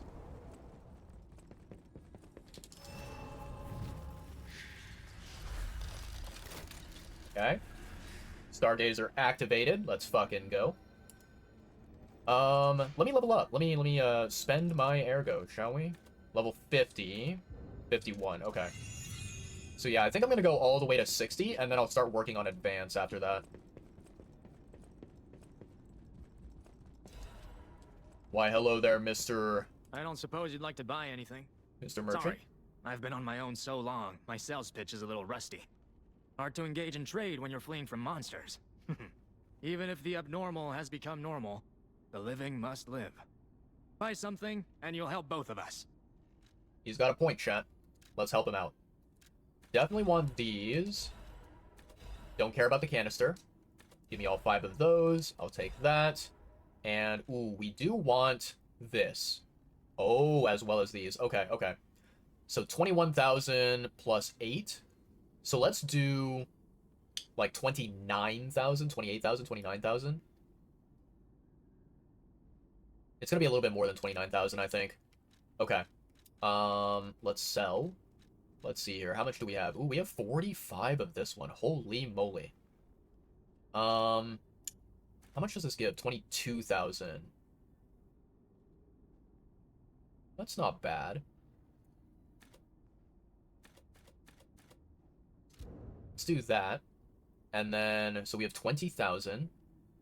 Let's do...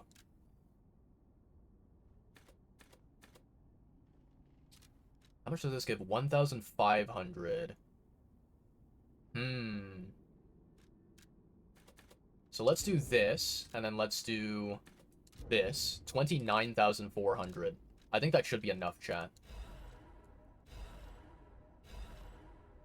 Beautiful. Absolutely beautiful. Fantastic, chat. Okay, okay. And then, yeah, so we bought everything good from him that we wanted. And then, where's the pathway out? Is it over here? It is over here. Open the door.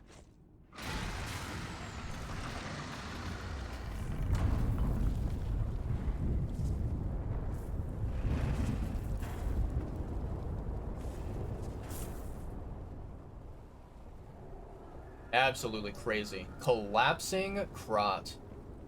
Insane, chat. Whoa. Absolutely insane. This used to be the workshop's transportation base, close to Krot's central station. Maybe that's why the puppets were so hell-bent on attacking the place during the frenzy. But I didn't see it myself. I didn't know the scale of it all.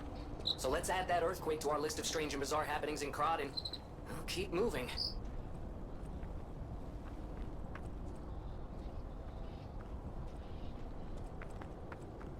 Oh, that's right. I think we need to go this way, chat, if I'm not mistaken. Hold on, hold on. Yeah, we need to go that way. I see.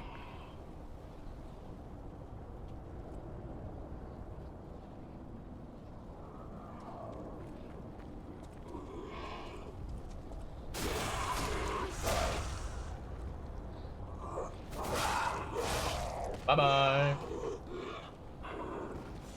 Okay.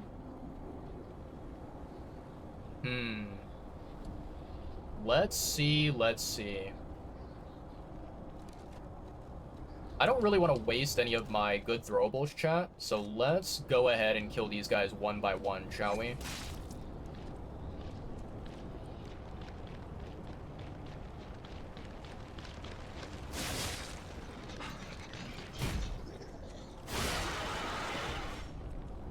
Okay. And then this guy. Come over here. Yeah, I see you.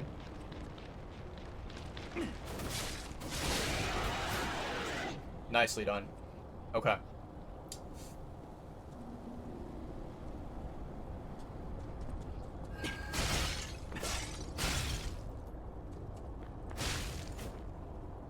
You freaking stupid thing.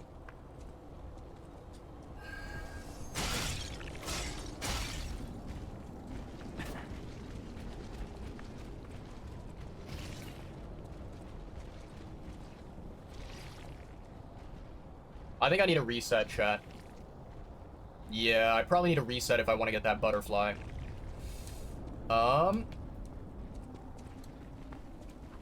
Let's go over here.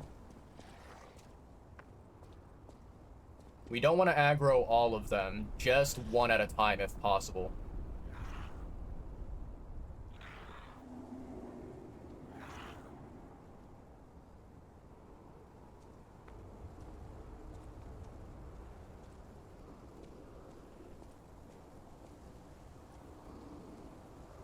Oh, come on, you stupid dog.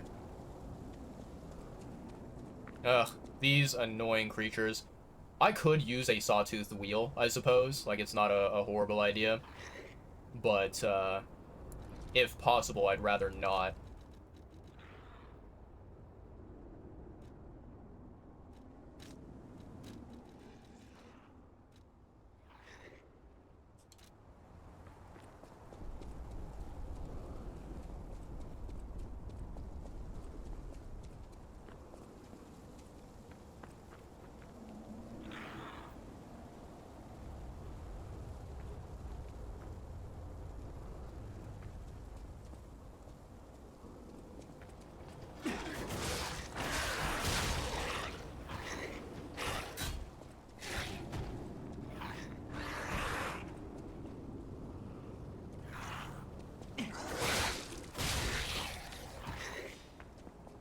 Okay.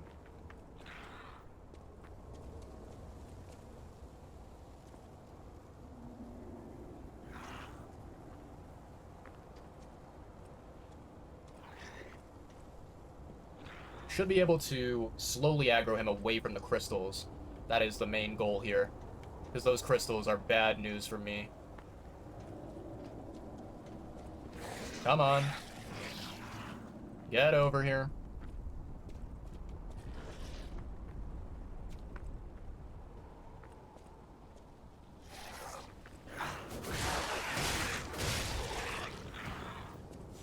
Okay.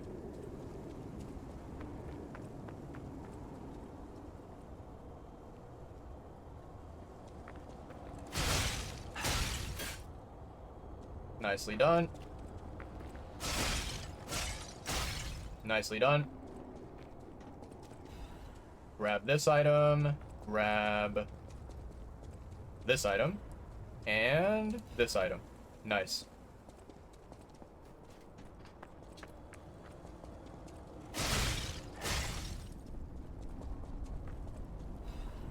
Easy money.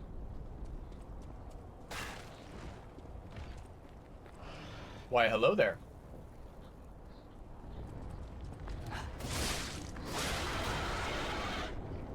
Okay, let's stay away from that crystal. Don't want to bother with it. And then there should be a vendor up here if I'm not mistaken, chat. Oh, I see. Okay, so he does not appear until you solve the cryptic vessel. Okay, that makes sense.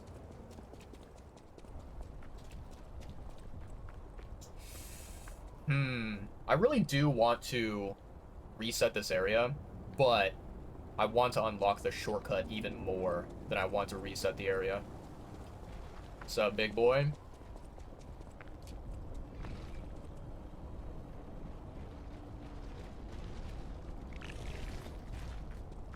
Bye-bye.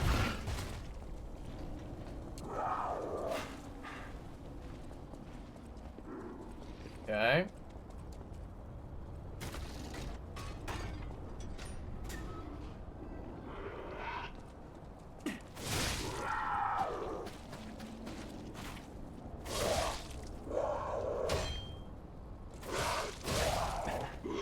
Bye-bye. Okay, okay. Let's see here. Let me think, chat. Do we want to reset the area now? The problem is, I think that guy, I think he respawns. So if I kill him now, I believe that he will respawn, which is no bueno. Alright, let's reset the area, shall we? Let's do that. Need to go this way. Need to go this way. Up here. Through here. Probably would have been faster if I just, like, use the instant teleporter to go back to the nearest, you know, Stargazer. Yeah, because I don't know how valuable that butterfly is. It seems like it's a pretty good butterfly to get. Maybe it might be like a crank that we want. So that's why I want to grab it. Okay. So we want to make sure that this guy turns around and goes away.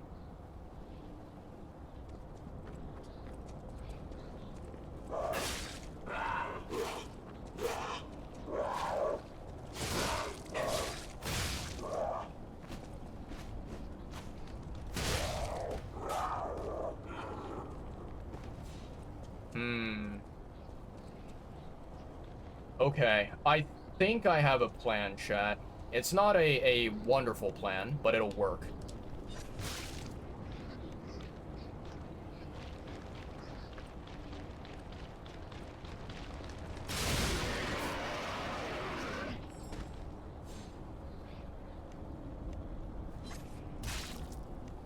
I'm over here.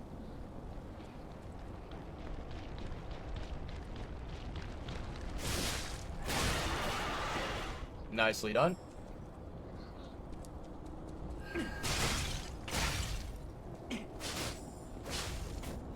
There we go. Okay. Balance crank is... it's useful. Like, don't get me wrong, it's not a bad item.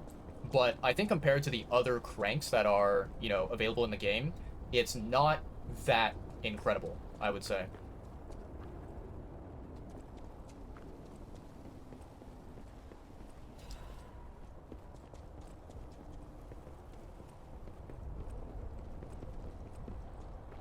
I remember this area of the game for sure, yeah. This particular area has a really annoying boss that I do not like. Gonna get rid of that. Okay. Let me see here. Bag. Temporarily protects death ergo when hit. Temporarily protects current ergo even in death.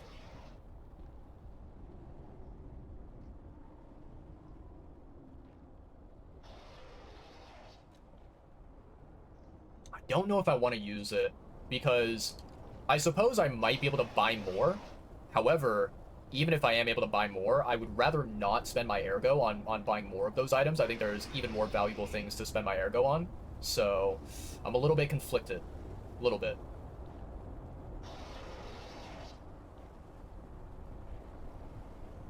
Alright. Here's what we do, chat.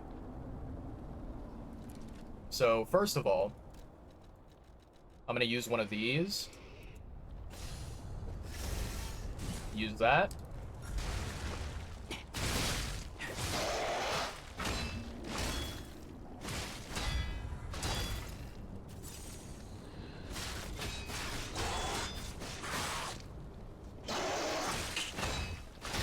Okay.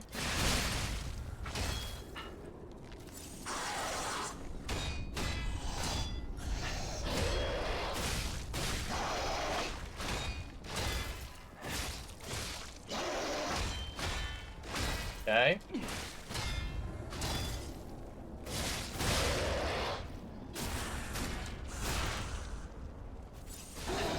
There we go. There we go. Hell yeah. Fuck that enemy, man. That enemy is so annoying, especially in, like, this tight space. The inability to, like, run around and kind of dodge attacks and whatever is just so bad, you know?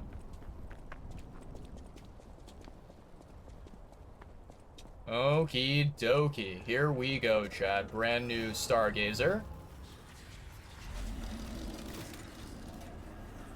Okay. And then, is there anything over here that I didn't see? Anything that I missed? Ooh, okay. I'll take that. Free ergo. Sure, sure, sure. Alright. Nice. 6 out of 8. Okay, let's go back to Hotel Krat. And we're gonna grab our golden coin fruit. And, then we have... what's it called? We have, a mini boss fight that's coming up. Holy shit, chat. That's insane. So, okay. First of all, chat, I completely forgot that I had, I forgot that I had, like, Pokemon open on my phone. And what happened is, like, after a while, you know, my phone, it basically, like, the screen, it didn't turn completely off, right? The screen, like, basically just darkened, right? So it darkened, and, you know, it went on kind of like a low power mode, for example, right? And I completely forgot that, you know, the app was open on my phone, and basically this entire time that I've been playing Lies of P, it's been draining my phone battery, and so I am now currently sitting at 7% phone battery, which is no bueno. That is not good. I feel like I kind of make that mistake a lot of the time, where what ends up happening is, you know, I basically open up, yeah, I open up an app on my phone, and then I completely forget to, like, do anything with the app, right? Just, yeah, I don't know, my brain kind of goes elsewhere, and I forget about it. So yeah, that was an oversight on my part. Let me go ahead and run up here. I'm gonna go and grab my golden coin fruit. And then... Nice. Very, very nice. Then we should be able to go back over here. And... this way. Don't fuck up the camera. Let me chat with Belle here. By the way, do you remember when I mentioned my partner? I got a distress signal from him. His last location was Krot Central Station. But my gear won't protect me from the petrification disease there. Can you find him for me? I'll make it worth your while. Sure. Thanks. My partner's name is Atkinson. I think he was trying to secure an escape route. Look for him around Krot Central Station. Will do. Will do.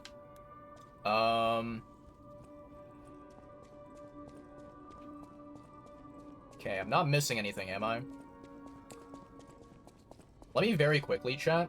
I'm gonna check the Wikipedia to see what is the next situation where I can earn some humanity.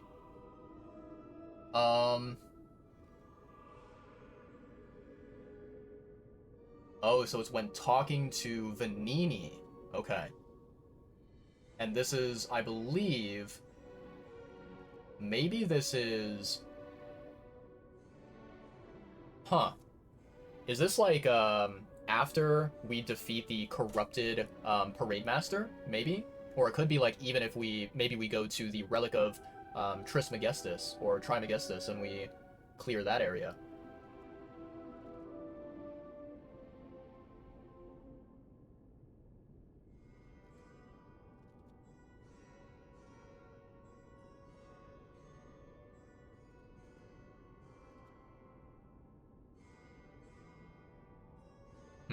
Okay.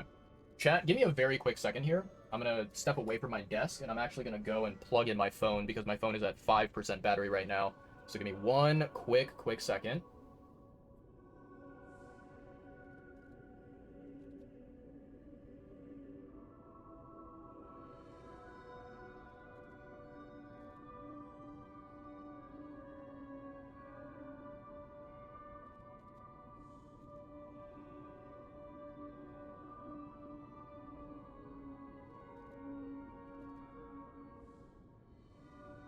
Alright, chat, I have returned from stepping like 2 feet away, or like 1 foot away from my desk, and plugged in my phone. That was such a long journey. I do apologize for that. Okay. So. Let's see here, chat. Gonna do that, gonna do this, gonna do this. Alright. So, let's go teleport.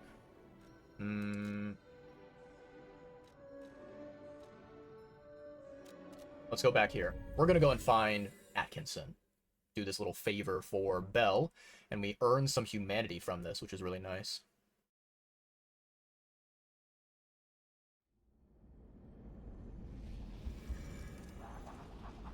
One of the things that I find, you know, very, very fascinating in this game is that there are some scenarios where, you know, when you lie to someone, you know, obviously lying, you get humanity for it, right?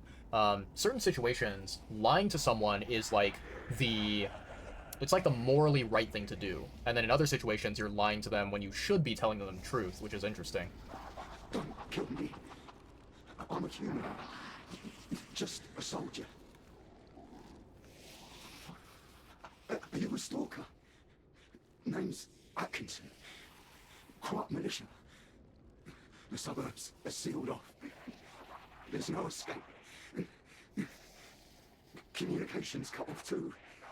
Someone planned this all out. No idea who. Above my pay grade. If you meet someone named Bell in the city, tell her Atkinson died. A soldier. Will do.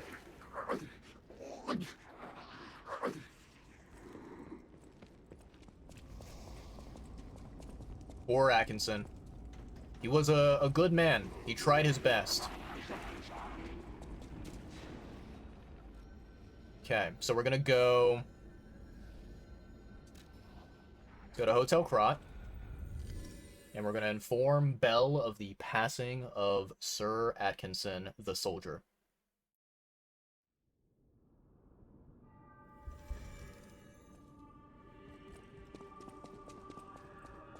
Good to see you.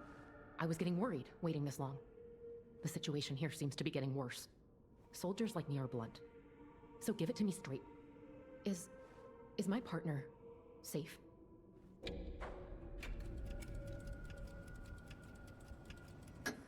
This is Atkinson's handwriting on the letter.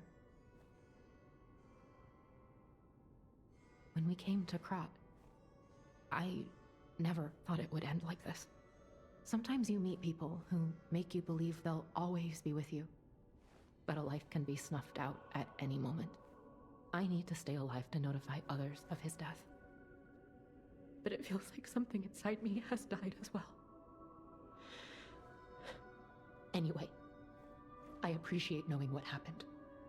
I mean it. You feel warmth. Alright, chat. Very nice. So, let's see here. Teleport. Let's go to Collapse Street.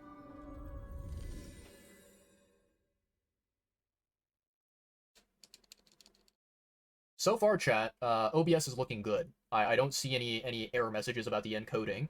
So it seems like maybe opening up a Twitch stream while I'm also live is the culprit. It's the problem, you know?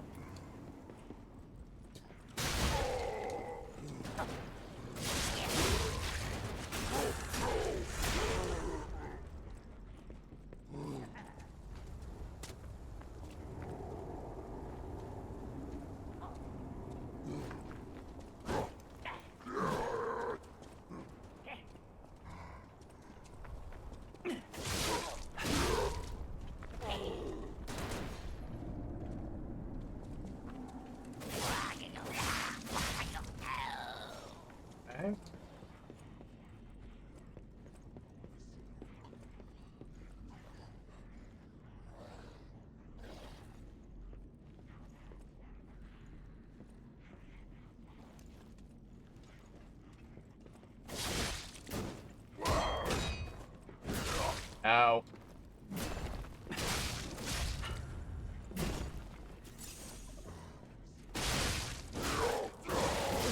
Wow. Really bad timing on that, chat. Really, really bad timing. How unfortunate.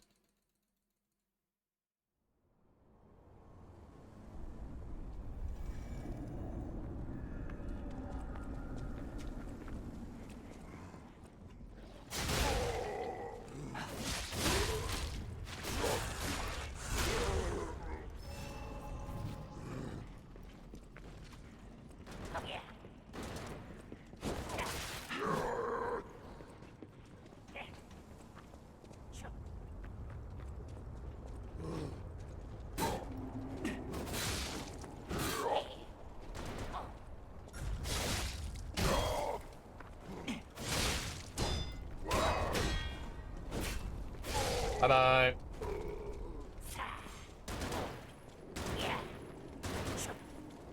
There we go. I was struggling to lock onto that idiot. That's why I was kind of like running around there, you know?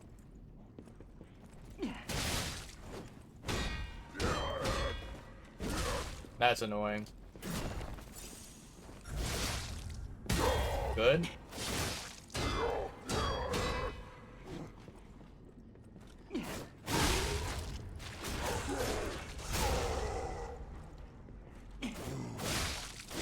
Bye-bye.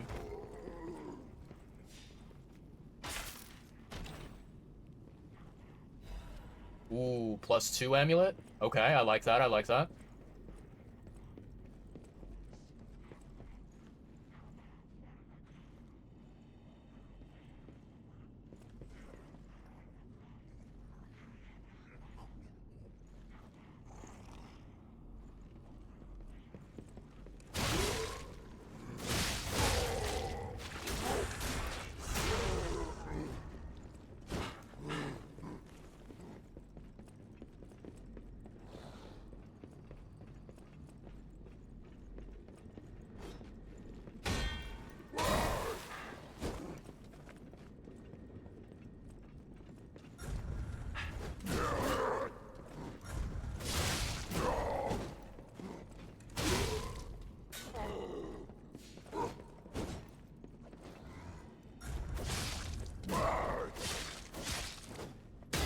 Nice.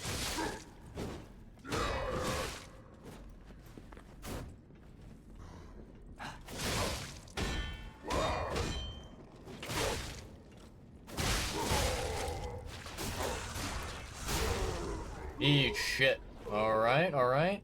Good work, good work.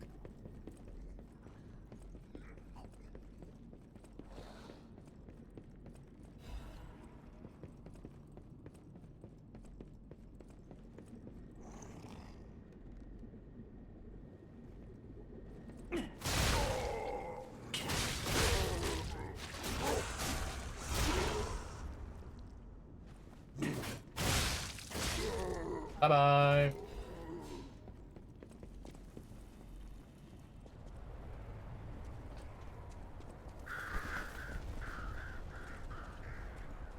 Okay. So we gotta be careful with this dude. He spits fire, and he also is a kamikaze enemy.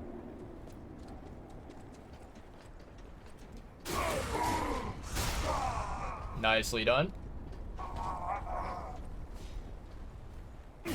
Really?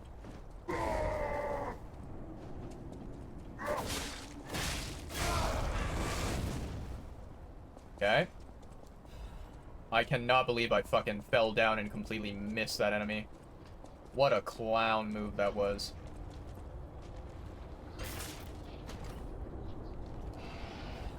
Okay, there we go. We climb back up, and we should be able to unlock the shortcut here to the boss fight.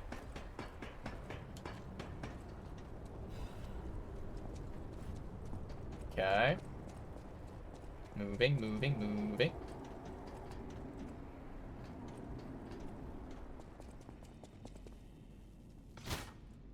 Very nice, very nice. Okay.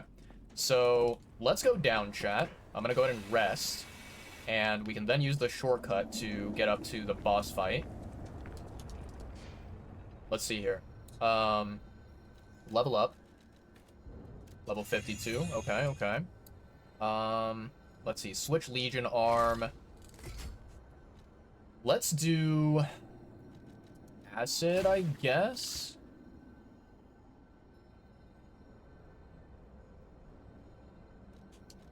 And then if I put this one here, it's not bad. Okay. And then, let's see. So we swap the Legion arm. Grindstone.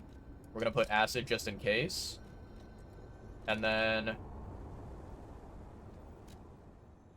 get rid of that. I'm gonna change this one to... Actually, give me a second. Assemble weapons. Disassemble that one, that one, that one, that one. Okay. We are gonna take... what do we want? We want this one, right? And then we want the... There we go. And then if I swap this to the spear deals less damage overall. Okay.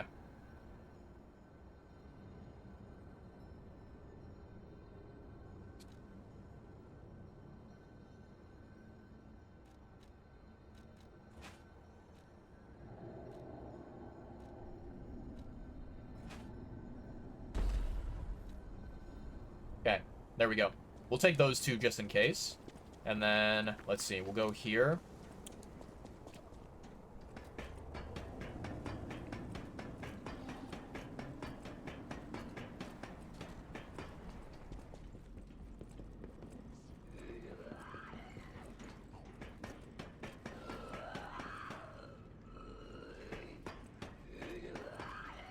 Okay. Let's see here, chat.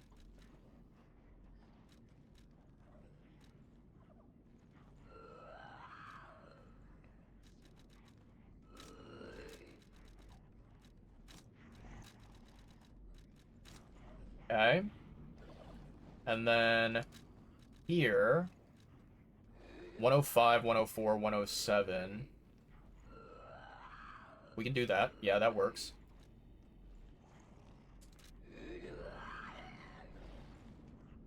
Honestly, you know what? Let's just do... We'll work with this for the time being, and we'll see how this performs, chat.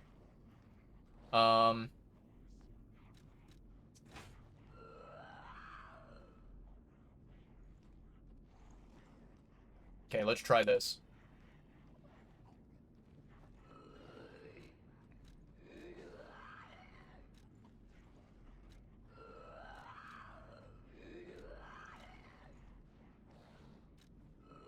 I don't think this one is a carcass. I think this one... Is this a puppet? Surely it's not a human, right?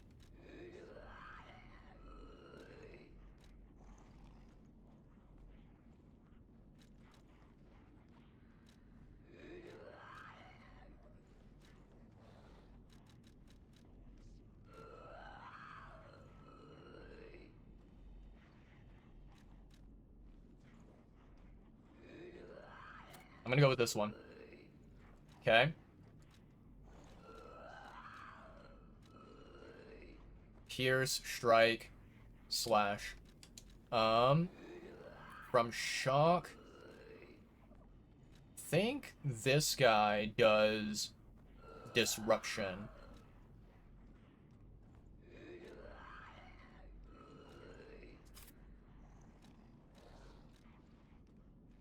And then...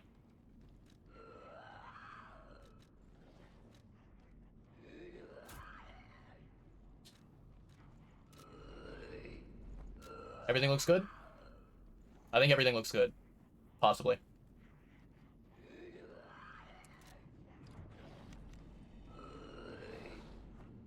Alright, chat. Let's see how this works.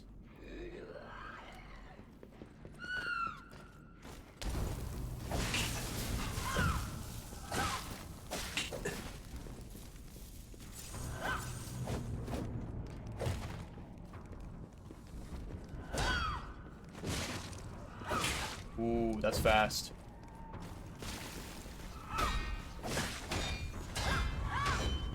Okay.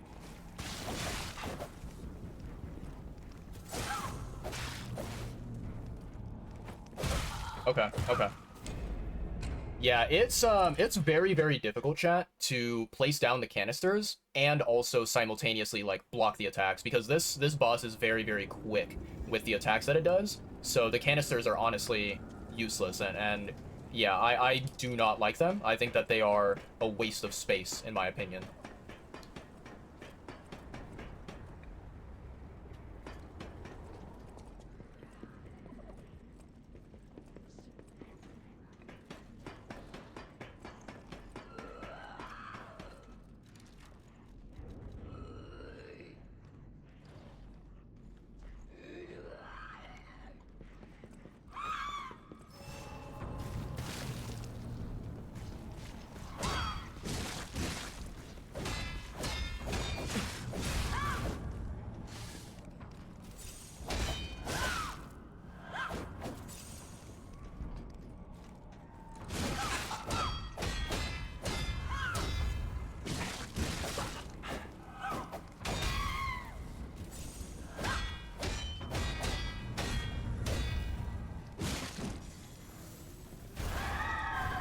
I hate that.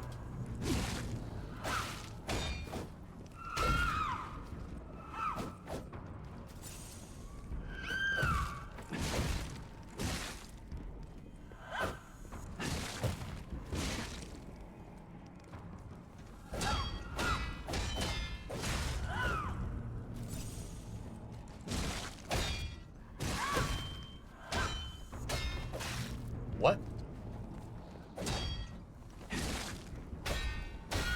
Okay. Nice.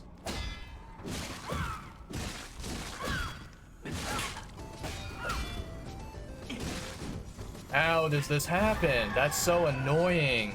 What's going on, Yvain? What's going on, Raiders? Welcome on in. Hope you guys are doing fantastic.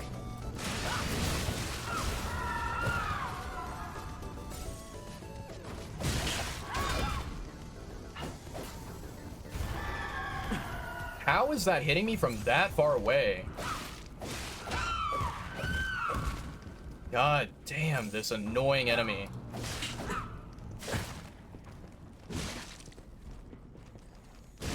There we go.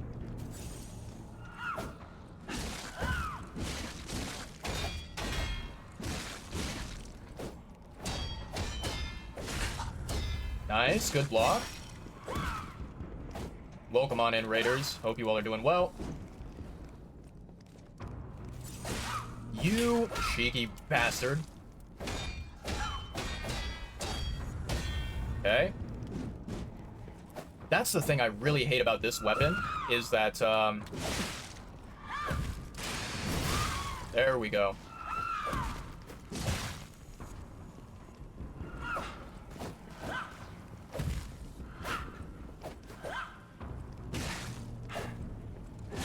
Yeah, yeah. The really annoying thing about this weapon, and, like, it's so much a double-edged sword, because here's the thing, like, okay, I want to show you guys this. So, this weapon right here, you guys can see that it has the Carcass Crystal Axe Blade, plus the Acidic Crystal Spear Blade, or Spear Handle, sorry. Handle is very different from a blade, don't get them confused. So, the handle is actually really good. Like, it's probably the best handle to mix and match, to combine with the blade, right? The big major problem with it is, while it is good because of the fact that it is fast, the biggest problem is that the range of this weapon is so fucking short. It is insanely fucking tiny. And when you are trying to do a charged R2, a heavy R2 against the enemy, if the enemy steps back, which this one does a lot, you will miss that attack, which is really, really frustrating. I absolutely hate it. Yeah, and so it's a trade-off, because you have a really good handle that is very fast, but it's also very fucking short, and I really, really dislike that. And none of the other handles that we have available will perform the same way. And by that I mean, like, if you go and try to, you know, modify this weapon, and you change the handle to something different, it will decrease the amount of damage that you deal, which is really, really frustrating, really annoying. I do not like that. Yeah, it's a pain in the ass. I'm not a big fan of it. So, I wonder, let me see here. I'm gonna get out of here so that this enemy doesn't, you know, aggro onto me. Maybe I should try the spear instead of the axe, because maybe the spear has a little tiny bit more range. I'm not entirely sure. We can test it out and see, but I'm not extremely confident. 104, 107.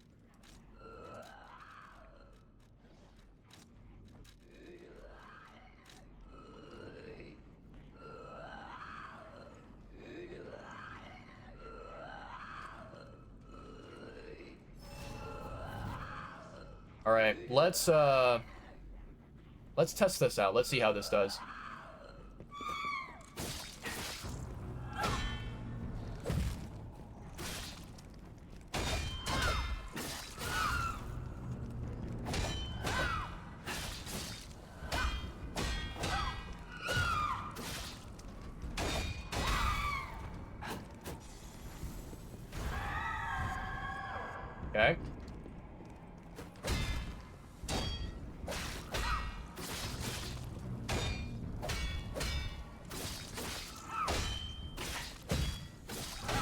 Okay.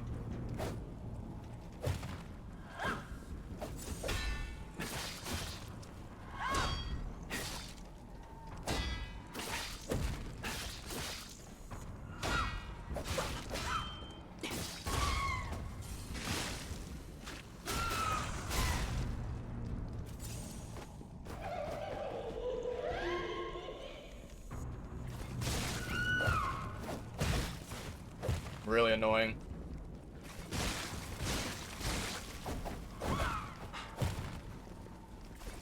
What? Stop strafing me.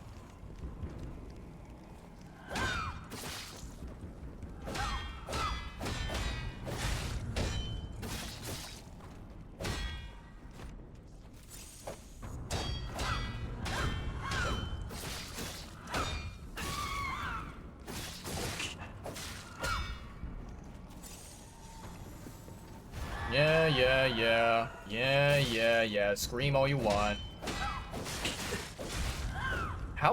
What did I miss there? That is so weird.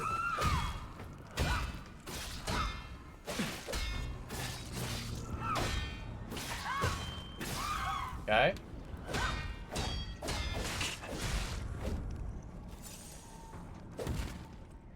Oh, that annoying jab.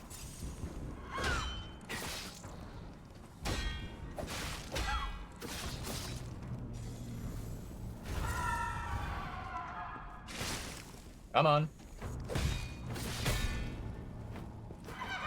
Again?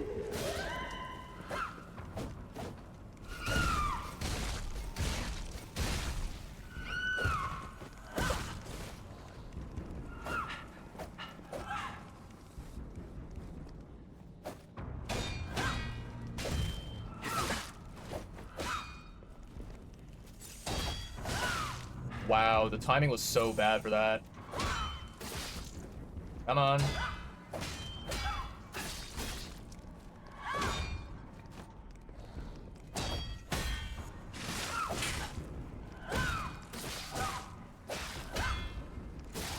There we fucking go. Oh, what an annoying fight you are. You are a piece of garbage. I hate you. Yeah, that fight was really dumb. I don't like that. Damn, 00 said Elden Ring Ting. True. Elden Ring Ting. Speaking of which, 00, I'm sure that you are absolutely just like excited to play some Night Rain with Yvain. I'm betting that you two are gonna go on some crazy adventures together in Night Rain. Okay, down we go.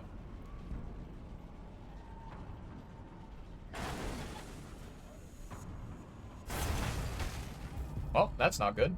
The hotel is under attack. Everyone's in danger.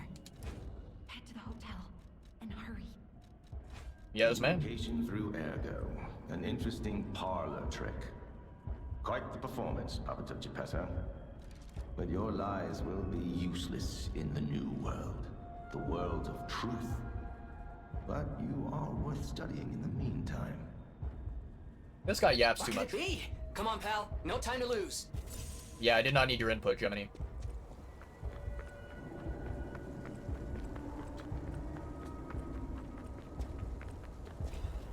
Okay, some thermite. I like that. Don't really care about that. Don't really need that upgrade material.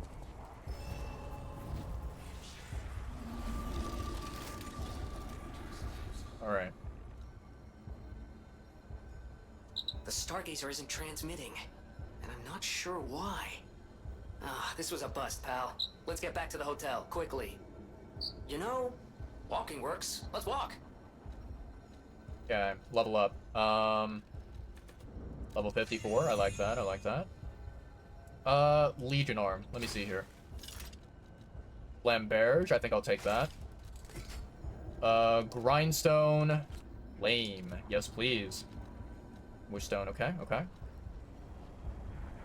Gonna raid and hit the hay. Enjoy the gaming. Appreciate it, Yvain. Have a great night, homie. Hope your stream was very fun and enjoyable. And, yeah, I hope to see you live more often. I don't know if you're busy this weekend, but you know, maybe next week, you know, Monday, Thursday, whenever you are available. I hope to see you again at some point. And yeah, I'll be sure to swing by your stream whenever I can.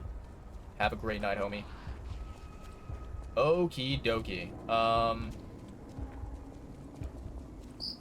Oh no. Hey, so there's something horrible in front of the hotel. It might be worse than what we saw at the cathedral. Alright, tighten up your springs and let's go. Nice. 00, isn't it like 4 a.m. in the morning for you? Or like 7 a.m. or something like that? How are you still awake? I appreciate you, homie. I'm sure Yvain appreciates you the most. But, it's crazy how you're awake at this hour.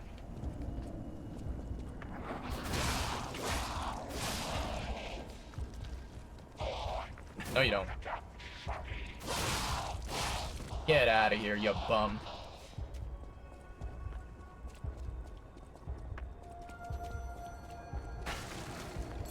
Ah, my good friend Arlecchino. Another fine day in the city of Krat, but I wonder, my friend, just where you've been?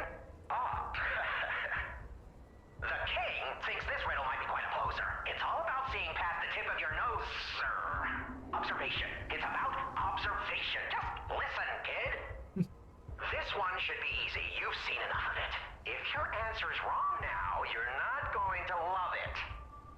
This blue flower has many ways to take root, but only on man does it ever bear fruit. Ergo it is. Correct! Yeah, I think you get the charm behind these riddles now. Yes, charm. What? You felt threatened? Well, sometimes it's good to trust your feelings. A metaphor is a tool for hiding horrifying truths. It is a creation unique to humans. Now then, another question. Not a riddle, no rhymes. Just a question. For you. Ergo does not appear out of thin air, so where did all those puppets get all that? Ergo. Ha! Yes! Always leave them laughing. That's what the king says. So, take this key, please. Then I say, off with yes. Till we meet again. I trust you'll remember I lead the club, true, but I'm also a member. I love Arlecchino. He's such a great character, and the voice actor did a phenomenal job.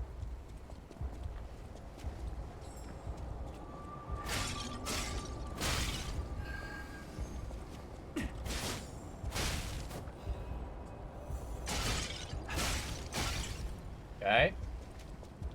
Get over here, buddy.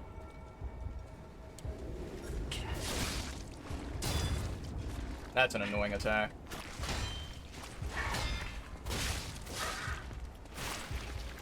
That's another annoying attack. Fantasy life got you. Your wife is up talking to you and you're watching swing on bad guys. Sounds pretty lit.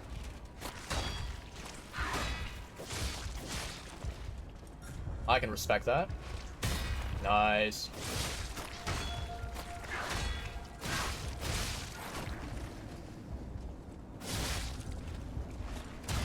Nice.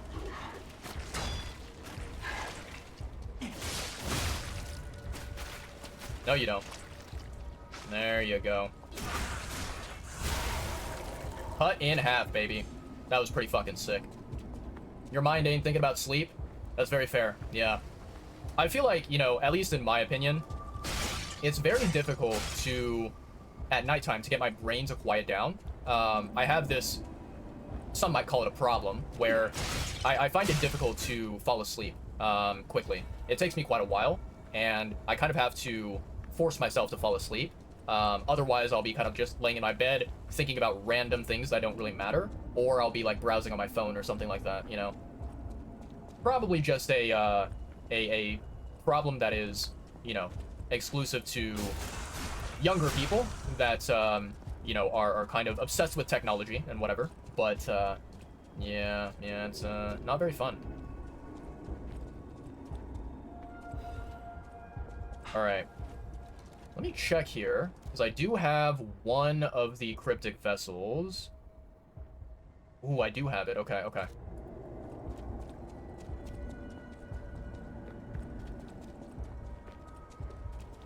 You're 45, you can never say that? You do understand what you mean? Yeah, yeah. Yeah, I have a lot of respect for, you know, I have a lot of respect for the people who are of the older generation, just because I feel like I can learn so much from them, you know, just by socializing and interacting with them, being around them. I remember at my old job that I had, my old corporate job, I made a really good friend of mine. He was a colleague of mine at the company, and even after we both, you know, left the company or we parted ways with the company, we still keep in touch. And he's like, I think he's 41, 42, and he's probably one of my closest friends. I find that a lot of the time, you know, I personally don't really enjoy hanging around and chatting with like people who are my age or younger, because I feel like unfortunately there's a lot of people out there in the world who are young like me and who are very naive, very gullible, and just like we think that we understand the world, but we really don't. And I include myself in that. You know, I'm definitely someone who's very extremely flawed, but I think that I'm able to recognize, you know, whenever I have some very dumb ways of thinking, and dumb perspectives of the world, but then other people my age and younger are not able to recognize that they're not able to self-reflect. So I enjoy spending time a lot more with people who are older than me, people who have seniority on me, just because I think that they're wise, and that's what I look for, you know. Let's see, where is the one that I want? Here it is. Use. Wouldn't say dumb, say not there yet. I mean, that is a very, you know, optimistic way of looking at it, and I like that. That's, you know, optimism is not something that is easily found in this day and age. But, yeah, man. So, 00, since you are, you know, a massive fan of Elden Ring, I assume that if you have not yet played Night Rain, that you maybe want to, or at the very least you're like, you know, watching other people who are experiencing it, maybe videos, maybe live streams. I'm very curious to know what your thoughts are on Night Rain so far, if you have any opinions, right? Because I do think that Night Rain is very, very, very different from the traditional Souls video game, considering that it's like more of a battle royale. You know, Elden Ring Fortnite, essentially. But yeah, I'm very curious to know.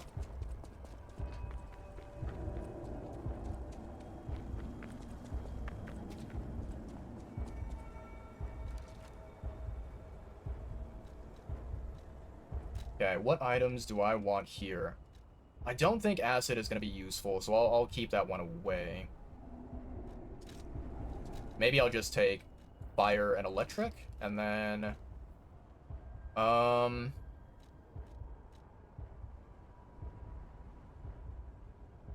think that should be okay for now. I don't know if I want to take anything else.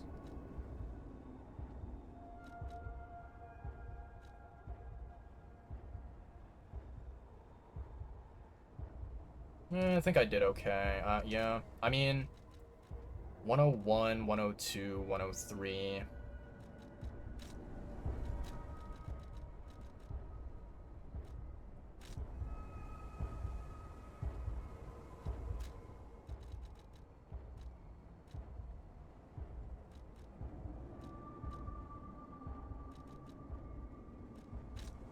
We'll do that. We'll do that. Now, do I want to take... Do I want to take a fire weapon primarily? Might not be a horrible idea, but I think I can do it with the weapon that I currently have. Not really yet have an opinion. Gotta watch it more. That's fair. That's very fair. Yeah, I'm kind of in the same boat as you, 00. Like, I've seen some gameplay of Night Rain, and it looks interesting, right? I don't think it looks bad, but I don't yet know if it is going to be worth my time and money. You know what I mean? Because you're dropping $40 on it. Are you going to get $40 worth of value out of that game? That is the big question to ask yourself. And I think for me, as far as I've seen, I think that I need to make sure that I have at least 2 other friends that I'm willing to play the game with, and that, you know, have the time to play with me. If I don't have a minimum of 2 other friends who are able to, you know, make that commitment with me, then very likely I'm not going to play Night Rain. Even though I would like to try it. I don't think it's worth spending the 40 buckaroos if you don't have a co-op party to rely upon, you know? Because I've seen, you know, other Elden Ring Night Rain players who go and do like random lobbies with other, you know, just random people all over the world, and it's a very, very mixed bag. It's very much like sometimes you get really lucky, you get good teammates, and you're able to pop off. Other times it's a losing battle, it's a losing war, right? And you can't really do much. Yeah, and you know, I've never really been someone who loves the battle royale genre, because to me, the battle royale genre, I remember I mentioned a little bit about this to Yvain. For me, battle royale, it's something that I feel like it has a lot of probability. It has a lot of like, you know, chance, where it's like, okay, during this one attempt, things can go really well, or it can go really poorly. And sometimes it's not really up to you. It's not in your control.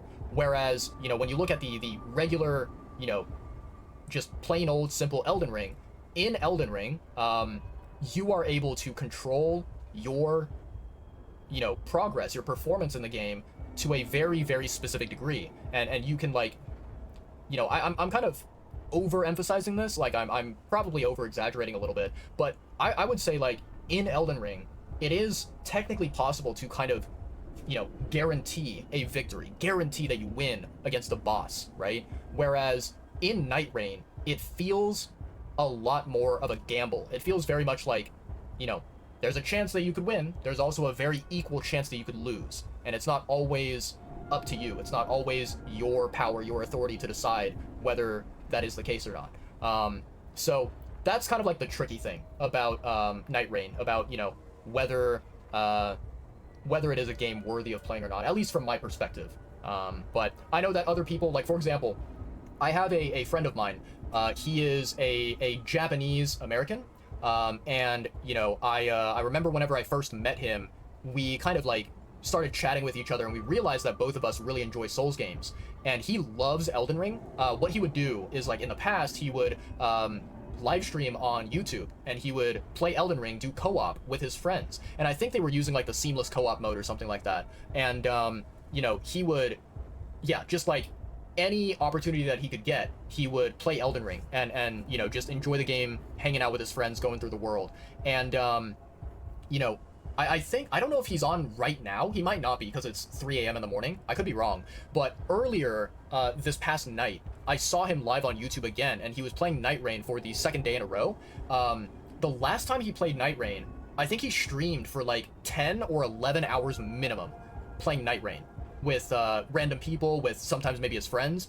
And as far as I can tell from watching his, you know, streams every once in a while, he really likes Night Rain. He thinks it's a lot of fun, and he thinks that it like introduces a variety to the Elden Ring universe that he can't experience in the main game itself. But then I know that there are plenty of other people out there, plenty of other, you know, Souls enjoyers who are like, Night Rain is not really, you know, their vibe, right? So yeah, I feel like it's very situational. It's very like subjective, down to each individual person. But yeah, no, right now I am not yet committed to buying Night Rain and playing it. I'm still gonna be waiting a little bit to see what I want to do, but who knows? Maybe one day I'll try it. Maybe one day I will, you know, decide to commit the $40 and grab the game. But yeah. Okay. Let's see here. So let's see. Do I want to? I suppose it's not a bad idea to use my my grinder at the very beginning. Yeah, that's not a horrible idea. I could do that. Dropping $40 on a DLC, it really needs to be worthwhile. Has to complete the things you want in the game. Yeah, no, I totally agree with that. 100%, I'm right there with you. I remember, so I think it was maybe a couple years ago, like, normally speaking, I do not buy games, like, right when they come out, or you know, close to when they come out. Usually, games, I wait for a sale, and that may take up to like 1 year after the game releases to do a sale, and I will buy the game on sale. I remember the one time when, you know, the one time that I bought a game, and it was close to the time when the game released. I think I paid, how much did I pay for it? I think it was like $30 or $35 for a video game, which, to me, personally, I think that that's quite a hefty price. Normally, I like to buy games for like 20 bucks or under. That's like a good steal. That's a good price for me. So I one time paid like $30 or maybe $35 for a video game, and the game in question that I bought, it was the Gotham Knight game. Basically, you know, kind of, it's supposed to be sort of a successor to the Batman Arkham franchise, right? And I remember I bought that game near the time when it released, maybe like a couple months after it released, and I paid like $30, $35, whatever the amount was, and there were so many major technical problems with the performance of the game. Like, it just, the game would like freeze, it would crash, it just had so many issues with it, and it frustrated me. It made me feel so disappointed and so angry that I spent that amount of money, and I could not get a refund for it because I had, basically, I had purchased the game through a third-party seller by the name of Green Man Gaming, and the way that their like return policy works is that basically so when you buy the game from Green Man Gaming, they give you a game key code, and you go into Steam, you enter the code, and it'll be added to your library. If you redeem the code on Steam and you add the game to your library, that basically makes it to where, you know, with Green Man Gaming, you are not allowed to return the game because you already redeemed the key, which, I mean, I guess that you could maybe try to like contact customer support and be like, you know, fight them on it and be like, hey, give me a refund, blah, blah, blah. But I did not want to go through that headache. I didn't want to go through that mess. So I was like, you know what? I'm just going to keep the game on my account and leave it there. But yeah, it was like one of the most disappointing and frustrating purchases I've ever made for a game. So after experiencing that, I was like, okay, in the future, I am never going through this again. I'm not repeating the same mistake. So yeah, that's why I'm being very, very cautious about Night Rain. Yeah. DLC should be free, but if you pay for it, it should bring you something new. If it doesn't, you're just playing more of something you already paid for, which makes you feel like you got taken for a ride. Yeah. No, I 100% agree with that statement. So, okay. So the first game that I'm going to talk about is a Souls game, or okay, I'll say it's a Souls-like game because it's technically not Dark Souls, right? But the game in question that I'm talking about is Sekiro. And if you don't know anything about Sekiro, after Sekiro released, I think maybe about a year, maybe 2 years or something, maybe even like shorter than that, maybe like half a year after the game released, they eventually released the DLC for Sekiro. The cool thing was, the way that they released it was that if you bought Sekiro, the DLC would automatically be added to your account, and you would, you know, launch the game, and the DLC would be available for free, right? They did not charge any extra money for it. They just added the new DLC content into the game straight away for everyone who owned the game. Now, I purchased Sekiro long after the DLC was added, so like when I bought the game, I basically got everything, you know, and I didn't get to experience when it happened.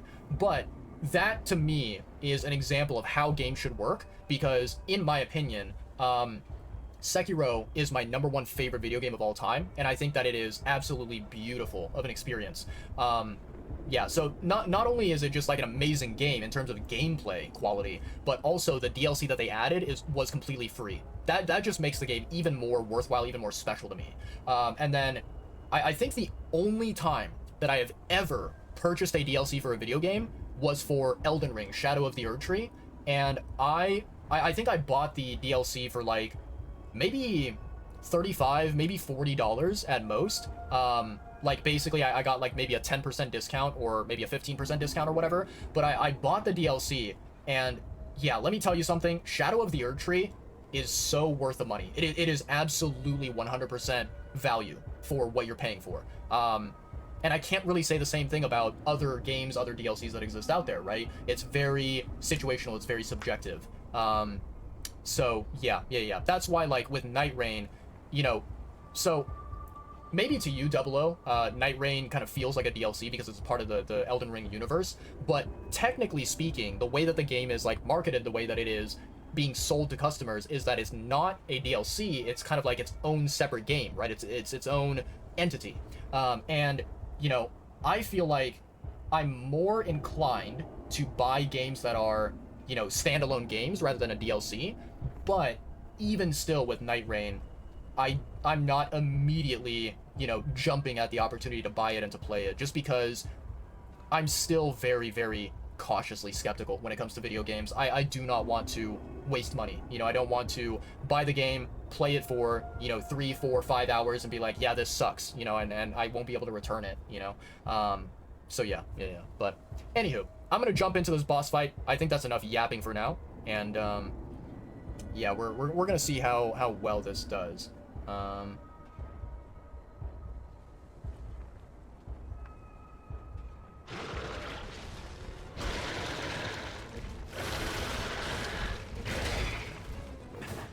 How did I miss that?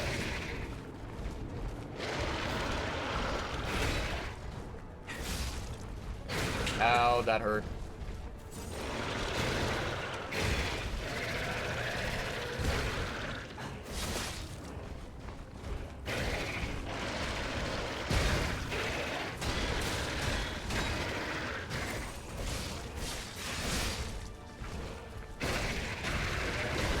Bad. Ooh, the double. Okay. Okay.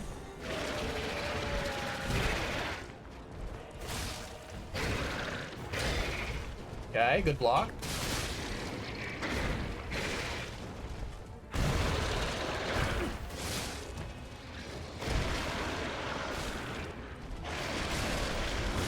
Ooh, not good.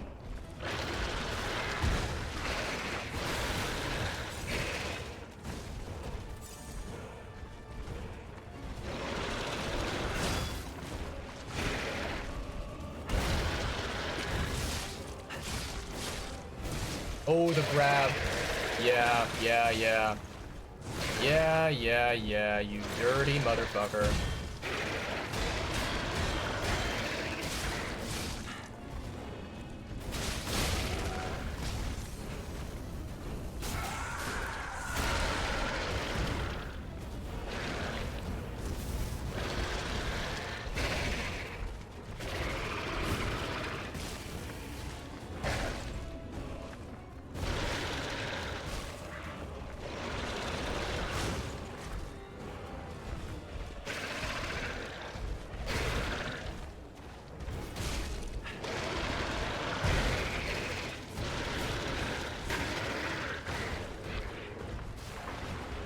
Okay.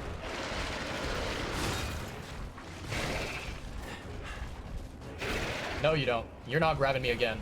No, you do not.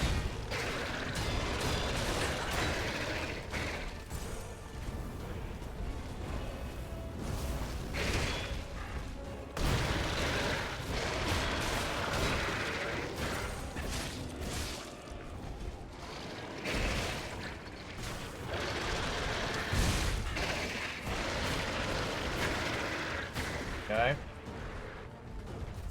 This guy's really annoying. Ow. I thought I rolled that.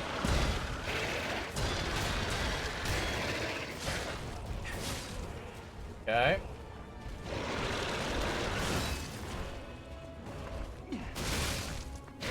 No, you don't. No, you do not.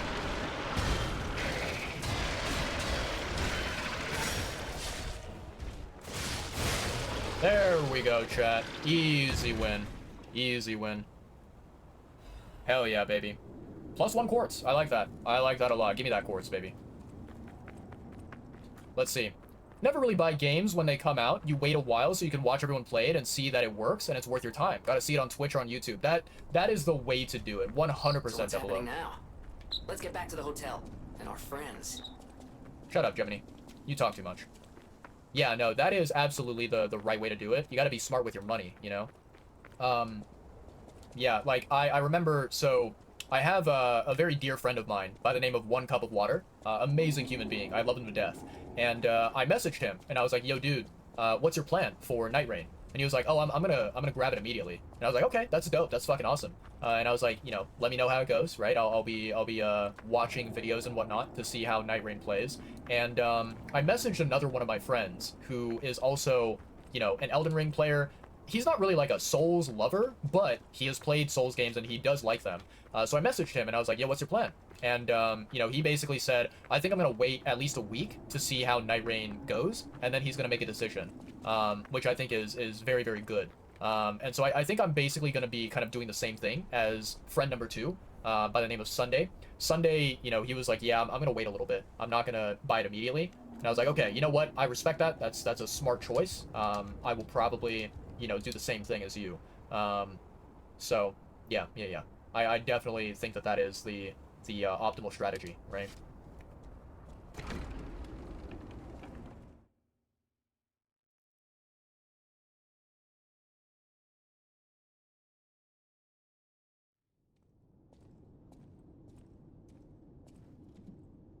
Hypocrite, huh? Oh, they raided the place. How dare they? Let me restore this one. Nice. Okay. And then let me go ahead and level up. 56. Okay. You're alive. I was worried because I didn't hear from you. The stalkers have kidnapped Geppetto. It was the fox, the cat, and the Black Rabbit Brotherhood. But really, I sense Simon is behind this. First, go to the second floor and make sure everyone is okay. I'll try to figure out where they ran off to. Antonia might know a secret passage. Try asking her. Okay, will do. First, Antonia might... Alright. Very, very nice. So let me... I'm gonna quickly grab my golden coin fruit, and then I'll go and talk to everyone.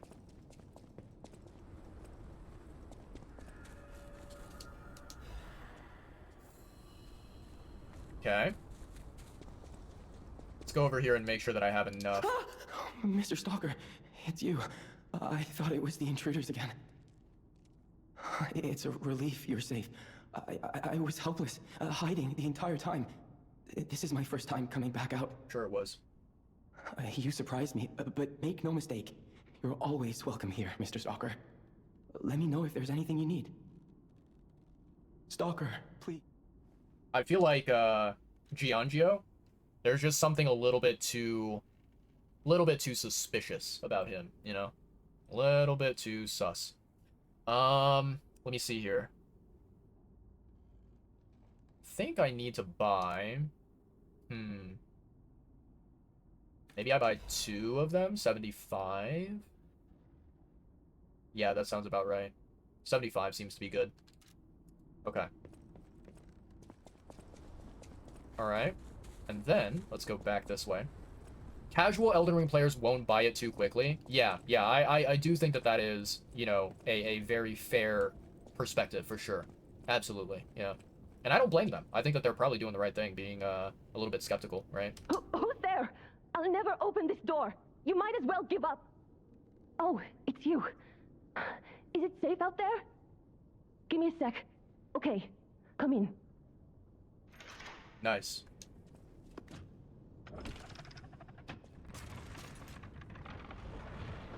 I'm sorry, child. Geppetto has been kidnapped. Oh dear. Oh dearie me, chat. I don't think I have enough quartz, so I'll wait a little bit. So, 00, if you want to answer this question, you can feel free to, but if you are maybe too tired to talk about it, that's totally understandable. I get you. It's super late at night. But I'm curious to know, other than like Elden Ring, what other Souls games have you experienced? Or like what other Souls games do you want to experience if you have anything on your list, you know? You're here. That's a relief. Being trapped somewhere. It's the worst. It's good to be free. Oh, sorry. I should be thanking you first. When you came in, you reminded me of the Hound. Probably because both of you saved my life. Thank you so much. You're here. It's good to be free. When you came in. Okay, nice. You have my personal thanks for saving Master Vanini, sir. Do look after him, won't you, sir? Absolutely. You have to look after... Okay. Thank you for another timely rescue, companion. I seem to find myself once again in your debt. I talk a big game, but when push comes to shove, I freeze. It'd be funny if it weren't so pathetic. Surely there must be something that only I, in all my genius, can contribute. But if there is not, then Venigni is here to help you in any way he can. Fear not. Thank you for another... I talk. Surely there... Okay. It was a planned ambush. I'm afraid there's nothing we could have done about it. More than anything, I'm concerned about how it shocked Lady Antonia. All this mayhem is certainly going to affect her condition. It was a plan more than anything. Okay. I'm sorry, child. Geppetto has been kidnapped. The alchemists planned the whole thing. All while we were hiding here. I certainly didn't expect an attack on the hotel. The possibility never crossed my mind. However, I think we can track them down. My portrait. Behind it lies a passageway to their base. The hotel had an accommodation with the alchemists. Long ago. Play this chord on the piano in my room. It'll open the secret passageway, and you can save Geppetto.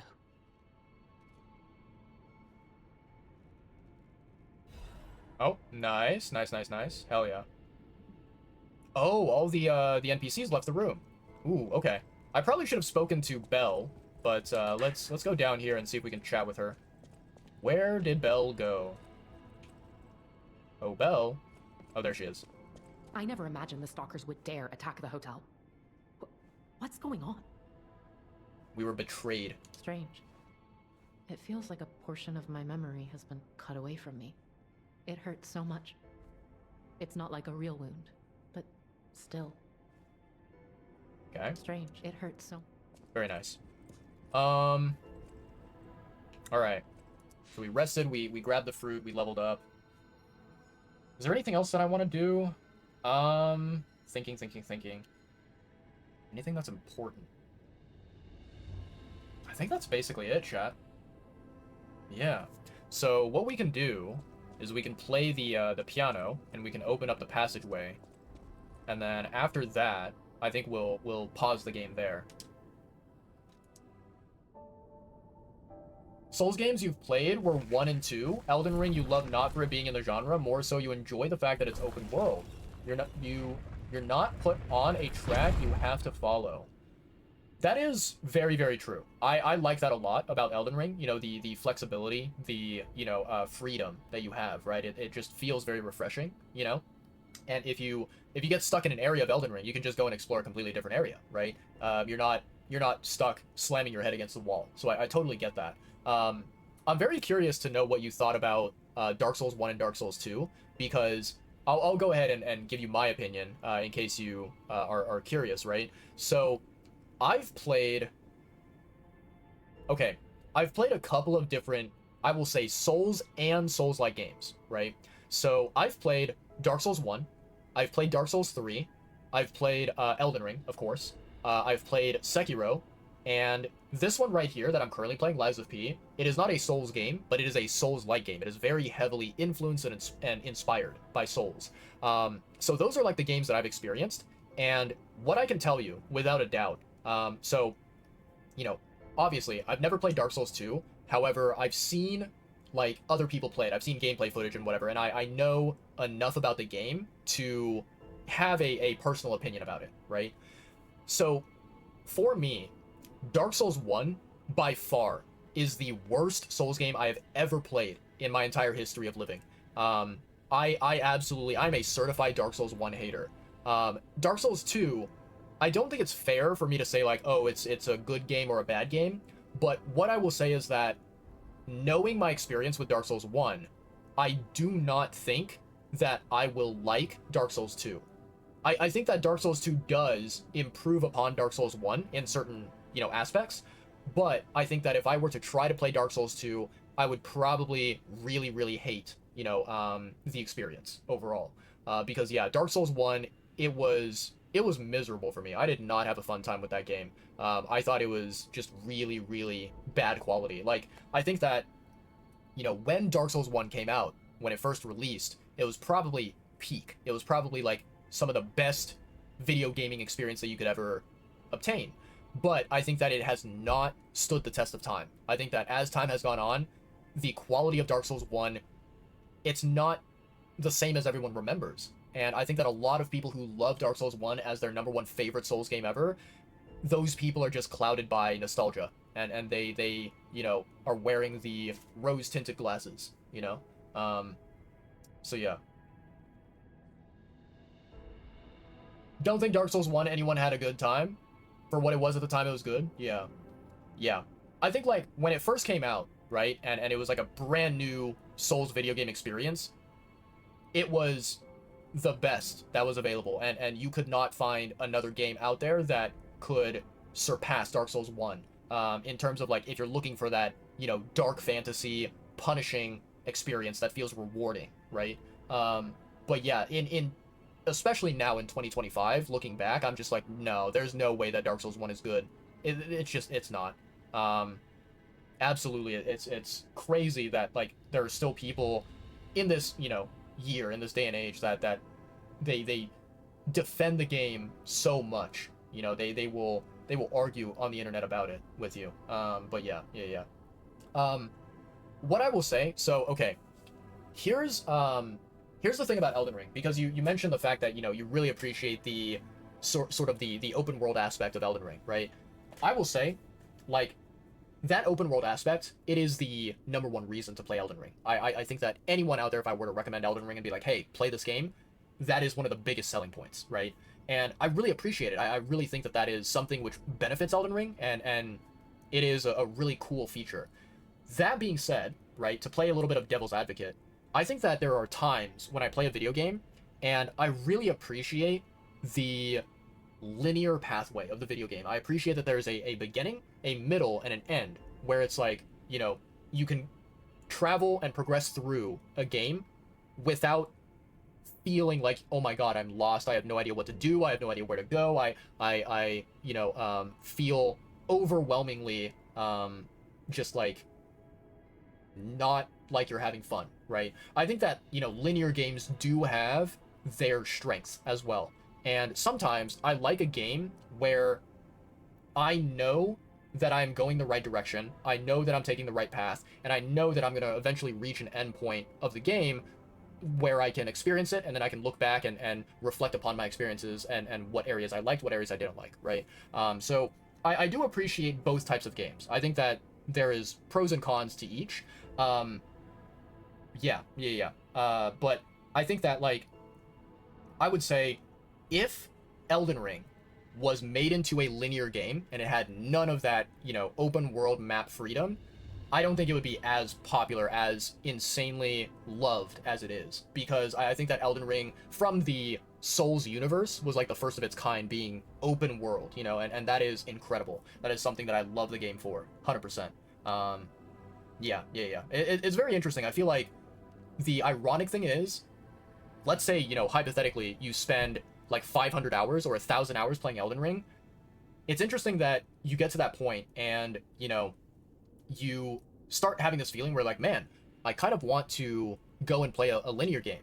And then when you spend 500 hours or 1,000 hours playing a linear game, you're like, you know, I kind of feel like I want to experience open world now. And it's like, it's kind of that philosophy of, like, the grass is greener on the other side, right? When you're playing one type of game, it always makes the other one look really, really appealing, really attractive, you know? And I find that very interesting, very, very ironic, but yeah. Made the game digestible for so many other people. Oh yeah, no, 100%. I do agree with that.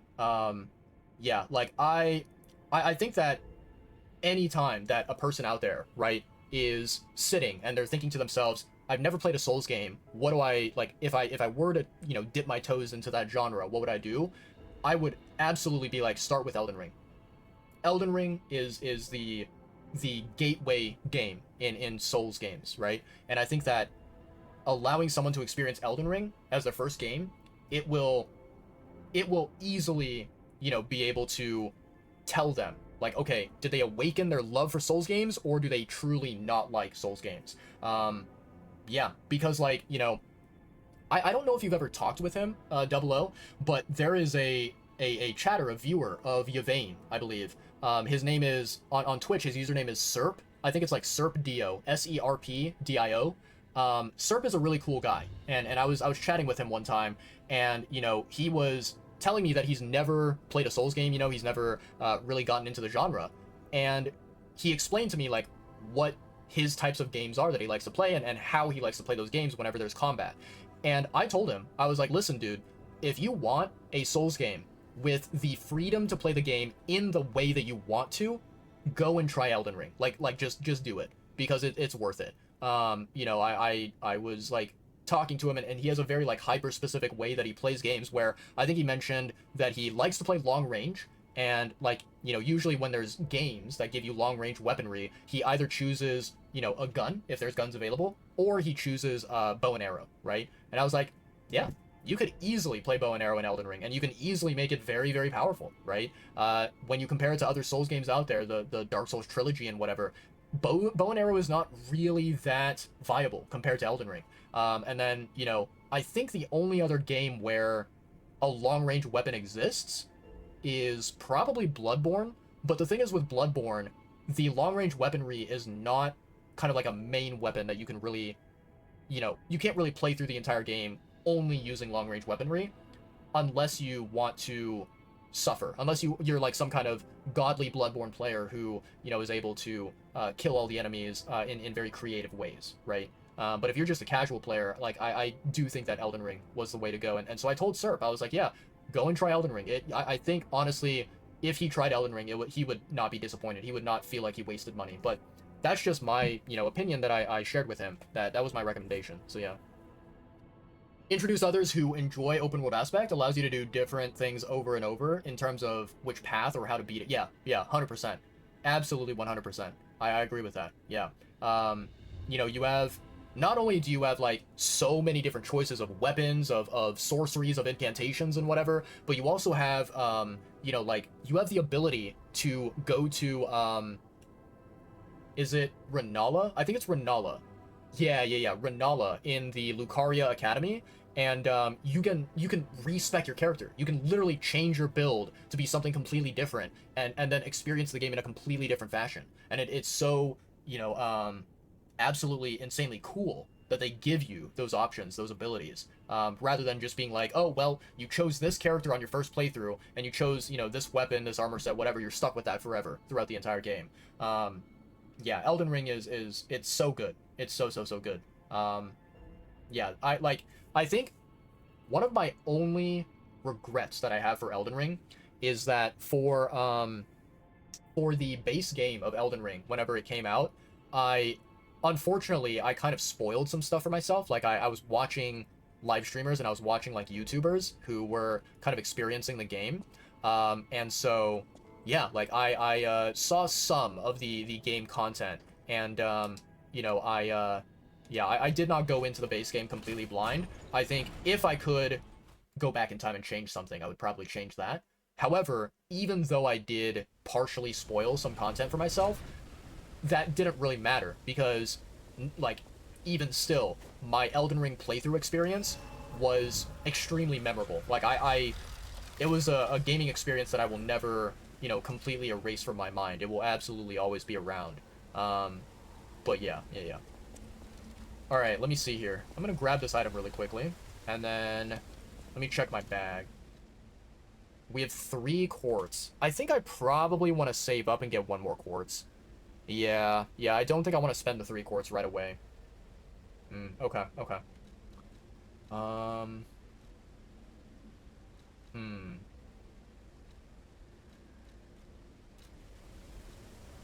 Is there anything else that I want to do, chat? I'm trying to think. Let me go and visit the vendor. I'm gonna see here, so let's go to teleport. Oh, actually, we do have the supply box. That is true. So Vanini and Eugene, we need to talk to them. Okay, let's do that. And then maybe, depending on what, you know, happens, like what we have in terms of Ergo, we can go to the vendor afterwards.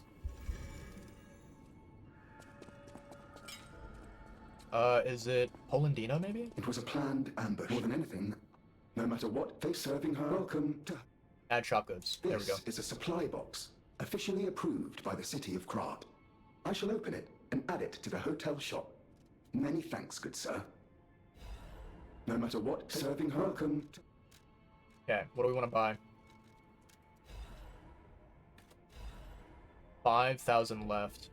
Okay, I'm buying that one. Alright, it seems like I need to sell... Hold on. Yeah, I'm gonna buy that one. So 3,840 is how much I need. I could buy these as well. Okay. Let's see here.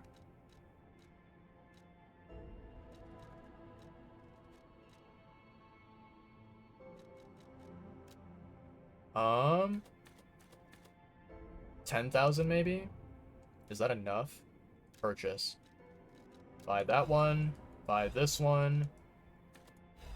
Okay, nice. It is enough. That's good. That's good. And then... yeah, we don't need to do anything else there. Okay. So, Vanini and Eugene, I believe. Thank you for another timely rescue, companion. I seem to find myself once again in your debt. I talk a big game, but when push comes to shove, I freeze. It'd be funny if it weren't so pathetic. Surely there must be something that only I, in all my genius, can contribute. But if there is not, then Venigni is here to help you in any way he can. Fear not.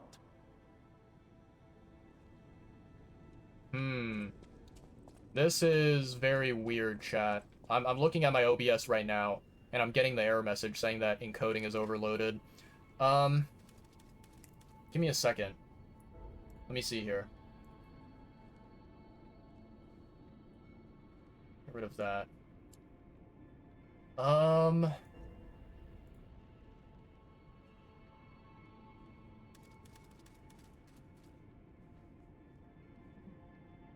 I can't really close any other tabs beyond that.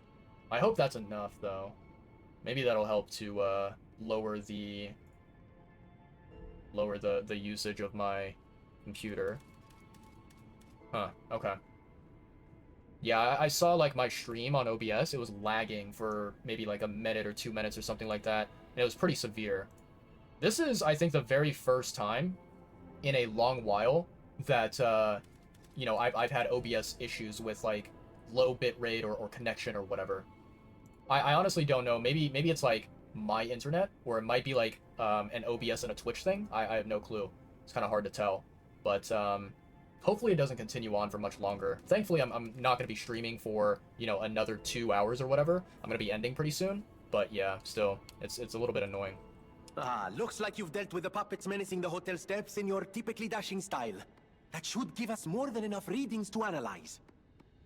The King of Puppets used carefully measured ergo wavelengths to control other puppets. But that's just the means to an end. We still don't know if the frenzy arose by the King of Puppets, or if someone else is pulling the strings. No pun intended.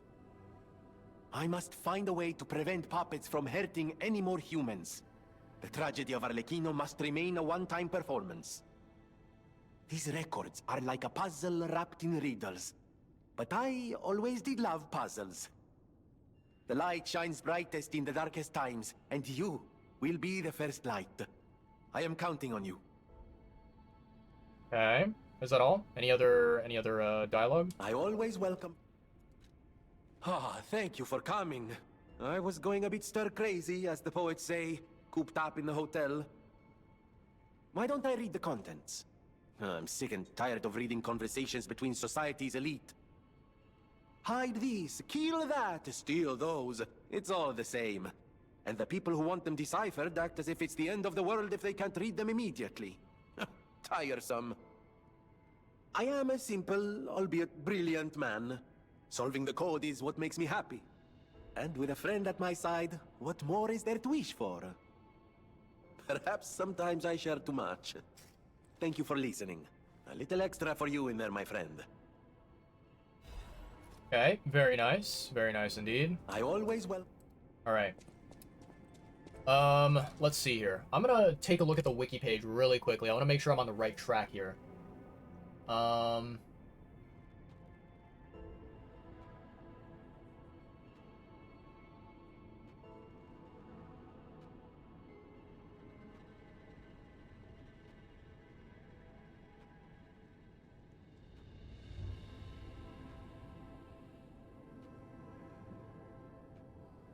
Okay, let's see. We did that. Yup. Okay. Okay. Yup.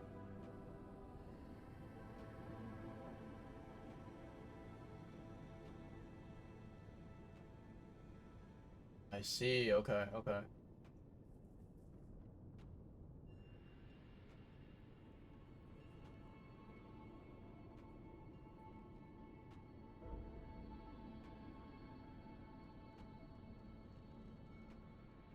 Interesting. Interesting.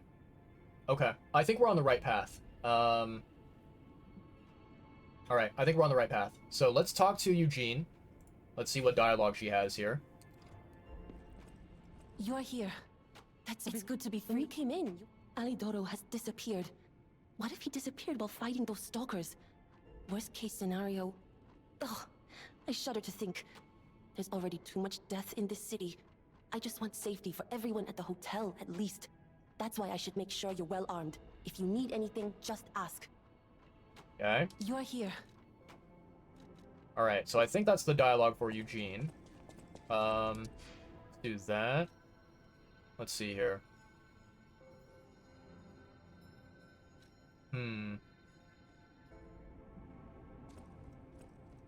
Okay. I think we are going to...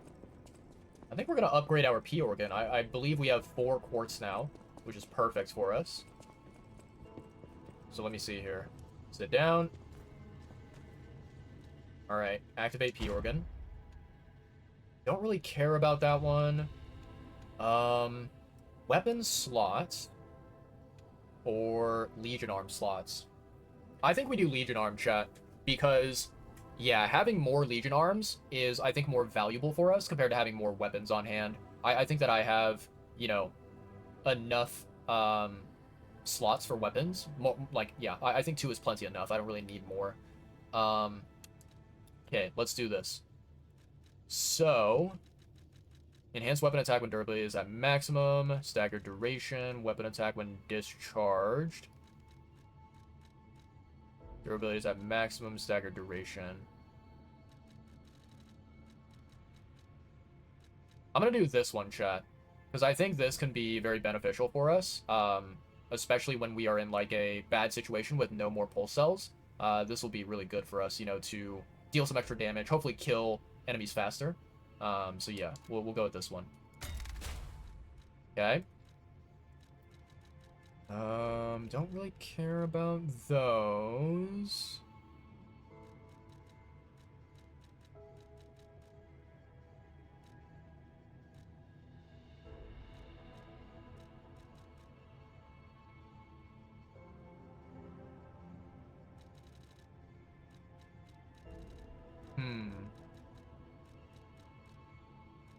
I'm gonna take this one right here. I think it's the most useful out of the choices we have left. Okay. Legion when eliminating an enemy. Legion consumption in a crisis.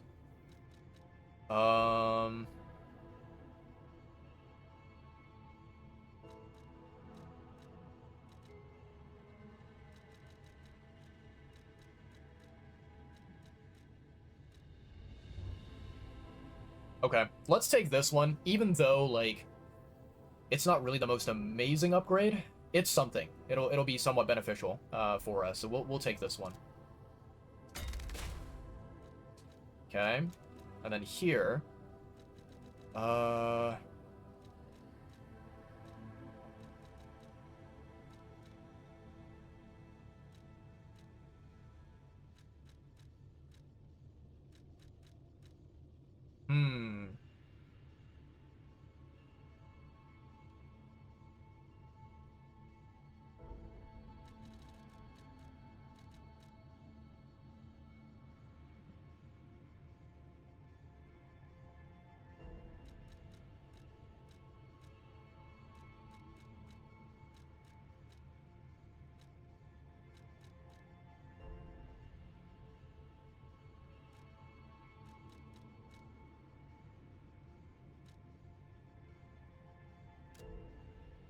There we go, chat. There we go.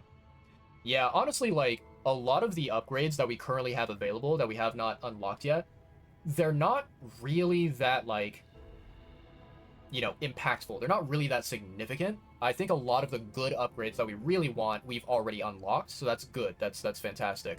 But, yeah, I mean, it's still helpful. It's still good to have some of the other remaining upgrades unlocked. So we'll slowly get through it, right? I think next, yeah, I'll wait for another 4 quartz, and then we can upgrade this. And then we have one more, which is this one right here, the fruit bearing time. Probably the least important one for me personally, you know, during my playthrough.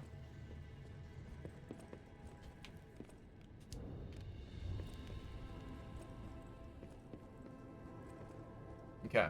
So we did that. Okay. I think... Let me see here. Do I want to upgrade any of my weapons? You're here.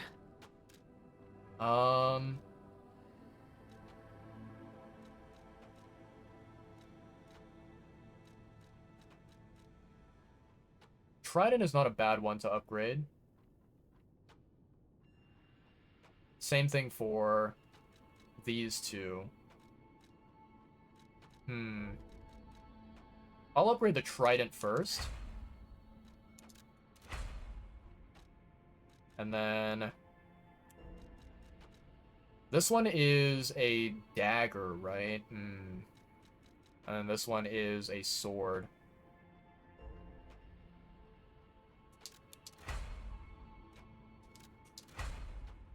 There we go. Okay. Yeah, I'm gonna leave the dagger for last, just because... Yeah, I think that it's not a bad weapon, but considering the very short range of daggers, I'm not really that... Yeah, I'm not really that dependent on this weapon, right? I don't really need it, per se. But yeah, having these other weapons available seem pretty good. Okay, let me see here. So... All of these have already been altered, right? I think they have. Yeah, they have. Okay, okay. Alright.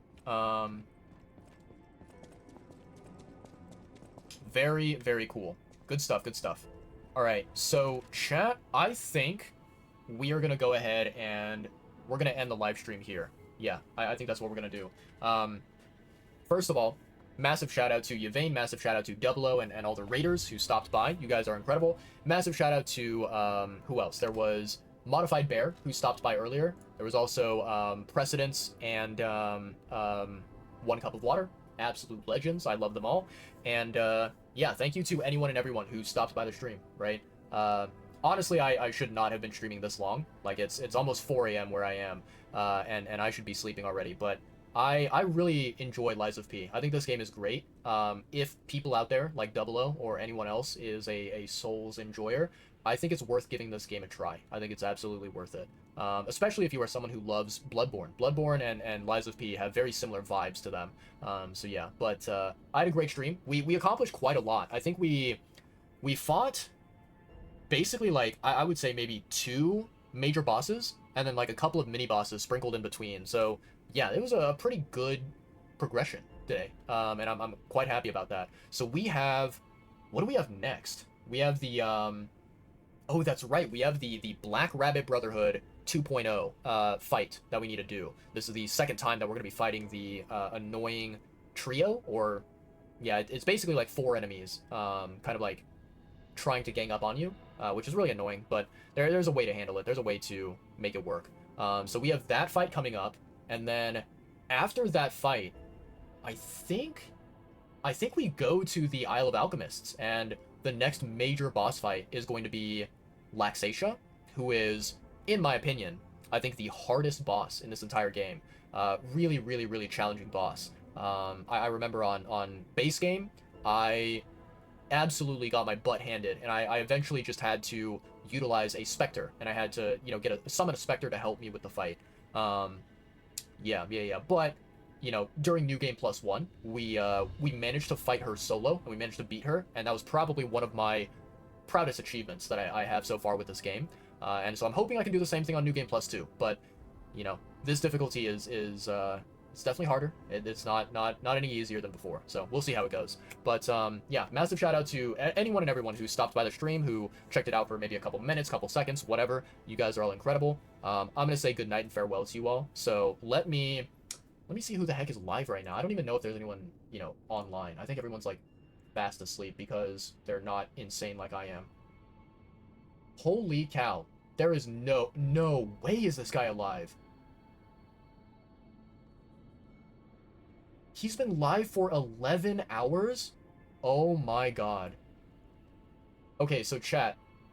I'm sending you guys over here. I rarely get the chance to raid this dude, and he is a very wonderful streamer that I really enjoy watching. You know, Double O, he was in the chat, and we were talking about Elden Ring and whatever, especially Elden Ring Night Rain.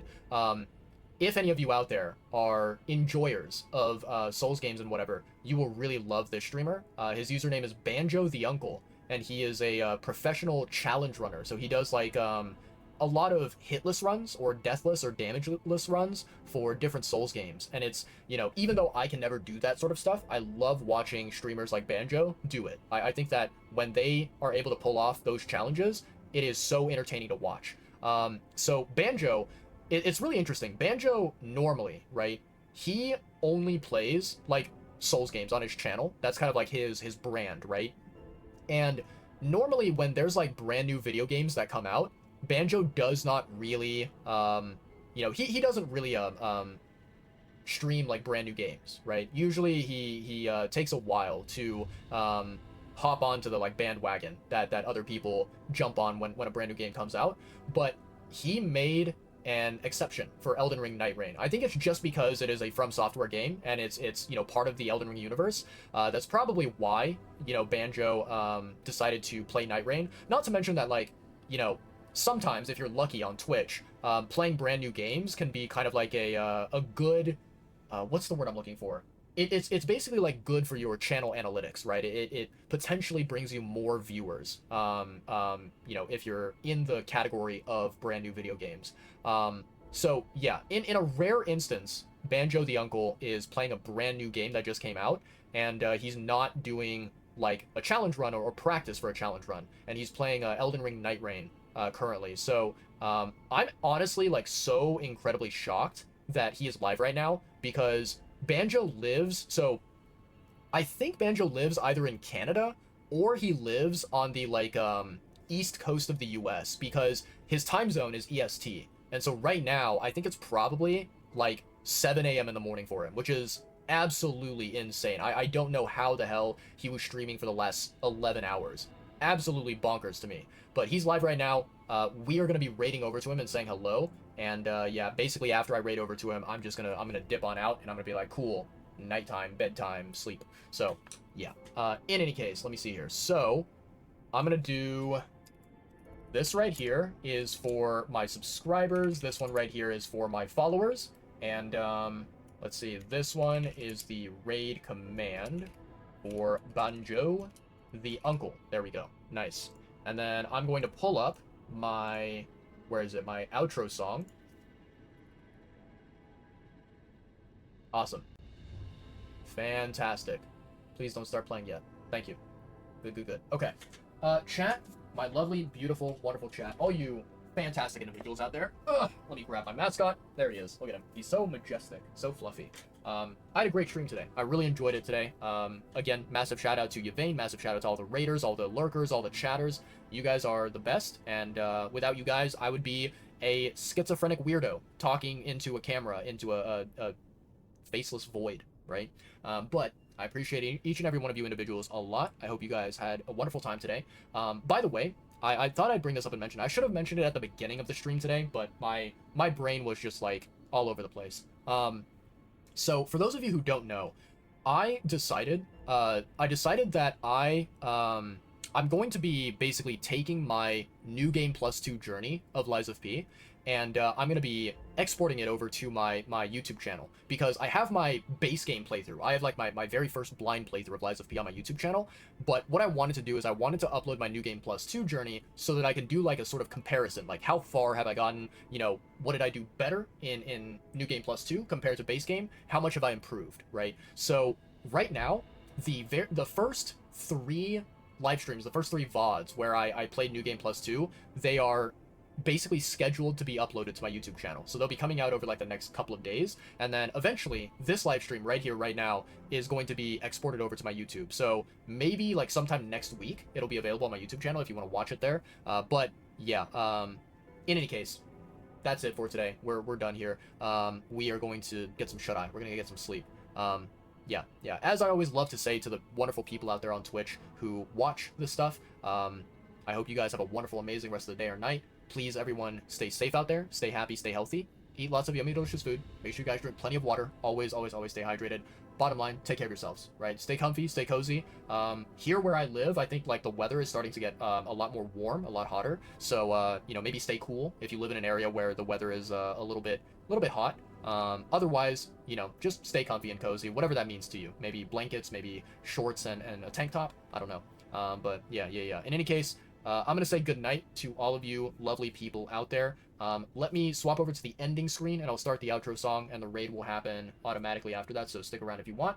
If you're interested in seeing Elden Ring Night Rain content, if you're interested in supporting a fellow Souls enjoyer, Banjo the Uncle, we will be visiting his community very soon here. But yeah, Double O, thank you, homie. Appreciate you. Hope you have a wonderful, wonderful rest of your day or night, and let's get out of here. Let's do that. All right. Peace out, guys. Bye-bye. I'll see you later. Bye.